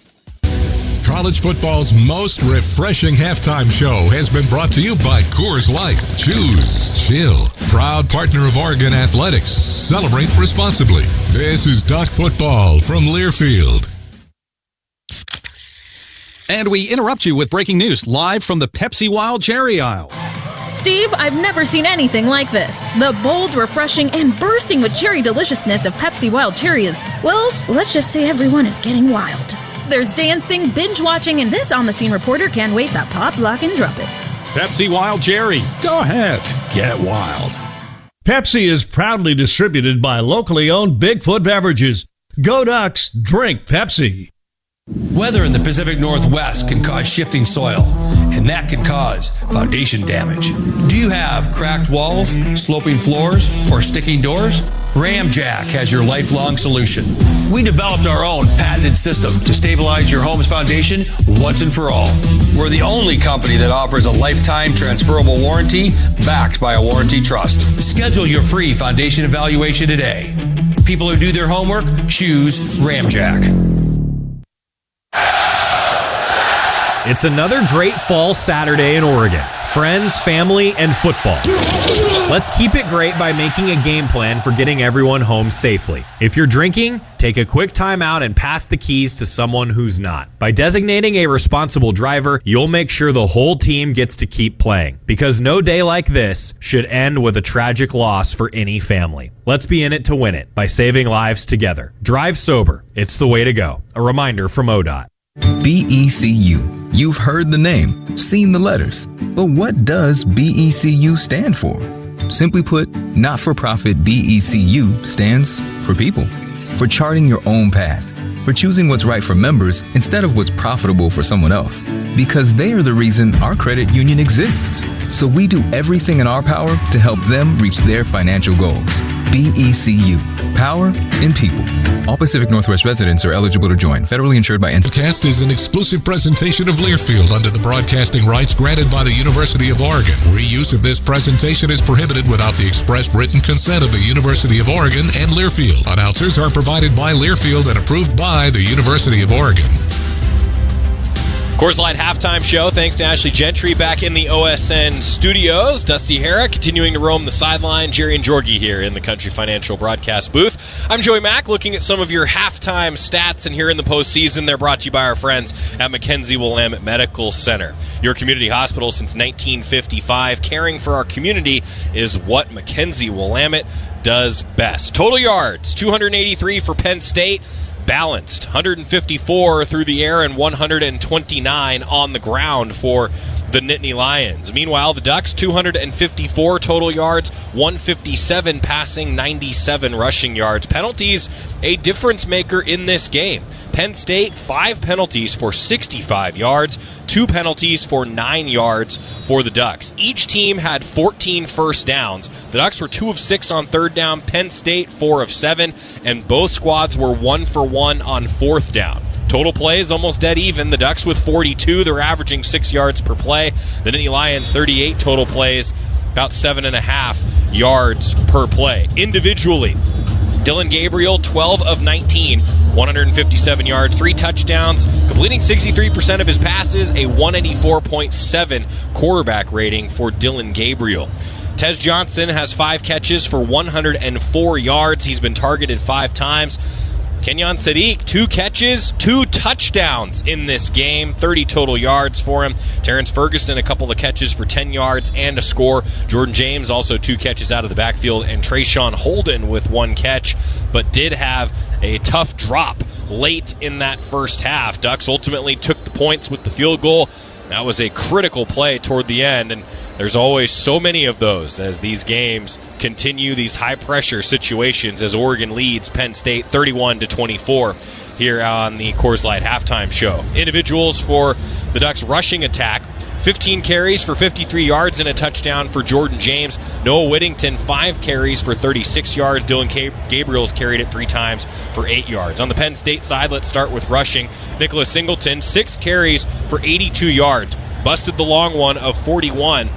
And then Katron Allen, 5 carries for 37 yards, and he's busted one for 24. Drew Aller has carried the ball a couple of times for 15 yards. Through the air, Drew Aller, 12 for 23, 154 yards, 2 touchdowns, and 1 interception. Dante Manning, the interception for the Ducks in this game. Big reason why they are up 31-24. He returned the interception all the way to the 1-yard line there in the first half. Receiving the ball, Tyler Warren, he's been a difference maker. 4 catches, 67 yards, his longest of 28. Singleton's got 3 catches for 34 yards out of the backfield. Allen, 3 catches for 15 yards out of the backfield. Evans with 1, and Wallace the third with 1. Tyler Warren's been the leader, and Tez Johnson has been the leader for the Ducks in the passing game. Defensively, a couple defensive numbers before Jerry and Jorgie take back over here. A slew of Nittany Lions with 5. Kimber, Harris, Wheatley, Abdul Carter, and Kobe King from the linebacker spot. Leading tackler for the Ducks is Devin Jackson with 5. Tysheem Johnson with 4. Kobe Savage, Bryce Betcher also with 4 for the Ducks. Betcher's got the lone tackle for loss for Oregon. No sacks for the Duck defense in the first half. Those are your halftime stats presented by Mackenzie Willamette Medical Center, caring for our community since 1955. That wraps up the Coors Light halftime show. I'm Joey Mack, and alongside Mike Jorgensen, With the call in the second half, the voice of the Ducks, Jerry Allen. Thank you, Joey Mack. What a first half of football. Nothing like we thought we would see at all. I mean, we really talked about Oregon's offense, how explosive it is and what they can do and how quickly they can score. Same thing with Penn State. They've got a lot of ways to score, and they score quickly and easily. But we really thought the defenses would control this first half of football, and that was not the case, Georgie. Yeah, I mean, probably not the right assumption to arrive at, Jerry, when you look at these two teams. If you want to, dig into the stats, Oregon averages 448 yards of total offense a game. Penn State 443. So there's only 5 yards difference between these teams. And right now, here at halftime, the stats are pretty close total offense as well. So, why we thought the defenses would dominate a game like this, even though both defenses are near the top in the Big Ten Conference and in the country, the offenses have had their way with both of the opposing defenses. It's interesting to look. Dusty Hare down on the sideline joins us as well, our Toyota sideline Mike. The two leading receivers in the ballgame, Tez Johnson, 5 targets, 5 catches. But the guy that's caused the most damage with only 4 catches is Tyler Warren, because he disrupts the defense of Oregon because they worry about him so much. Dusty? Yeah, both those guys, they could not be any more different in their stature between Tez being short, quick, fast, and small. Tyler Warren, big, strong, physical, but also a presence with his speed. And those two guys, they have gravity. Everybody on the defense, from the linebackers, safeties, corners, you have to know where 15 is for Oregon and where 44 is for Penn State. And they bring 2 completely different skill sets to the table. Oregon will kick it off. Penn State won the flip of the coin, so the Ducks. Sappington approaches, gets his foot into the ball very high. Going to go deep and come out to the 25-yard line. And not a huge moment in the ball game, but Georgie, kind of a early second half defining moment, because Penn State pretty much has had the momentum except for that last drive for Oregon. Yeah, I mean, in the second quarter they dominated, and they're hoping to be able to take that momentum in that second quarter and carry it over into the third quarter. Just kind of ran it and threw it at will on Oregon's defense and had Oregon's defense confused all the way to the end of the half. So let's see if they figured it out here at halftime. Katron Allen, I believe, in the backfield with Aller, 2 receivers. Make that 3 strung out to the left. Now motion comes one of those all the way to the right, hand the ball off, and up the middle, a hard 5, almost 6-yard run is Singleton. And that is not Aller, that's Bo Prebula. And we expected to see him run, 6 or 7 plays a game. Aller lines up as a wide receiver when Prebula is in the ballgame at quarterback, and that's what happened that time. Prebula goes out, and Aller comes back in. Joey Mack said it, that's eye candy, that's distractions. Aller goes empty backfield, 2 receivers to the right, 2 to the left, and a tight end left inside. Motion comes back to the line, back to throw Allers. Swing it out for the screen pass. Not a first down, running out of bounds after the catch is Khalid Dinkins. He's a tight end. Khalid Dinkins, 6'4", 252. Forced out by Tysheen Johnson, who is 195. 3rd down and 1. Just get him out of bounds. Get him out of bounds. 1 yard on 3rd down and 1. Empty backfield. 3 receivers stacked close. And now back to the line of scrimmage over the quarterback is Singleton. Motion man into the middle. Under center, the quarterback keep. And Warren will get the first down barely. So he lines up as an H-back, comes in motion, and then stops and goes under quarterback. He did. Under center, rather. And then just used that big body of his, as well as a little bit of a push from behind, to be able to go to the right and get that 1 yard he needs. Nick Singleton came in and hit him from behind, and an offensive lineman as well. And pretty good surge by the offensive line to be able to get that move forward. All they needed was 1, and they got it. Aller, quarterback. Running back beside him, 3 receivers grouped tight to the left, hand that ball off. Left side, big hole, running outside, close to a first down, get 8 yards. Katron Allen picking his way, but he initially had a nice hole to run through. Picking his way because he's got room to be able to make those choices, Jerry. You look at him running to his left, he takes that handoff, he cuts back, and there's nobody there on that angle right there. Jordan Burch kind of getting pushed around by Penn State's offensive line right now. Pickup of 8 yards, 2nd down and 2 to the 44-yard line. of Penn State, going left to right in those white uniforms, white helmets. Aller, big guy, the tight end beside him, turned, handed off, up the middle, going to get the first down up to the 49-yard line is Katron Allen.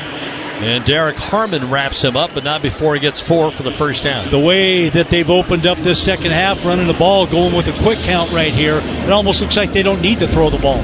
Pistol formation, Aller with a running back behind him, hands it to him, he'll go upfield, just running through tackles to the 42 of Oregon. That's Katron Allen. And the Penn State fans are cheering because Oregon could not bring him down before he got 10 yards. Well, when you think about Big Ten football, what Penn State's doing right now is Big Ten football. Bully ball at the line of scrimmage. And they're pushing Oregon all over the place from a run game standpoint. And that when you can run it, it sets up everything else offensively for you. But the way Penn State's running it right now, they don't need to throw the ball and take the chance. To the 42-yard line of Oregon, 2 receivers way out to the left. Aller, since his tight end in motion, sets up to the left as an H-back. Aller, back off play action pitch, wants to throw. Downfield, big guy going up and getting it. And he made the catch. That's a great play by the big guy, Tyler Warren, and he was bracketed. He was covered. Yeah, that's the bracket coverage right there. And yet look where the throw is. It's where nobody can get to it. High, let the big guy, 6'6", go up and high point the catch. Oregon really in good coverage there with Devin Jackson and Brandon Johnson, and they still couldn't stop that play. That was a really nice throw by Drew Aller. Yeah, I'll tell you what, Warren, he's a talent. Is he something? He's kind of a freak. Give him credit. First down at the Oregon 28-yard line after that catch by Warren. And a 12-yard pickup. Here's the handoff, cutting it back up the middle. Not much room for Allen, and he'll be gang tackled after a 1-yard gain at the 27-yard line of Oregon. Amari Washington, who's been going in and out, along with Jamari Caldwell on the tackle. Here's second down and 9. Empty backfield. Aller with a snap, back to throw. Looks middle, throws middle, and is dropped. Could have been caught by Tyler Warren. But how do you lose Tyler Warren? How do you lose him completely on that play when he is really the main receiver? All Drew Aller did was look to the left, and it looks like he's lined up as a tackle, but he's an eligible player, and he's running right down the middle of the field wide open. Just dropped the ball. Oregon got away with one there. Third down and 9. They almost made that catch. Here's 3rd and 9 for Aller from the Duck 27. Motion man goes left, 3 receivers there.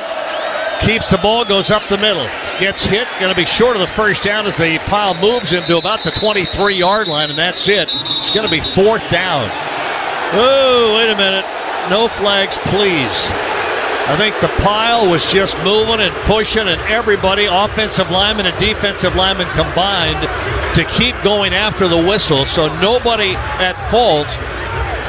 Some booing going on by, I think, the Penn State fans, but it'll be 4th down and 5. When the whistles blow, you got to let go. Yeah. Last thing you need in that type of situation is just a costly penalty goes against you. Field goal try by Ryan Barker from the 38. 40-yard field goal try, his longest 49. 4th down and 5. Snap, place, on the way, and he missed it to the right. He missed it to the right. His longest is 49 yards, so 40 yards is a good kick for him, but he couldn't hit it. And Oregon will maintain a 31-24 lead as we still have 9:27 remaining here in this third quarter. Penn State's drive got him in the field goal range, didn't take advantage. Oregon will get their first chance for the ball when we come back. Our Country Financial broadcast booth here at Lucas Oil Stadium on the Oregon Sports Network from Learfield. Before laughs in the parking lot became beers in the stadium with new friends, someone had to bring the 6-pack of Kona Big Wave. Kona Big Wave, bring the aloha. Copyright 2023 Kona Brewing Co., St. Louis, Missouri. Enjoy responsibly. Jan from Toyota here, live with some big news. Toyotathon is on. Okay, now back to your regularly scheduled programming. Dealer inventory may vary. Toyotathon ends January 6th. Participating dealers only. Toyota. Let's go places. Wherever you are in life, once a duck, always a duck. That's OCCU. Since 1956, OCCU has helped the University of Oregon community take flight financially. Like our remarkable checking and duck debit card that give duck fans more for the things they care about. More for the game, more for gear, more for a bright future. Earn interest, show your duck devotion, and start earning more today. Learn more at myoccu.org/getduckdebit.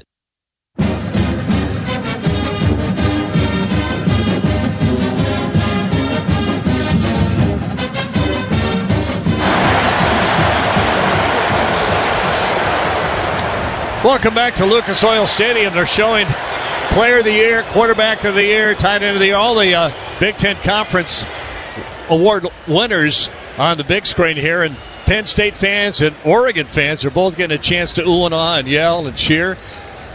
Big Ten with 18 schools, it's hard to get very many guys on that all-conference team. There's a lot of schools in this league. Yeah, Dusty Hare down on the sideline, our Toyota sideline. Mike, Oregon defense got to stop. They did get a stop, and on that one, 3 points was going to be a best-case scenario, but it got even sweeter when it gets pushed wide to the right because Oregon on that third down opportunity, or second down, there was a wide-open Tyler Warren who lined up as a tackle eligible, as you guys said, but he did a great job of hiding his number when he came up to the line of scrimmage. They don't have numbers on the top of their shoulders, Penn State, so he was able to hide his 44 and just line up. He's as big as the normal tackle is, and nobody accounted for him. Ducks got away with one there, and they got away with another on the missed field goal. So we'll first down Oregon. They'll have it at their own 23-yard line. That was the line of scrimmage on the missed field goal. And here is first down Oregon. Gabriel, pistol formation, turn, hand it off. Going left, big hole for James. Jordan goes outside, through a tackle and out of bounds at the 34-yard line. Big hole on the outside, and then he just turned on the afterburners. Big first down run. Line of scrimmage at 25. He'll get it out to the 34. Doing a really nice job on that dual Carter, too. 22. So, line of scrimmage was not the 25. It was a missed field goal from the 22, so a 13-yard pickup. Here's the snap and the screen. Ooh, incomplete and almost picked off. Trying to get the quick screen to the outside to Tez. Led him too far. That ball was tipped and almost diving catch by the defense. Yeah, almost an interception there. Oregon just has not been able to complete that, and Tez has got to catch that ball because he's got a chance to cut back inside and make some yardage there, but instead it almost got tipped to an interception. Second down and 10, empty backfield for Gabriel. 4 receivers out to the right, now 2 to the left. Sadiq comes in motion. Gabriel wants the snap, got it. 4-man rush, pressure comes, rolls to his right, throws, caught, 50-yard line. And I don't think there's a flag down. I think that's a white. Ball came out, but Penn State's saying they got it, but the officials are not indicating that. Flag back behind the play, though. Yeah, I don't think that's a flag, Jordan. I think that's a piece of equipment. Oh, is it? Okay. Yeah. It kind of came flying in, and be interesting to see if they look at this for a fumble. 49-yard. Boy, I think they might. Looks like he hit the ground and then it came out. All right, from the pistol, Gabriel, ready to go. Whittington to his right. Quick throw over. There's the screen again. And there's Johnson. Tez tried to go outside. Couldn't get there. Only a very short 1-yard gain. Pick up second down and 9 at the 48 of Penn State. Oregon's 1 for 4 on those type of plays on the outside. And the other 3 have been completions. Not even for any type of yardage. So great job of Penn State running to the ball on that particular play. Set up maybe a pump and go a little later on. Eventually. Trips out to the left, 1 to the right. And back to throw again. Rolling right. Gabriel is going to throw it downfield. Wide open. Catch made. 20. Tez inside of the 10. Tez at a 5. Touchdown, Oregon. Tez Johnson. Gabriel dangerously close to the line of scrimmage when he threw that ball. Got rid of it in time, and then Tez did the rest of the work. Made a man miss, and that's usually what he does. There was no third man there on this particular play for him to have to go down.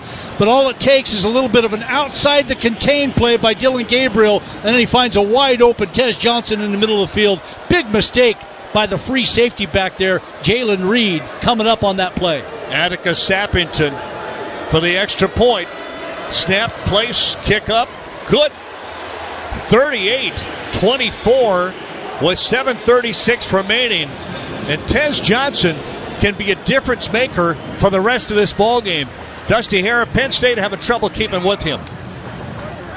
I mean, a lot of teams have had troubles keeping with Tez Johnson, but right there, what a job by Dylan Gabriel. Dylan Gabriel's one-on-one with that dual Carter, one of the best edge rushers in the entire country, and he stays calm, he keeps his eyes downfield and delivers a strike to Tez Johnson right there. 15 and 8, that connection has been money all season long, and right there, it couldn't come at a better time. Yeah, for a moment, Dusty, I thought Gabriel was going to run it. It looked like he was going to take off. It really did, and then he always keeps his eyes downfield. That's one thing I love about Dylan Gabriel is that he's always looking to make a play downfield. Sometimes fans wish he would tuck the ball and run and take it because it doesn't work out, but right there, that is exactly why you want your quarterback to always look for the play downfield. It takes away hits that he's going to be taking on from defensive linemen, and also he gets a chance for an explosive like we just saw. Yeah, that's why he's a Heisman candidate, and he was the quarterback and the offensive player of the year in the Big Ten. Timeout. Ducks lead it 38-24, 7:36 left here in the third from Lucas Oil Stadium and the Oregon Sports Network from Learfield. BECU. You've heard the name, seen the letters. But what does BECU stand for? Simply put, not-for-profit BECU stands for people. For charting your own path, for choosing what's right for members instead of what's profitable for someone else. Because they are the reason our credit union exists. So we do everything in our power to help them reach their financial goals. BECU. Power in people. All Pacific Northwest residents are eligible to join. Federally insured by NCUA. If you know your party's extension, press or say 1. To leave a message in our company mailbox, press or say 2. Spoiler alert, it will be full. Representative. Would you speak to your mother in that tone? Speak to a real human being. You shouldn't need to shout into the void to get your health insurance questions answered. Pacific Source Health Plans. This is a real person. How can I help you? Human service, not automated phone trees.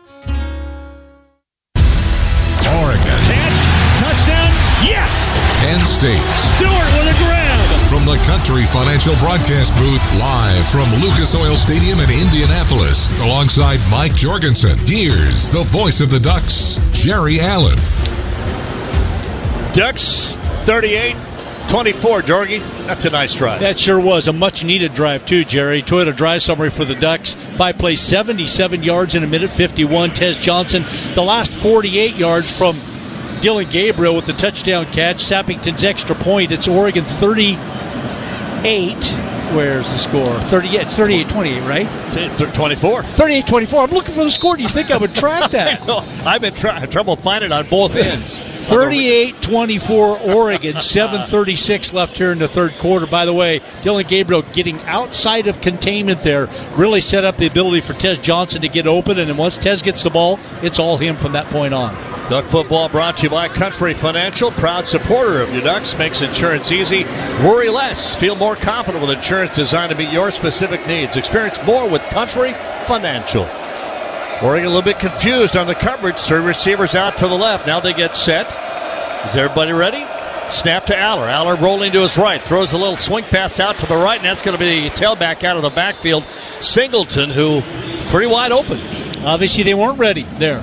Nope. Looked like Tatum Toyota came loose on the rush, but that allowed Singleton to get open out into flat. So Oregon again just scrambling to get into position. 9-yard pickup. Here's the pitch going outside of the left again. It is Singleton.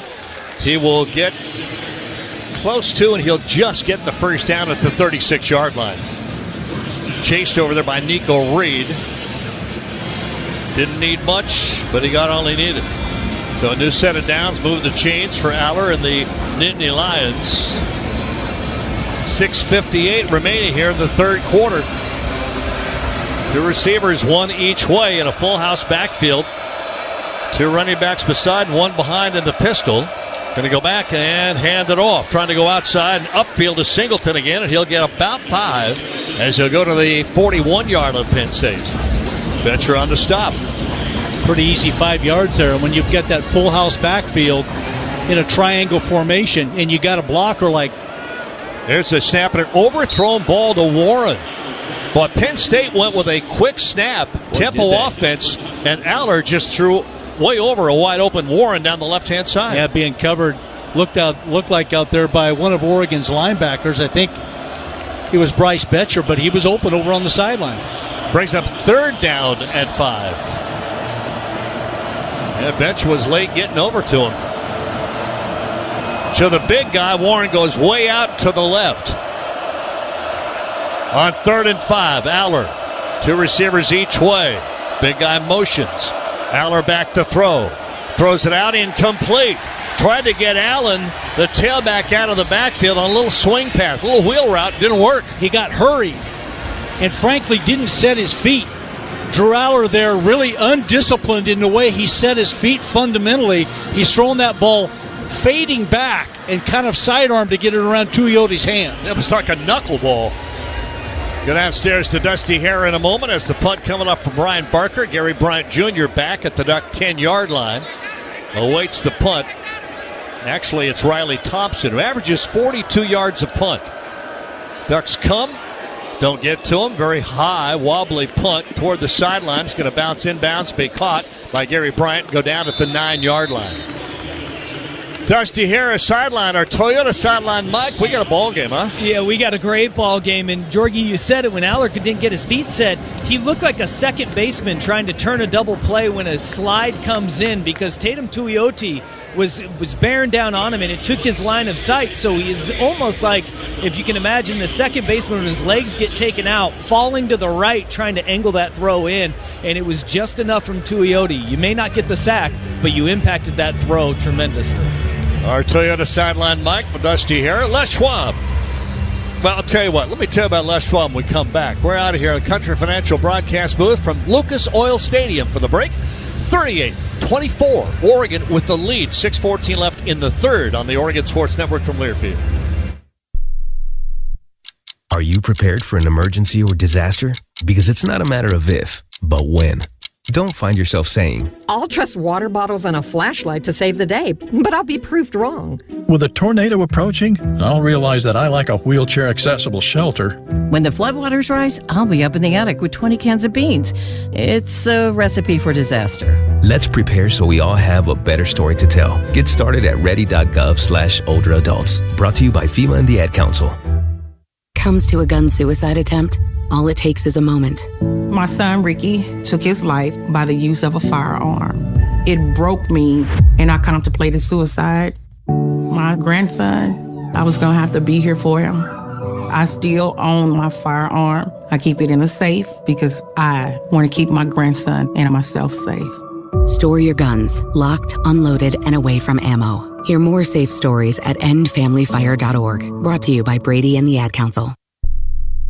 Welcome back to Lucas Oil Stadium, Indianapolis, Indiana. Big Ten championship game. I mentioned Les Schwab. Well, snow is flying in the Cascades this time of the year. Want to make sure your car is in great shape. And having the right set of tires and wheels in your vehicle is just part of an essential safety checklist. That's why Les Schwab Tires offers free pre-trip safety checks of your brakes, battery, alignment, suspension, and steering. Stop by anytime or schedule your appointment online at leschwab.com. Les Schwab Tires, doing the right thing since 1952. Love my Les Schwabs on my Toyota. Love them. No doubt. Yeah, you're right. Me too. Good time of year. Me too. Good time of year to have those snow tires on, which are everyday tires, by the way, too. I just love them. Can't see myself riding with you in the snow. Here's first down from the 9. Quick snap, back to throw. Gabriel swings it out. Tez has got it on the left-hand side. Going to go out of bounds. Forced out of bounds across the 15 near the 18-yard line. Pickup of about 8. See where they place that ball. They're going to put it just across the 18-yard line. So a pickup of, they're going to put it right at the 18. So a second down and 2. Actually, second and 1. They need to get to the 19 for a first down. Holden goes way out to the right. It's like Stewart to the left. Gabriel from the pistol formation, turn back and hand it off. Nice big hold, great cut. That Whittington across the 30 to the 33-yard line. He had a couple of areas he could cut to, and he made a right cut Big hole up the middle. He had two choices there. Yeah, he did. Great job by the Oregon offensive line, just to the right of the center and the left of the center. Big gaps for Whittington to be able to run through on 2nd and 1. You would think that Penn State might be expecting pass there, and Oregon ran it right up the middle. First down at the 33-yard line of Oregon from the pistol. Here's the turn, hand it off again. There goes Whittington again to the outside. Got a block, cuts it inside the 40, on his feet near a first down at the 43. He'll be short of the first down, but that's a great run. And who was that blocking on the outside for him? Teaford. Who else? Couldn't quite make up his mind which way he wanted to go when he got out there in the flat. Right, left. Instead, he kind of ran right into the middle of it. On the stop, finally, A.J. Harris with help from Wheatley. And Evan Stewart out there, too. 2nd down and a yard. Gabriel ready for the snap. Claps the hands, got it, back to throw. On 2nd down, pressure comes, trying to run away from it, throws the ball into the ground. Trying to get it to Herbert, but almost feel like that was a throw it into the ground. I wasn't going to get my feet set. I wasn't sure if I could throw the ball that way. Pressure coming at me. Let's just live to play another down. Well, brings up 3rd and 1. Your 2nd and 1 type of situation. Do you just go ahead and the ball got tipped? Yeah. Do you go ahead at 2nd and 1 and just try to run it for the 1 yard to get a reset of the downs and be able to run off more time? But Oregon oftentimes will try to fool a defense. That's what they tried to do there. Under center, Gabriel, power formation behind him. Gives it up, first down run. James will go inside the 50-yard line before he's finally stopped to mark it right at midfield. An easy first down. Great blocking on the offensive line. Marcus Harper the second. Pancho just, we don't talk enough about that center. Runs the offense from the offensive line. Iapani Olu has been money at that center position. Yeah, Connerly moving people too. Here's first down at the 50. Gabriel, Tez in motion back to the formation, going to hand it off again. A tackle from the outside in. It's a great play by Zero. That's Dominic DeLuca. He's a linebacker lined up on the line on the outside. And just came right down the line of scrimmage, unblocked from that outside position. Eventually you got to hold that ball, and he'll get caught tackling the running back, and the quarterback will keep it. But on that one, he came in from the backside and made that tackle for no gain. 2nd down and 10 at the 50.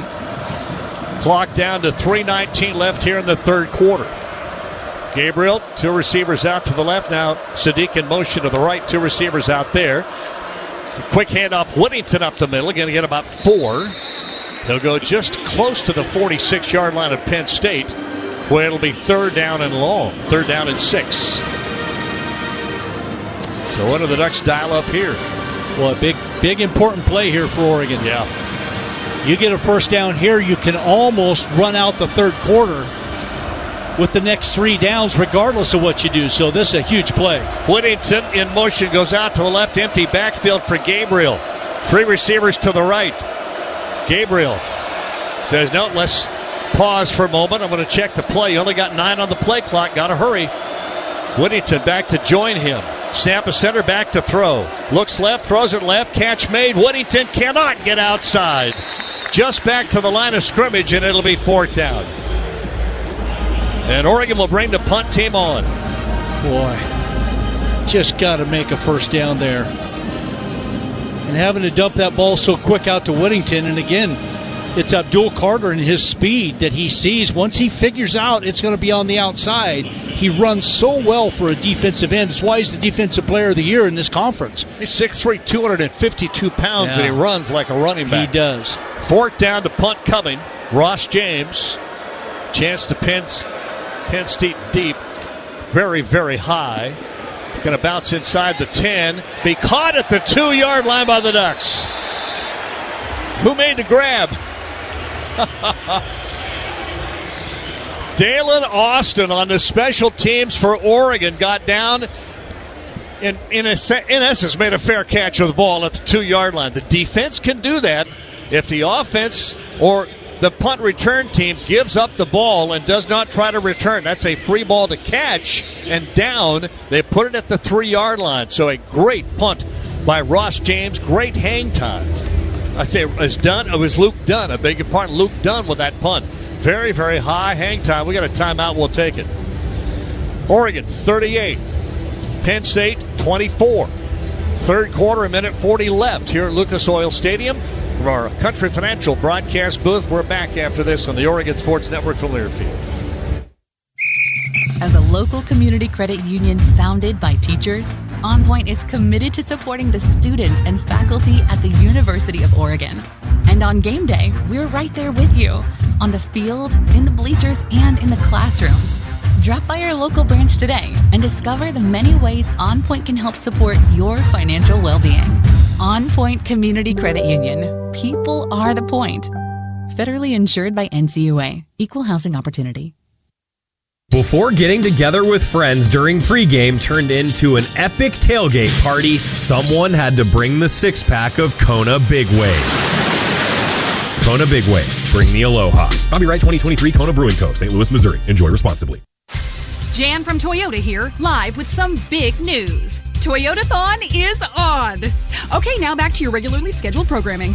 Dealer inventory may vary. Toyotathon ends January 6th. Participating dealers only. Toyota. Let's go places.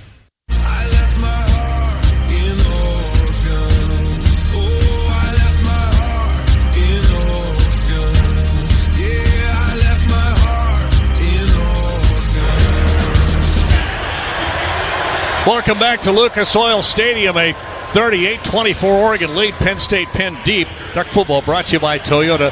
Let's go places. And we'll take a quick moment. Don't wish people a happy birthday. I got too many family members, but there's one uncle I got down in Grants Pass. My Uncle Glenn is having a birthday today, and I hope it's a great one. I hope they're partying hardy down there for him. He's a great guy. Happy birthday. Yep, good times. 3-yard line. First down, Penn State. And an opportunity, Jorgie, for Oregon to get huge field position. Big time. Make a stop here. Maybe allow one first down at the most, and you get great field position back. Aller from his own end zone on first down. Back, hands it off. Trying to go outside. Going to get it to the 5-yard line, and a helmet comes off. Penalty flag flies. Yeah, with that helmet flying off, I'm wondering if somebody didn't pull it off. This would be a big penalty against Oregon. And because of that, he doesn't have to come out of the game. Personal foul, hands to the face, defense, number 55. 15-yard penalty, added to the end of the run, automatic first down. Well, so much for keeping them inside the 10. And it isn't the type of thing you want to be jump-starting this Penn State offense on. Was it Harmon, 55? It was. Yeah, Harmon. Yeah. He got his hand up. He got it up under there, and then he wouldn't disengage. That's the thing about it. He just would not disengage. Kenley takes the ball to the 21-yard line of Penn State left hash, going from our left to our right. Aller making a play call at the line. He checks off from that shotgun. Snap, turn, hand it off again. Up the middle, running into a pile and getting away. Nobody tackled him, and there goes Allen. 40-yard line, sideline, straight arm down inside the Oregon 46-yard line. Katron Allen. They had that play in the first half where he bounced off a pile, but nobody grabbed him. Nobody could wrap up. And he's a big back, 230, 225-pound, 230-pound tailback. So the penalty moves him out, and then the big run takes him past midfield. To the 47. Hand it off again. Up the middle, short of the 45-yard line, just on the 45. Is Allen again. Jordan Burch on the stop. Short pickup of 2, second down and 8. Just those little things in a game like this make all the difference in the world. 2 receivers out to the right, 1 to the left. Here's the handoff again up the middle. Almost, and he does break free. 30. Cut it outside. Hit from the backside at the 20 inside of the 18-yard line.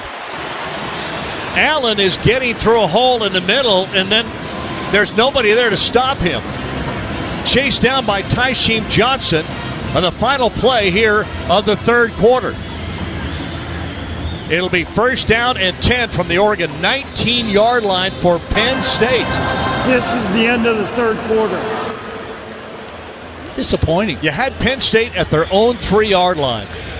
Penalty and then 2 big running plays, and they are inside the Duck 20. Defense will get a break at the end of this third quarter to gather themselves and rally. They stopped Penn State to a field goal try the last time down in the red zone. See if they can do that again. When we come back, Oregon on top, 38-24. Fourth quarter coming up from our Country Financial broadcast booth. It's Lucas Oil Stadium, Indianapolis, Indiana, the Big Ten Championship game on the Oregon Sports Network from Learfield. This message is for Shauna, my mom, who just finished her high school diploma. I wanted to say I'm so proud of you for finishing school. You taught me it's never too late to achieve your dreams. I hope to make you as proud as you have made me. When you graduate, they graduate. Finish your high school diploma for you and for them. Visit finishyourdiploma.org to find free and supportive adult education centers near you. Brought to you by the Dollar General Literacy Foundation and the Ad Council. You said you'd never buy your kid candy from the checkout aisle. Or forget extra diapers. You'd never lick your thumb to clean their face. Never, ever become a minivan mom. So when you say you'd never leave your child in a hot car, know it can happen. Cars get hot fast, and kids can be at risk in temperatures as low as 60 degrees Fahrenheit. Never happens. Before you leave the car, always stop, look, lock. Brought to you by NHTSA and the Ad Council. And welcome back to Lucas Oil Stadium. Fourth quarter brought to you by Toyota. The RAV fourth quarter. I like that, the RAV fourth quarter. Dusty Hara down to the sideline, or Toyota sideline Mike. Well, we talked about Oregon pinning Penn State deep and not giving up the big play. They gave up two huge plays. Last time, able to hold them in the red zone. Yeah, and it's been kind of bend but don't break, right? Yeah. And this is the time, and as the field shortens down, there's less and less to work with, and your defense can bring guys up and have more run support and fit. But right now, I think where Oregon is getting beat, this is a little bit of the unfamiliar territory where an offensive line is just getting a really good push on one-on-one blocks. They're not really needing to get the double teams to work up to the second level because they're able to get those one-on-one single blocks. And right now, that just comes down to fresh legs and bodies coming in and ready to work. I mean, we saw against Wisconsin, what was it? We had a defensive holding against Derek Harmon because he was not allowing those blockers to get up to the second level, and I think we're going to see a little bit more physicality here to start this fourth quarter. The thing is, up by 14, you've got to make Penn State have to work the clock and plays to get down into that in the end zone. And that's what's a killer about this is 3 plays, and they're basically at the Oregon 19-yard line, just like that. So it'll be first down, Penn State. Left hash going from our right to our left now. Oregon in the black uniforms with the green helmets. Penn State in the all-white, including the white helmets. I mean, frankly, you want them to run it, right? You want them to run the ball. You just don't want them running for 40 yards at a clip. And that's the problem right now is Penn State's just gashed Oregon for big runs in this game. Way out to the right-hand side goes Harrison Wallace. Receiver inside of him. Aller keeps it, going to go left. Got room, got a block. 10 inside, dives for the pylon, but I don't think he got there. And I'm not sure that was Aller. Oh, it might have been. Might have been Pribula. It was Pribula. At quarterback. Pribula at quarterback. Again, we're going to see him like 8 or 9, 6, 7 plays a game. Snapped it to him, and he just took it. Design, quarterback, run left. To the 1-yard line. He pulled that ball out and had wide open field out there, and he's just too good of an athlete. Timeout whistle. The ruling on the field was that the runner was short of the goal line. The previous play is under further review. See, what happened here is the pylon got knocked over when he went out of bounds, and it's just a matter where the ball is. Because when that pylon went over, you make the assumption that, well, he must have hit it with the ball. And we'll see from this angle right here, it's his leg. Yeah, the ball goes outside of it. Yeah. So I thought the ball went out at the 1. Now I think they might mark it another half-yard closer here. But it's his leg that knocks it over. He was being chased by Kobe Savage, trying to keep with him and not let him get to the end zone. I think he wanted to reach that ball out, but it's almost like he was afraid of losing it if he reached it out. review underway. I'll be surprised if they call this a touchdown. They ruled it out at the 1. If anything, they may adjust it inside the 1, but Dusty Hare, I don't know if you're at that end of the field. You got to look all the way across the field at it. Yeah, I was looking right down the line, and it was really close, but I think Jorgie was right in that he kind of whipped his body around the pylon as he was going out of bounds, and that leg kicked it on the way past. It was a bang-bang play, really close, but you did have a judge who was back and had a really good angle at it. I think it was as good of a spot as you can get in that situation, but I bet they move this thing closer, if anything else. Yeah, that's what I think, too. Taking a long time to look at this, the replay, and we've got a call. Let's go down for it. After further review, the runner was short of the goal line. The call stands. So they'll leave it at the 1-yard line. Leave it at the 1, left hash. And they were going with a power formation. But the way Penn State's been running it, doesn't feel like 1 yard's going to be trouble for the Nittany Lions here. And it is Aller who will go under center. Turn, hand it off, easy touchdown.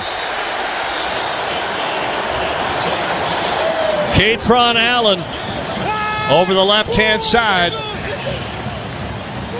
Closes the gap, 38-30. Extra point away from being a 1-touchdown ball game.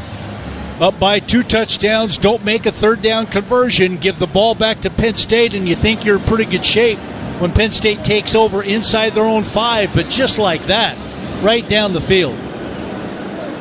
And they will go for 2. Set that tight end Warren up. Perbula will go with an empty backfield. Oh, that is Aller. I beg your pardon, Aller. With it, handy. Here's the reverse. Going left. Warren wants to throw it, and he can't. He slips down. Great coverage by Oregon. Tatum Tuioti is the one that made the tackle. He wanted to throw that ball to Harrison Wallace III in the left-hand side of the end zone, but he was covered.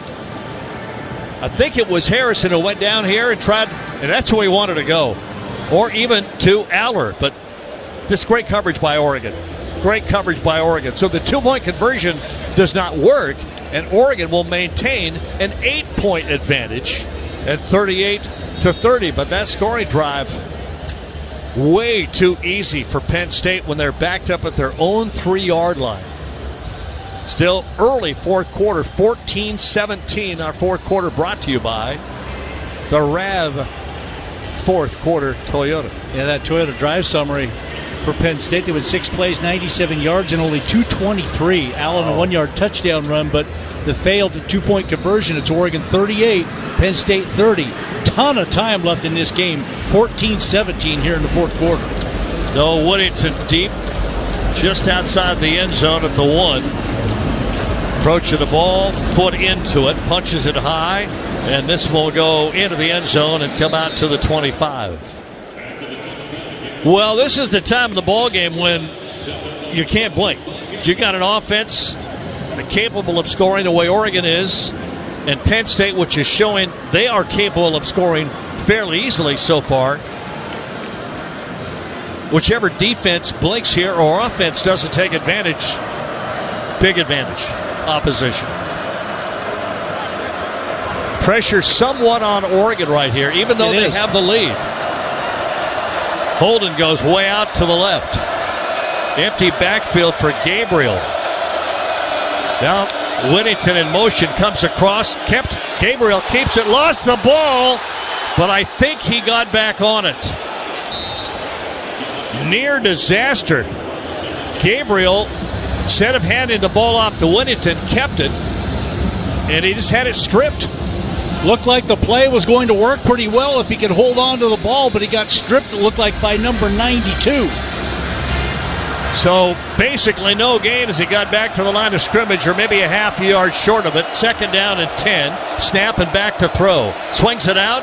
Tez catch. 29-yard line and out of bounds. Short gain of about 4. It'll be 3rd down and 6. Yeah, Smith Vilbert, number 92, was the one that stripped him on that play. So Oregon comes back and gets some yards to the outside. But you got to make a first down here. 3rd down and 6. Stewart Holden out to the left. Tez in motion, joins him. Now Gabriel says, hold up, I want to check the sideline for a play.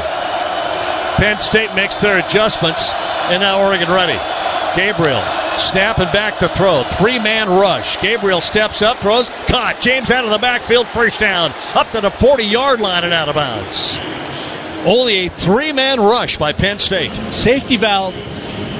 And because it was only a 3-man rush, that allowed Jordan James to leak out of the backfield. He didn't have to stay in and help out and block. And he was wide open out in the flat. Dylan Gabriel got it to him. Oregon converts a first down.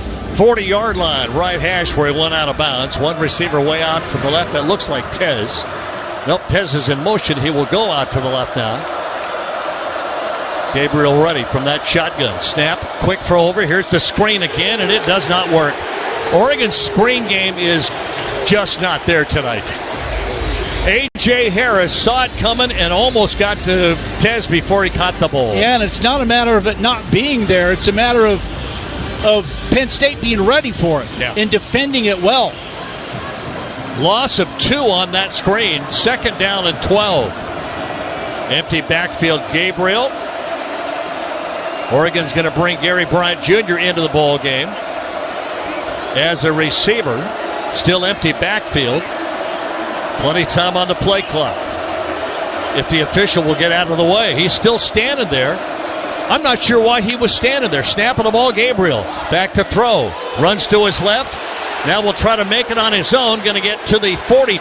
It's going to be 3rd down and about 9. So there's a situation where Penn State had already made the substitution. Guy was already in, everybody off, and the umpire stayed in front of Dylan Gabriel. Timeout for an injured defensive player. Kobe King down. Dusty, I'm going to go down to you. Timeout.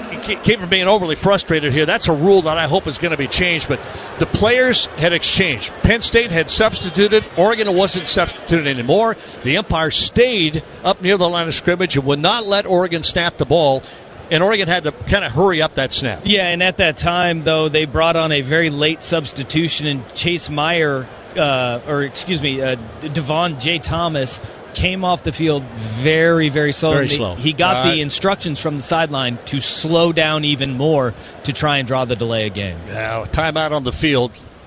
That's a rule that I hope gets looked at sometime this year. It'll be 3rd down and 9 when we come back. This is the RAV 4th quarter. It's presented by Toyota. Oregon with the lead 38-30. Injured player for Penn State. Kobe King up and making his way off the field. We're back. Lucas Oil Stadium on the Oregon Sports Network from Learfield. Jan from Toyota here, live with some big news. Toyotathon is on. Okay, now back to your regularly scheduled programming. Dealer inventory may vary. Toyotathon ends January 6th. Participating dealers only. Toyota. Let's go places. Hey Duck fans, at Country Financial, they make insurance easy. Whether you're shopping for home, auto, or more, their representatives will take the time to understand your specific needs and explain what options work best for you. Worry less and feel more confident knowing you're covered. Visit countryfinancial.com to get started today. Experience more with Country Financial. Auto and home insurance policies issued by Country Mutual Insurance Company, Country Preferred Insurance Company, and Country Casualty Insurance Company, Bloomington, Illinois. Jan from Toyota here, live with some big news. Toyotathon is on. Okay, now back to your regularly scheduled programming. Dealer inventory may vary. Toyotathon ends January 6th. Participating dealers only. Toyota. Let's go places. Ducks. Turn back, give it to James. Up the middle, inside 2-1. Did he get there? Yes! Nittany Lions. Jordan James! That sends a message to me. From the Country Financial Broadcast Booth, live from Lucas Oil Stadium in Indianapolis, alongside Mike Jorgensen, here's the voice of the Ducks, Jerry Allen. Welcome back to the RAV 4th quarter, presented by Toyota. I'm settled down now about the substitution rule. No, I'm not really settled down. And I just think it disrupts the ball game so much. It's just an interesting rule. It could be adjusted. 3rd down and 9. Oregon at their own 41. Big 3rd down with 11:43 remaining in this 4th quarter.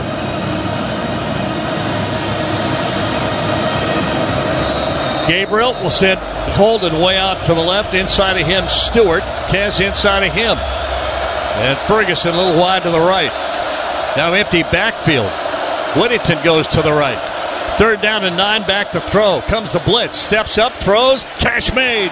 Tez, first down all the way inside of the 50 to the 45 to the 43-yard line. Penn State sent an extra guy. Oregon picked him up. Gabriel stepped up and made the throw. First down to the 43-yard line. 2 receivers out to the right, 1 to the left. Gabriel handed off up the middle with a run. Whittington will get inside the 40 to about the 38-yard line. A pickup of almost 5. It'll be 2nd down and 5. That's a good first down run. Boy, when you get ahead of the chains, it sure makes the offense to operate a little bit easier. I'm not saying a lot easier, but 2nd and 5 versus 2nd and 12 is a different deal. Tight formation. Whittington behind Gabriel in that pistol. A snap, turn. Going to pitch it to him, a little shovel pass. Gets it almost outside across the 35. Still on his feet to the 33-yard line. I don't think he went down. Yeah, great effort to get to the 34. To be about a yard short, but it was a great effort just to get to that point. Got to miss the first down by a yard. 3rd down and 1. What? I didn't think he went down. I thought he didn't. They gave him 1 more yard, but it looked like he went down, but he lunged forward. Well, yeah, I thought he... That's a bad spot. That should be at the 38. Yeah, that should be. I thought that was a first down. That's why I'm questioning that. Here's 3rd and 1. Yeah, here we go. They're going to look at it. Yeah, good point. I think Dan Lanning asked for that down below. Dusty Hare, you're down near that. What are you seeing? I'm right next to the DV Sport After an expedited video review, the runner was down at the 35-yard line. 3rd down. What? 35. They had it at the 34, didn't they? And he's at the 33 on this play. Did his knee touch down? He's laying on top of a defender. Did his elbow touch? If his elbow touched, he's down. That might have been it. I don't know, guys. Michael Dyer. That seems very similar to that. Yeah. And from this angle, we couldn't see because the elbow was on the other side of the player laying on the ground. So instead of a 3rd and 1, or maybe even a first down, which we thought it might be, he went down early at the 35. So it's 3rd down and 2. A good replay. Really spells that out. That's a good replay. No problem with that. 3rd and 2. Gabriel, power formation. Grace in the fullback spot. Turn around, hand it off. Power his head. Now James isn't going to get it.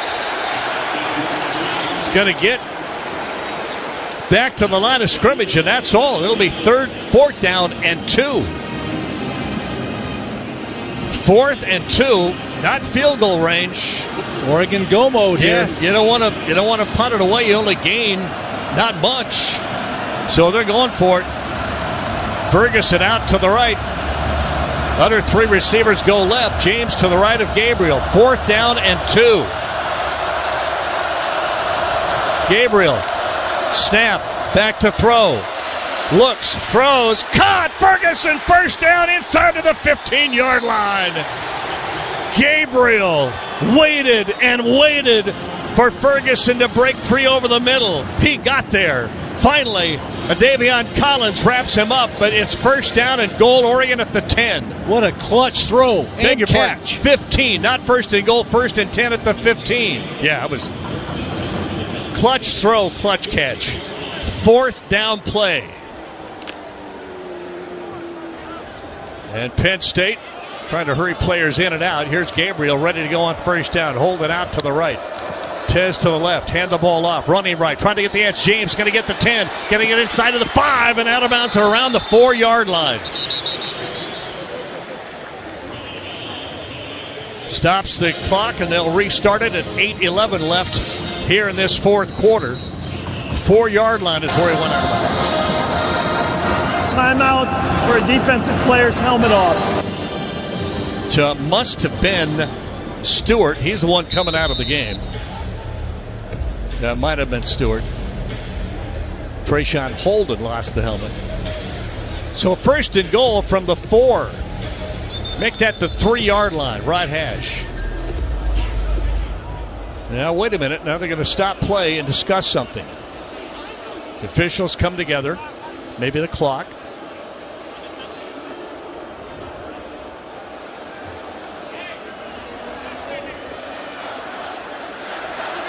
No indication, no explanation. Wind the play clock with 25 seconds on it, so Oregon with plenty of time. First and goal from the 3-yard line, right hash. Zach Grace, he's in the ball game. Lines up in an H-back to the right. Gabriel under center. Now at a fullback position for Grace. Turn and hand it off. Up the middle goes James for the touchdown. Jordan James up the middle.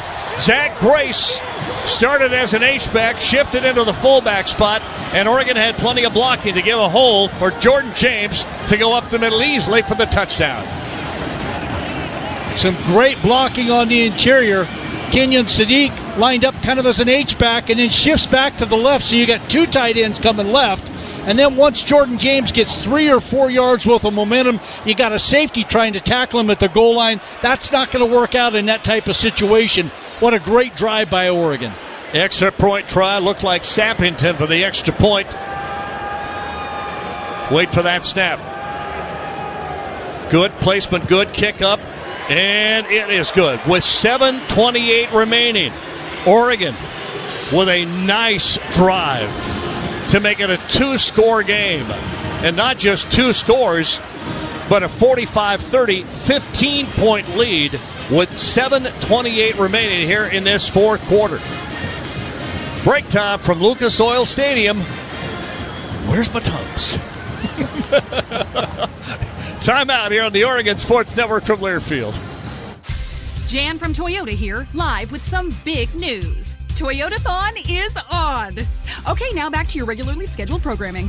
Dealer inventory may vary. Toyotathon ends January 6th. Participating dealers only. Toyota, let's go places. Before laughs in the parking lot became beers in the stadium with new friends, someone had to bring the 6-pack of Kona Big Wave. Kona Big Wave. Bring the aloha. Copyright 2023 Kona Brewing Co., St. Louis, Missouri. Enjoy responsibly.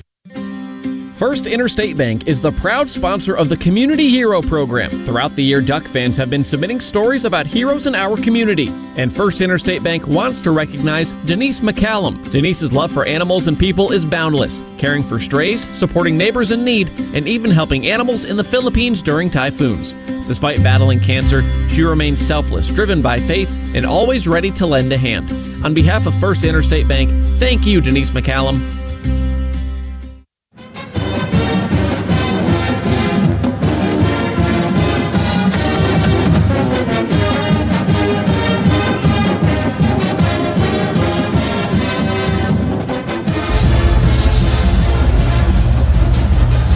Welcome back to our RAV fourth quarter, presented by Toyota. Heck of a drive, Jorgie. Oh, just some clutch plays all the way along. Oregon had to convert third downs, a fourth down in the middle of the field, and it wasn't a matter on 4th and 2 you try to complete a 3-yard pass.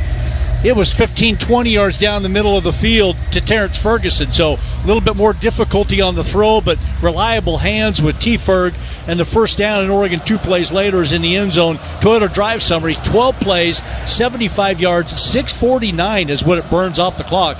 Jordan James, 3-yard touchdown run, Sappington's extra point. It's Oregon 45, Penn State 30, 7:28 left in this game, and well, you've had some chances to make some stops and get the ball back with a 2-score lead, but Penn State wanting to see if they can get down the field to hurry. And what's been interesting, Jerry, and everybody about this Penn State offense is they don't have to panic and throw the ball because they've been running the ball for big chunks. So they can run it, they can throw it, they can, I don't want to say take their time, but the sense of urgency based on how the offense has performed for Penn State doesn't have to be as high. Dusty Hare down at the sideline, or Toyota sideline. Mike, do I hear shout going on down there? Yeah, they've got shout playing, and Oregon fans are getting into it now with the momentum all on their side. Here's the approach of the foot end of the ball. Going to go high, but not very deep. This one may be, nope, they're going to let it bounce at the 1 and go into the end zone. And I'm not sure that's what Penn State wanted to do. Nicholas Singleton kind of looked over and was like, should we have returned that? And it'll come out to the 25-yard line. Well, Oregon's defense can do a huge job of right here, making Penn State use the clock, not giving up chunk plays. Yeah, you're right. I mean, that's the thing you have to do. You want to make sure if you're going to give up a score, it's got to be a 13, 14-play drive. Drew Aller from that shotgun. Running back to his right, 2 wideouts left. Back to throw the ball. Pressure comes, run away from it. Now he will run the ball 30, 35, down the field. Got free across the 45-yard line. Like that. And again, because of how difficult some of the players on Penn State's offense are to cover, it allows big zones for Drew Aller to be able to run through.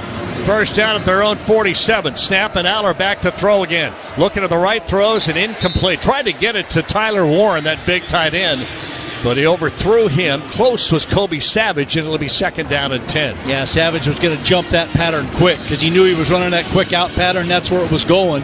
He got there just about the time the ball arrived, but the ball was a little too far outside anyway. Mario Washington back into the ball game for Jamari Caldwell as they give each other a break. 7:01 remaining, but up at the 47-yard line. Second and 10 for Aller and Penn State. Trips left. One alone to the right. Snap, back to throw the ball again. Pressure comes. They got to him this time at the 41. It was Derek Harmon who got there first. Kind of hemmed him in, and Harmon made the play. And that was Prebula at quarterback on that one, so now it's Aller back in. So Prebula, who is normally a pretty good runner in escapability, did not escape that time. 8.5 sacks on the year for Harmon, and I think that's the first sack of the ball game. It is. Loss of 6, almost 7. Third down and 17. Trips to the left for Penn State. Clock down to 6:21.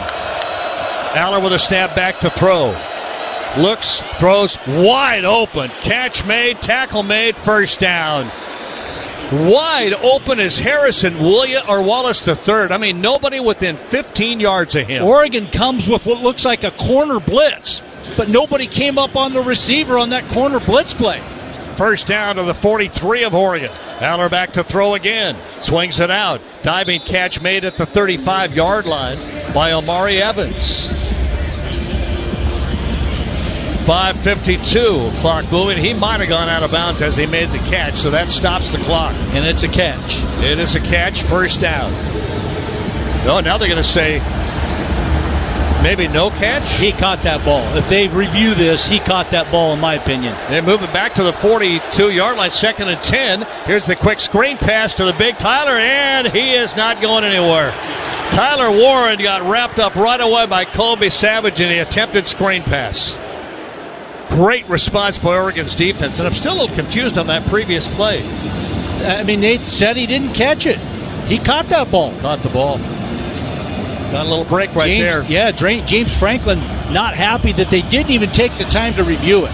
Yep. Third down and 10. Trips out to the right for Drew Aller. He's got Singleton running back to his left. Needs 10. Back to throw on third down. Swings it out. It is caught. Big first down to the 30-yard line. That's Harrison Wallace III again. First down, Penn State. Nico Reed makes the tackle for Oregon. 30-yard line, middle of the field. Clock down to 4:55. Trips left for Aller. Back to throw again. Looks left. Throws left. Big tight end has got it. He'll be tackled right away inside the 30 at the 27-yard line. Pickup of about 3, second down and 7, and there's Tysheem Johnson on the stop. A couple of opportunities on this drive to get off the field, but Penn State keeps it alive. Second down and long. Back to throw Aller again. Pressure comes, runs away from it, and he's free. 20-yard line. Inside of the 15, he will dive down. First down, Penn State at the Oregon 14-yard line. Boy, and Oregon better hurry up and line up. They're beat, exhausted. Aller ready. Snap, back to throw again. Looks left, goes fade route to the end zone, way over everybody. Incomplete. Try to get it to the big tight end, Tyler Warren. Dusty here right now. Oregon almost would have called a timeout and take a breather, huh? Yeah, just as tired as Oregon's defense is right there. They tried to go to big Tyler Warren, the tight end, and he had hands on his hips. He was dragging and now coming out of the football game because he could not get to that ball that Drew Aller threw up to him. Usually that's a ball that Tyler Warren goes up for and tries to haul in, but he is exhausted. And they may call timeout to catch their breath. Timeout, Penn State. Yeah, Penn State is the one. First charge of the half. They call timeout because they're dragging it. 4:06 remaining in this fourth quarter, and we'll take the timeout. The RAV4 fourth quarter presented by Toyota. Big breath. 4:06 left. Oregon 45, Penn State 30. Back to Lucas Oil Stadium on the Oregon Sports Network. Jan from Toyota here, live with some big news. Toyotathon is on. Okay, now back to your regularly scheduled programming. Dealer inventory may vary. Toyotathon ends January 6th. Participating dealers only. Toyota, let's go places. It's another great fall Saturday in Oregon. Friends, family, and football. Let's keep it great by making a game plan for getting everyone home safely. If you're drinking, take a quick time out and pass the keys to someone who's not. By designating a responsible driver, you'll make sure the whole team gets to keep playing. Because no day like this should end with a tragic loss for any family. Let's be in it to win it by saving lives together. Drive sober. It's the way to go. A reminder from ODOT. Jan from Toyota here, live with some big news. Toyotathon is on. Okay, now back to your regularly scheduled programming. Dealer inventory may vary. Toyotathon ends January 6th. Participating dealers only. Toyota, let's go places. I don't know what to say.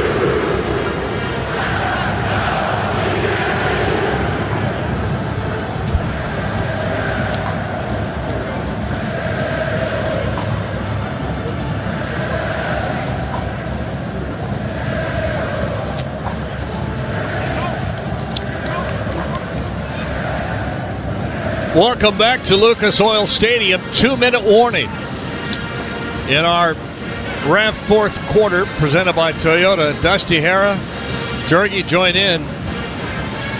What does Oregon have to do here to limit Penn State? I mean, what do you dial up? Boy, that's a $1 million question right there, Jerry, because Penn State has had so much success running the football, and you have to play completely honest in your back seven because of the threat of Tyler Warren and now Harrison Wallace, who's had a phenomenal game as well. Number 6 has gotten loose a few times, so it makes it really hard to dial up the blitzes and the pressure with your linebackers when they are so explosive on the inside and the outside. 2 receivers come left. Tyler Warren stacked behind. Now he'll go in motion. Slot, back to throw. Aller looks right, throws right all the way. Going for the home run ball, and it is almost. Was it picked? It was intercepted. Nico Reed with a tremendous pick inside the 20-yard line. He laid out. Home run ball by Aller. Going for broke, and Nico Reed played it perfectly. Inside coverage. What a great catch. After the play was over, sideline warning, Oregon. Ruling on the field was an interception, 1st and 10. 1:54 remaining. Penn State has 2 timeouts. Oregon will have the ball at their own 16-yard line. Dusty, I don't know why when I asked you what Oregon defense has to do, why you did not come up with they need an interception. Yeah, I know, that's my fault, and that's totally on me there. Nico Reed interception. Let's go rewind. I'll take it. I'm just glad Dusty talked too long, so I didn't have to say anything. I don't know what I would have guessed. Nico's 2nd interception of the year could not have come at a better time. Got to make a first down. 2 receivers out to the left. It's going to be a handoff up the middle, picking his way, gets a good run across the 20 to the 23, a pickup of 6. Timeout, Penn State. And Penn State calls timeout right away. That will leave them with 1. Hey, Dusty, just a quick question for you. That's still Noah Woodington in the game, no Jordan James. Oh, that's right. Yeah, it was Jordan. Is Jordan anywhere on the sideline? Yeah, he's walking out right now. That's part of the group. Timeout. Right. Yeah, he is. helmet on, strapped up, ready to go. Rushing in the game for Oregon, James 20 carries, 87 yards. Whittington 14 carries, 80 yards. So they both have shared the load here. Well, what a great job that Nico Reed did there, keeping the leverage on the receiver, trapped on his back, on the sideline, not much room. Frankly, I was surprised that Penn State went for a home run ball right there. And Oregon was not fooled, made a key play when you had to make it. Now the next key play is to be able to gain 4 more yards on these next 2 plays, on 2nd and 3rd down. 2nd and 4 from the 23, and it is still Whittington in the game. To the left of Gabriel. Tez in motion. Give it to Whittington again. Cuts up. Going to get across the 25. Just short of the first down by a yard. It'll be 3rd down. Penn State. And Penn State will use their final timeout with 1:45 remaining. 30 seconds. So, actually, almost less than a yard. It's 3rd down at about a half a yard. They need to get it to the 26. It is across the 25-yard line. Duck football brought to you by OCCU. Duck fans get more for the things they care about with remarkable checking and the Duck debit card. More for the game, more for gear, more for a bright future. Learn more at myoccu.org/getduckdebit. Well, a first down here would not end the game, but it would come close. In fact, if I have my calculator out, I think it would end the game. Would, yeah, it would. Yeah, 1 yard. Ducks a first down away from 1 yard is what you need. It will be Whittington to the left of Gabriel. Gabriel. Sadiq in motion to the left. Snap. Going to keep it himself. Turn it up. Got the first down. All the way across the 30 to the 33-yard line. And that should do it. Dusty Hara, I'm not great at clock management, but I think Oregon can run out the clock. Yes, they can, and we've seen this before with Dylan Gabriel at Wisconsin. The slow knee as well, where he will take time and he'll slowly move his way back, and they don't care about losing rushing yards here. He will run out the rest of the time. 1 minute, 20 seconds remaining from the Big Ten Championship in a continued undefeated season. There's the first snap, and the clock will continue to run. It'll be under 1 minute when they snap it on 2nd down. What a ride has this been. Another step in the ladder. They took it today. Steps ahead of them to be made. But coming up, enjoy the moment. First year in the Big Ten. And Penn State knows that their opportunity or opportunities are over. 2nd down and 11. 36 seconds remaining. Final snap of the game, and Tez Johnson does the backflip, and Oregon is going to defeat Penn State and win the Big Ten Championship for 2024. Oh, what a feeling. Still 20 seconds remaining, but that's immaterial. It's a victory for Oregon. Undefeated season so far. They're not playing next week. Or the week after. Or the week after, my gosh. 3 seconds, 2, 1. Final score, Big Ten champions, your Oregon Ducks. 45-37. Championship trophy presentation coming up. Guys, it wasn't easy. It wasn't easy at all, but Oregon's offense did what they have done many times this year. Made plays when they had to. Tough defensive game for both teams. Oregon's defense having trouble stopping the run game of Penn State. Penn State's defense having trouble getting to Dylan Gabriel and stopping the pass game. As confetti rains from Lucas Oil Stadium, celebration is on. And we'll carry it for you right here. Dusty trying to get to head coach Stan Lanning right now. Yeah, we will get him. He's just trying to find him in that massive celebrating going on down below. And I don't know where Coach is right now. I'm not sure where Dusty is right now. Near the 50-yard line. Yep. TV will get Coach first. Oh, look at the confetti. And it's all there for Oregon. Well, I tell you what, you just figure out a way to win it, right? Yeah. Low scoring, high scoring. Championship game. Whatever it takes, you figure out a way to do it. And sometimes your defense doesn't play as well as they had hoped to, but the offense played way above what I expected them to against this Penn State defense. And sometimes it's the other way around. Wisconsin game, offense struggled and struggled and struggled, but the defense made play after play after play. At the end of the day, it's just win, baby. And that's what this team did here today to take the Big Ten championship. They're setting the stage up down to our right, where the team will assemble with the coaching staff and they'll receive the Big Ten championship trophy. No game next week, no game for 2 weeks. This team got healthy for this game. They were ready to go. Everybody here, let's go downstairs. Dusty here has got the coach. Coach, something that you guys have been shy about is that this has been the goal.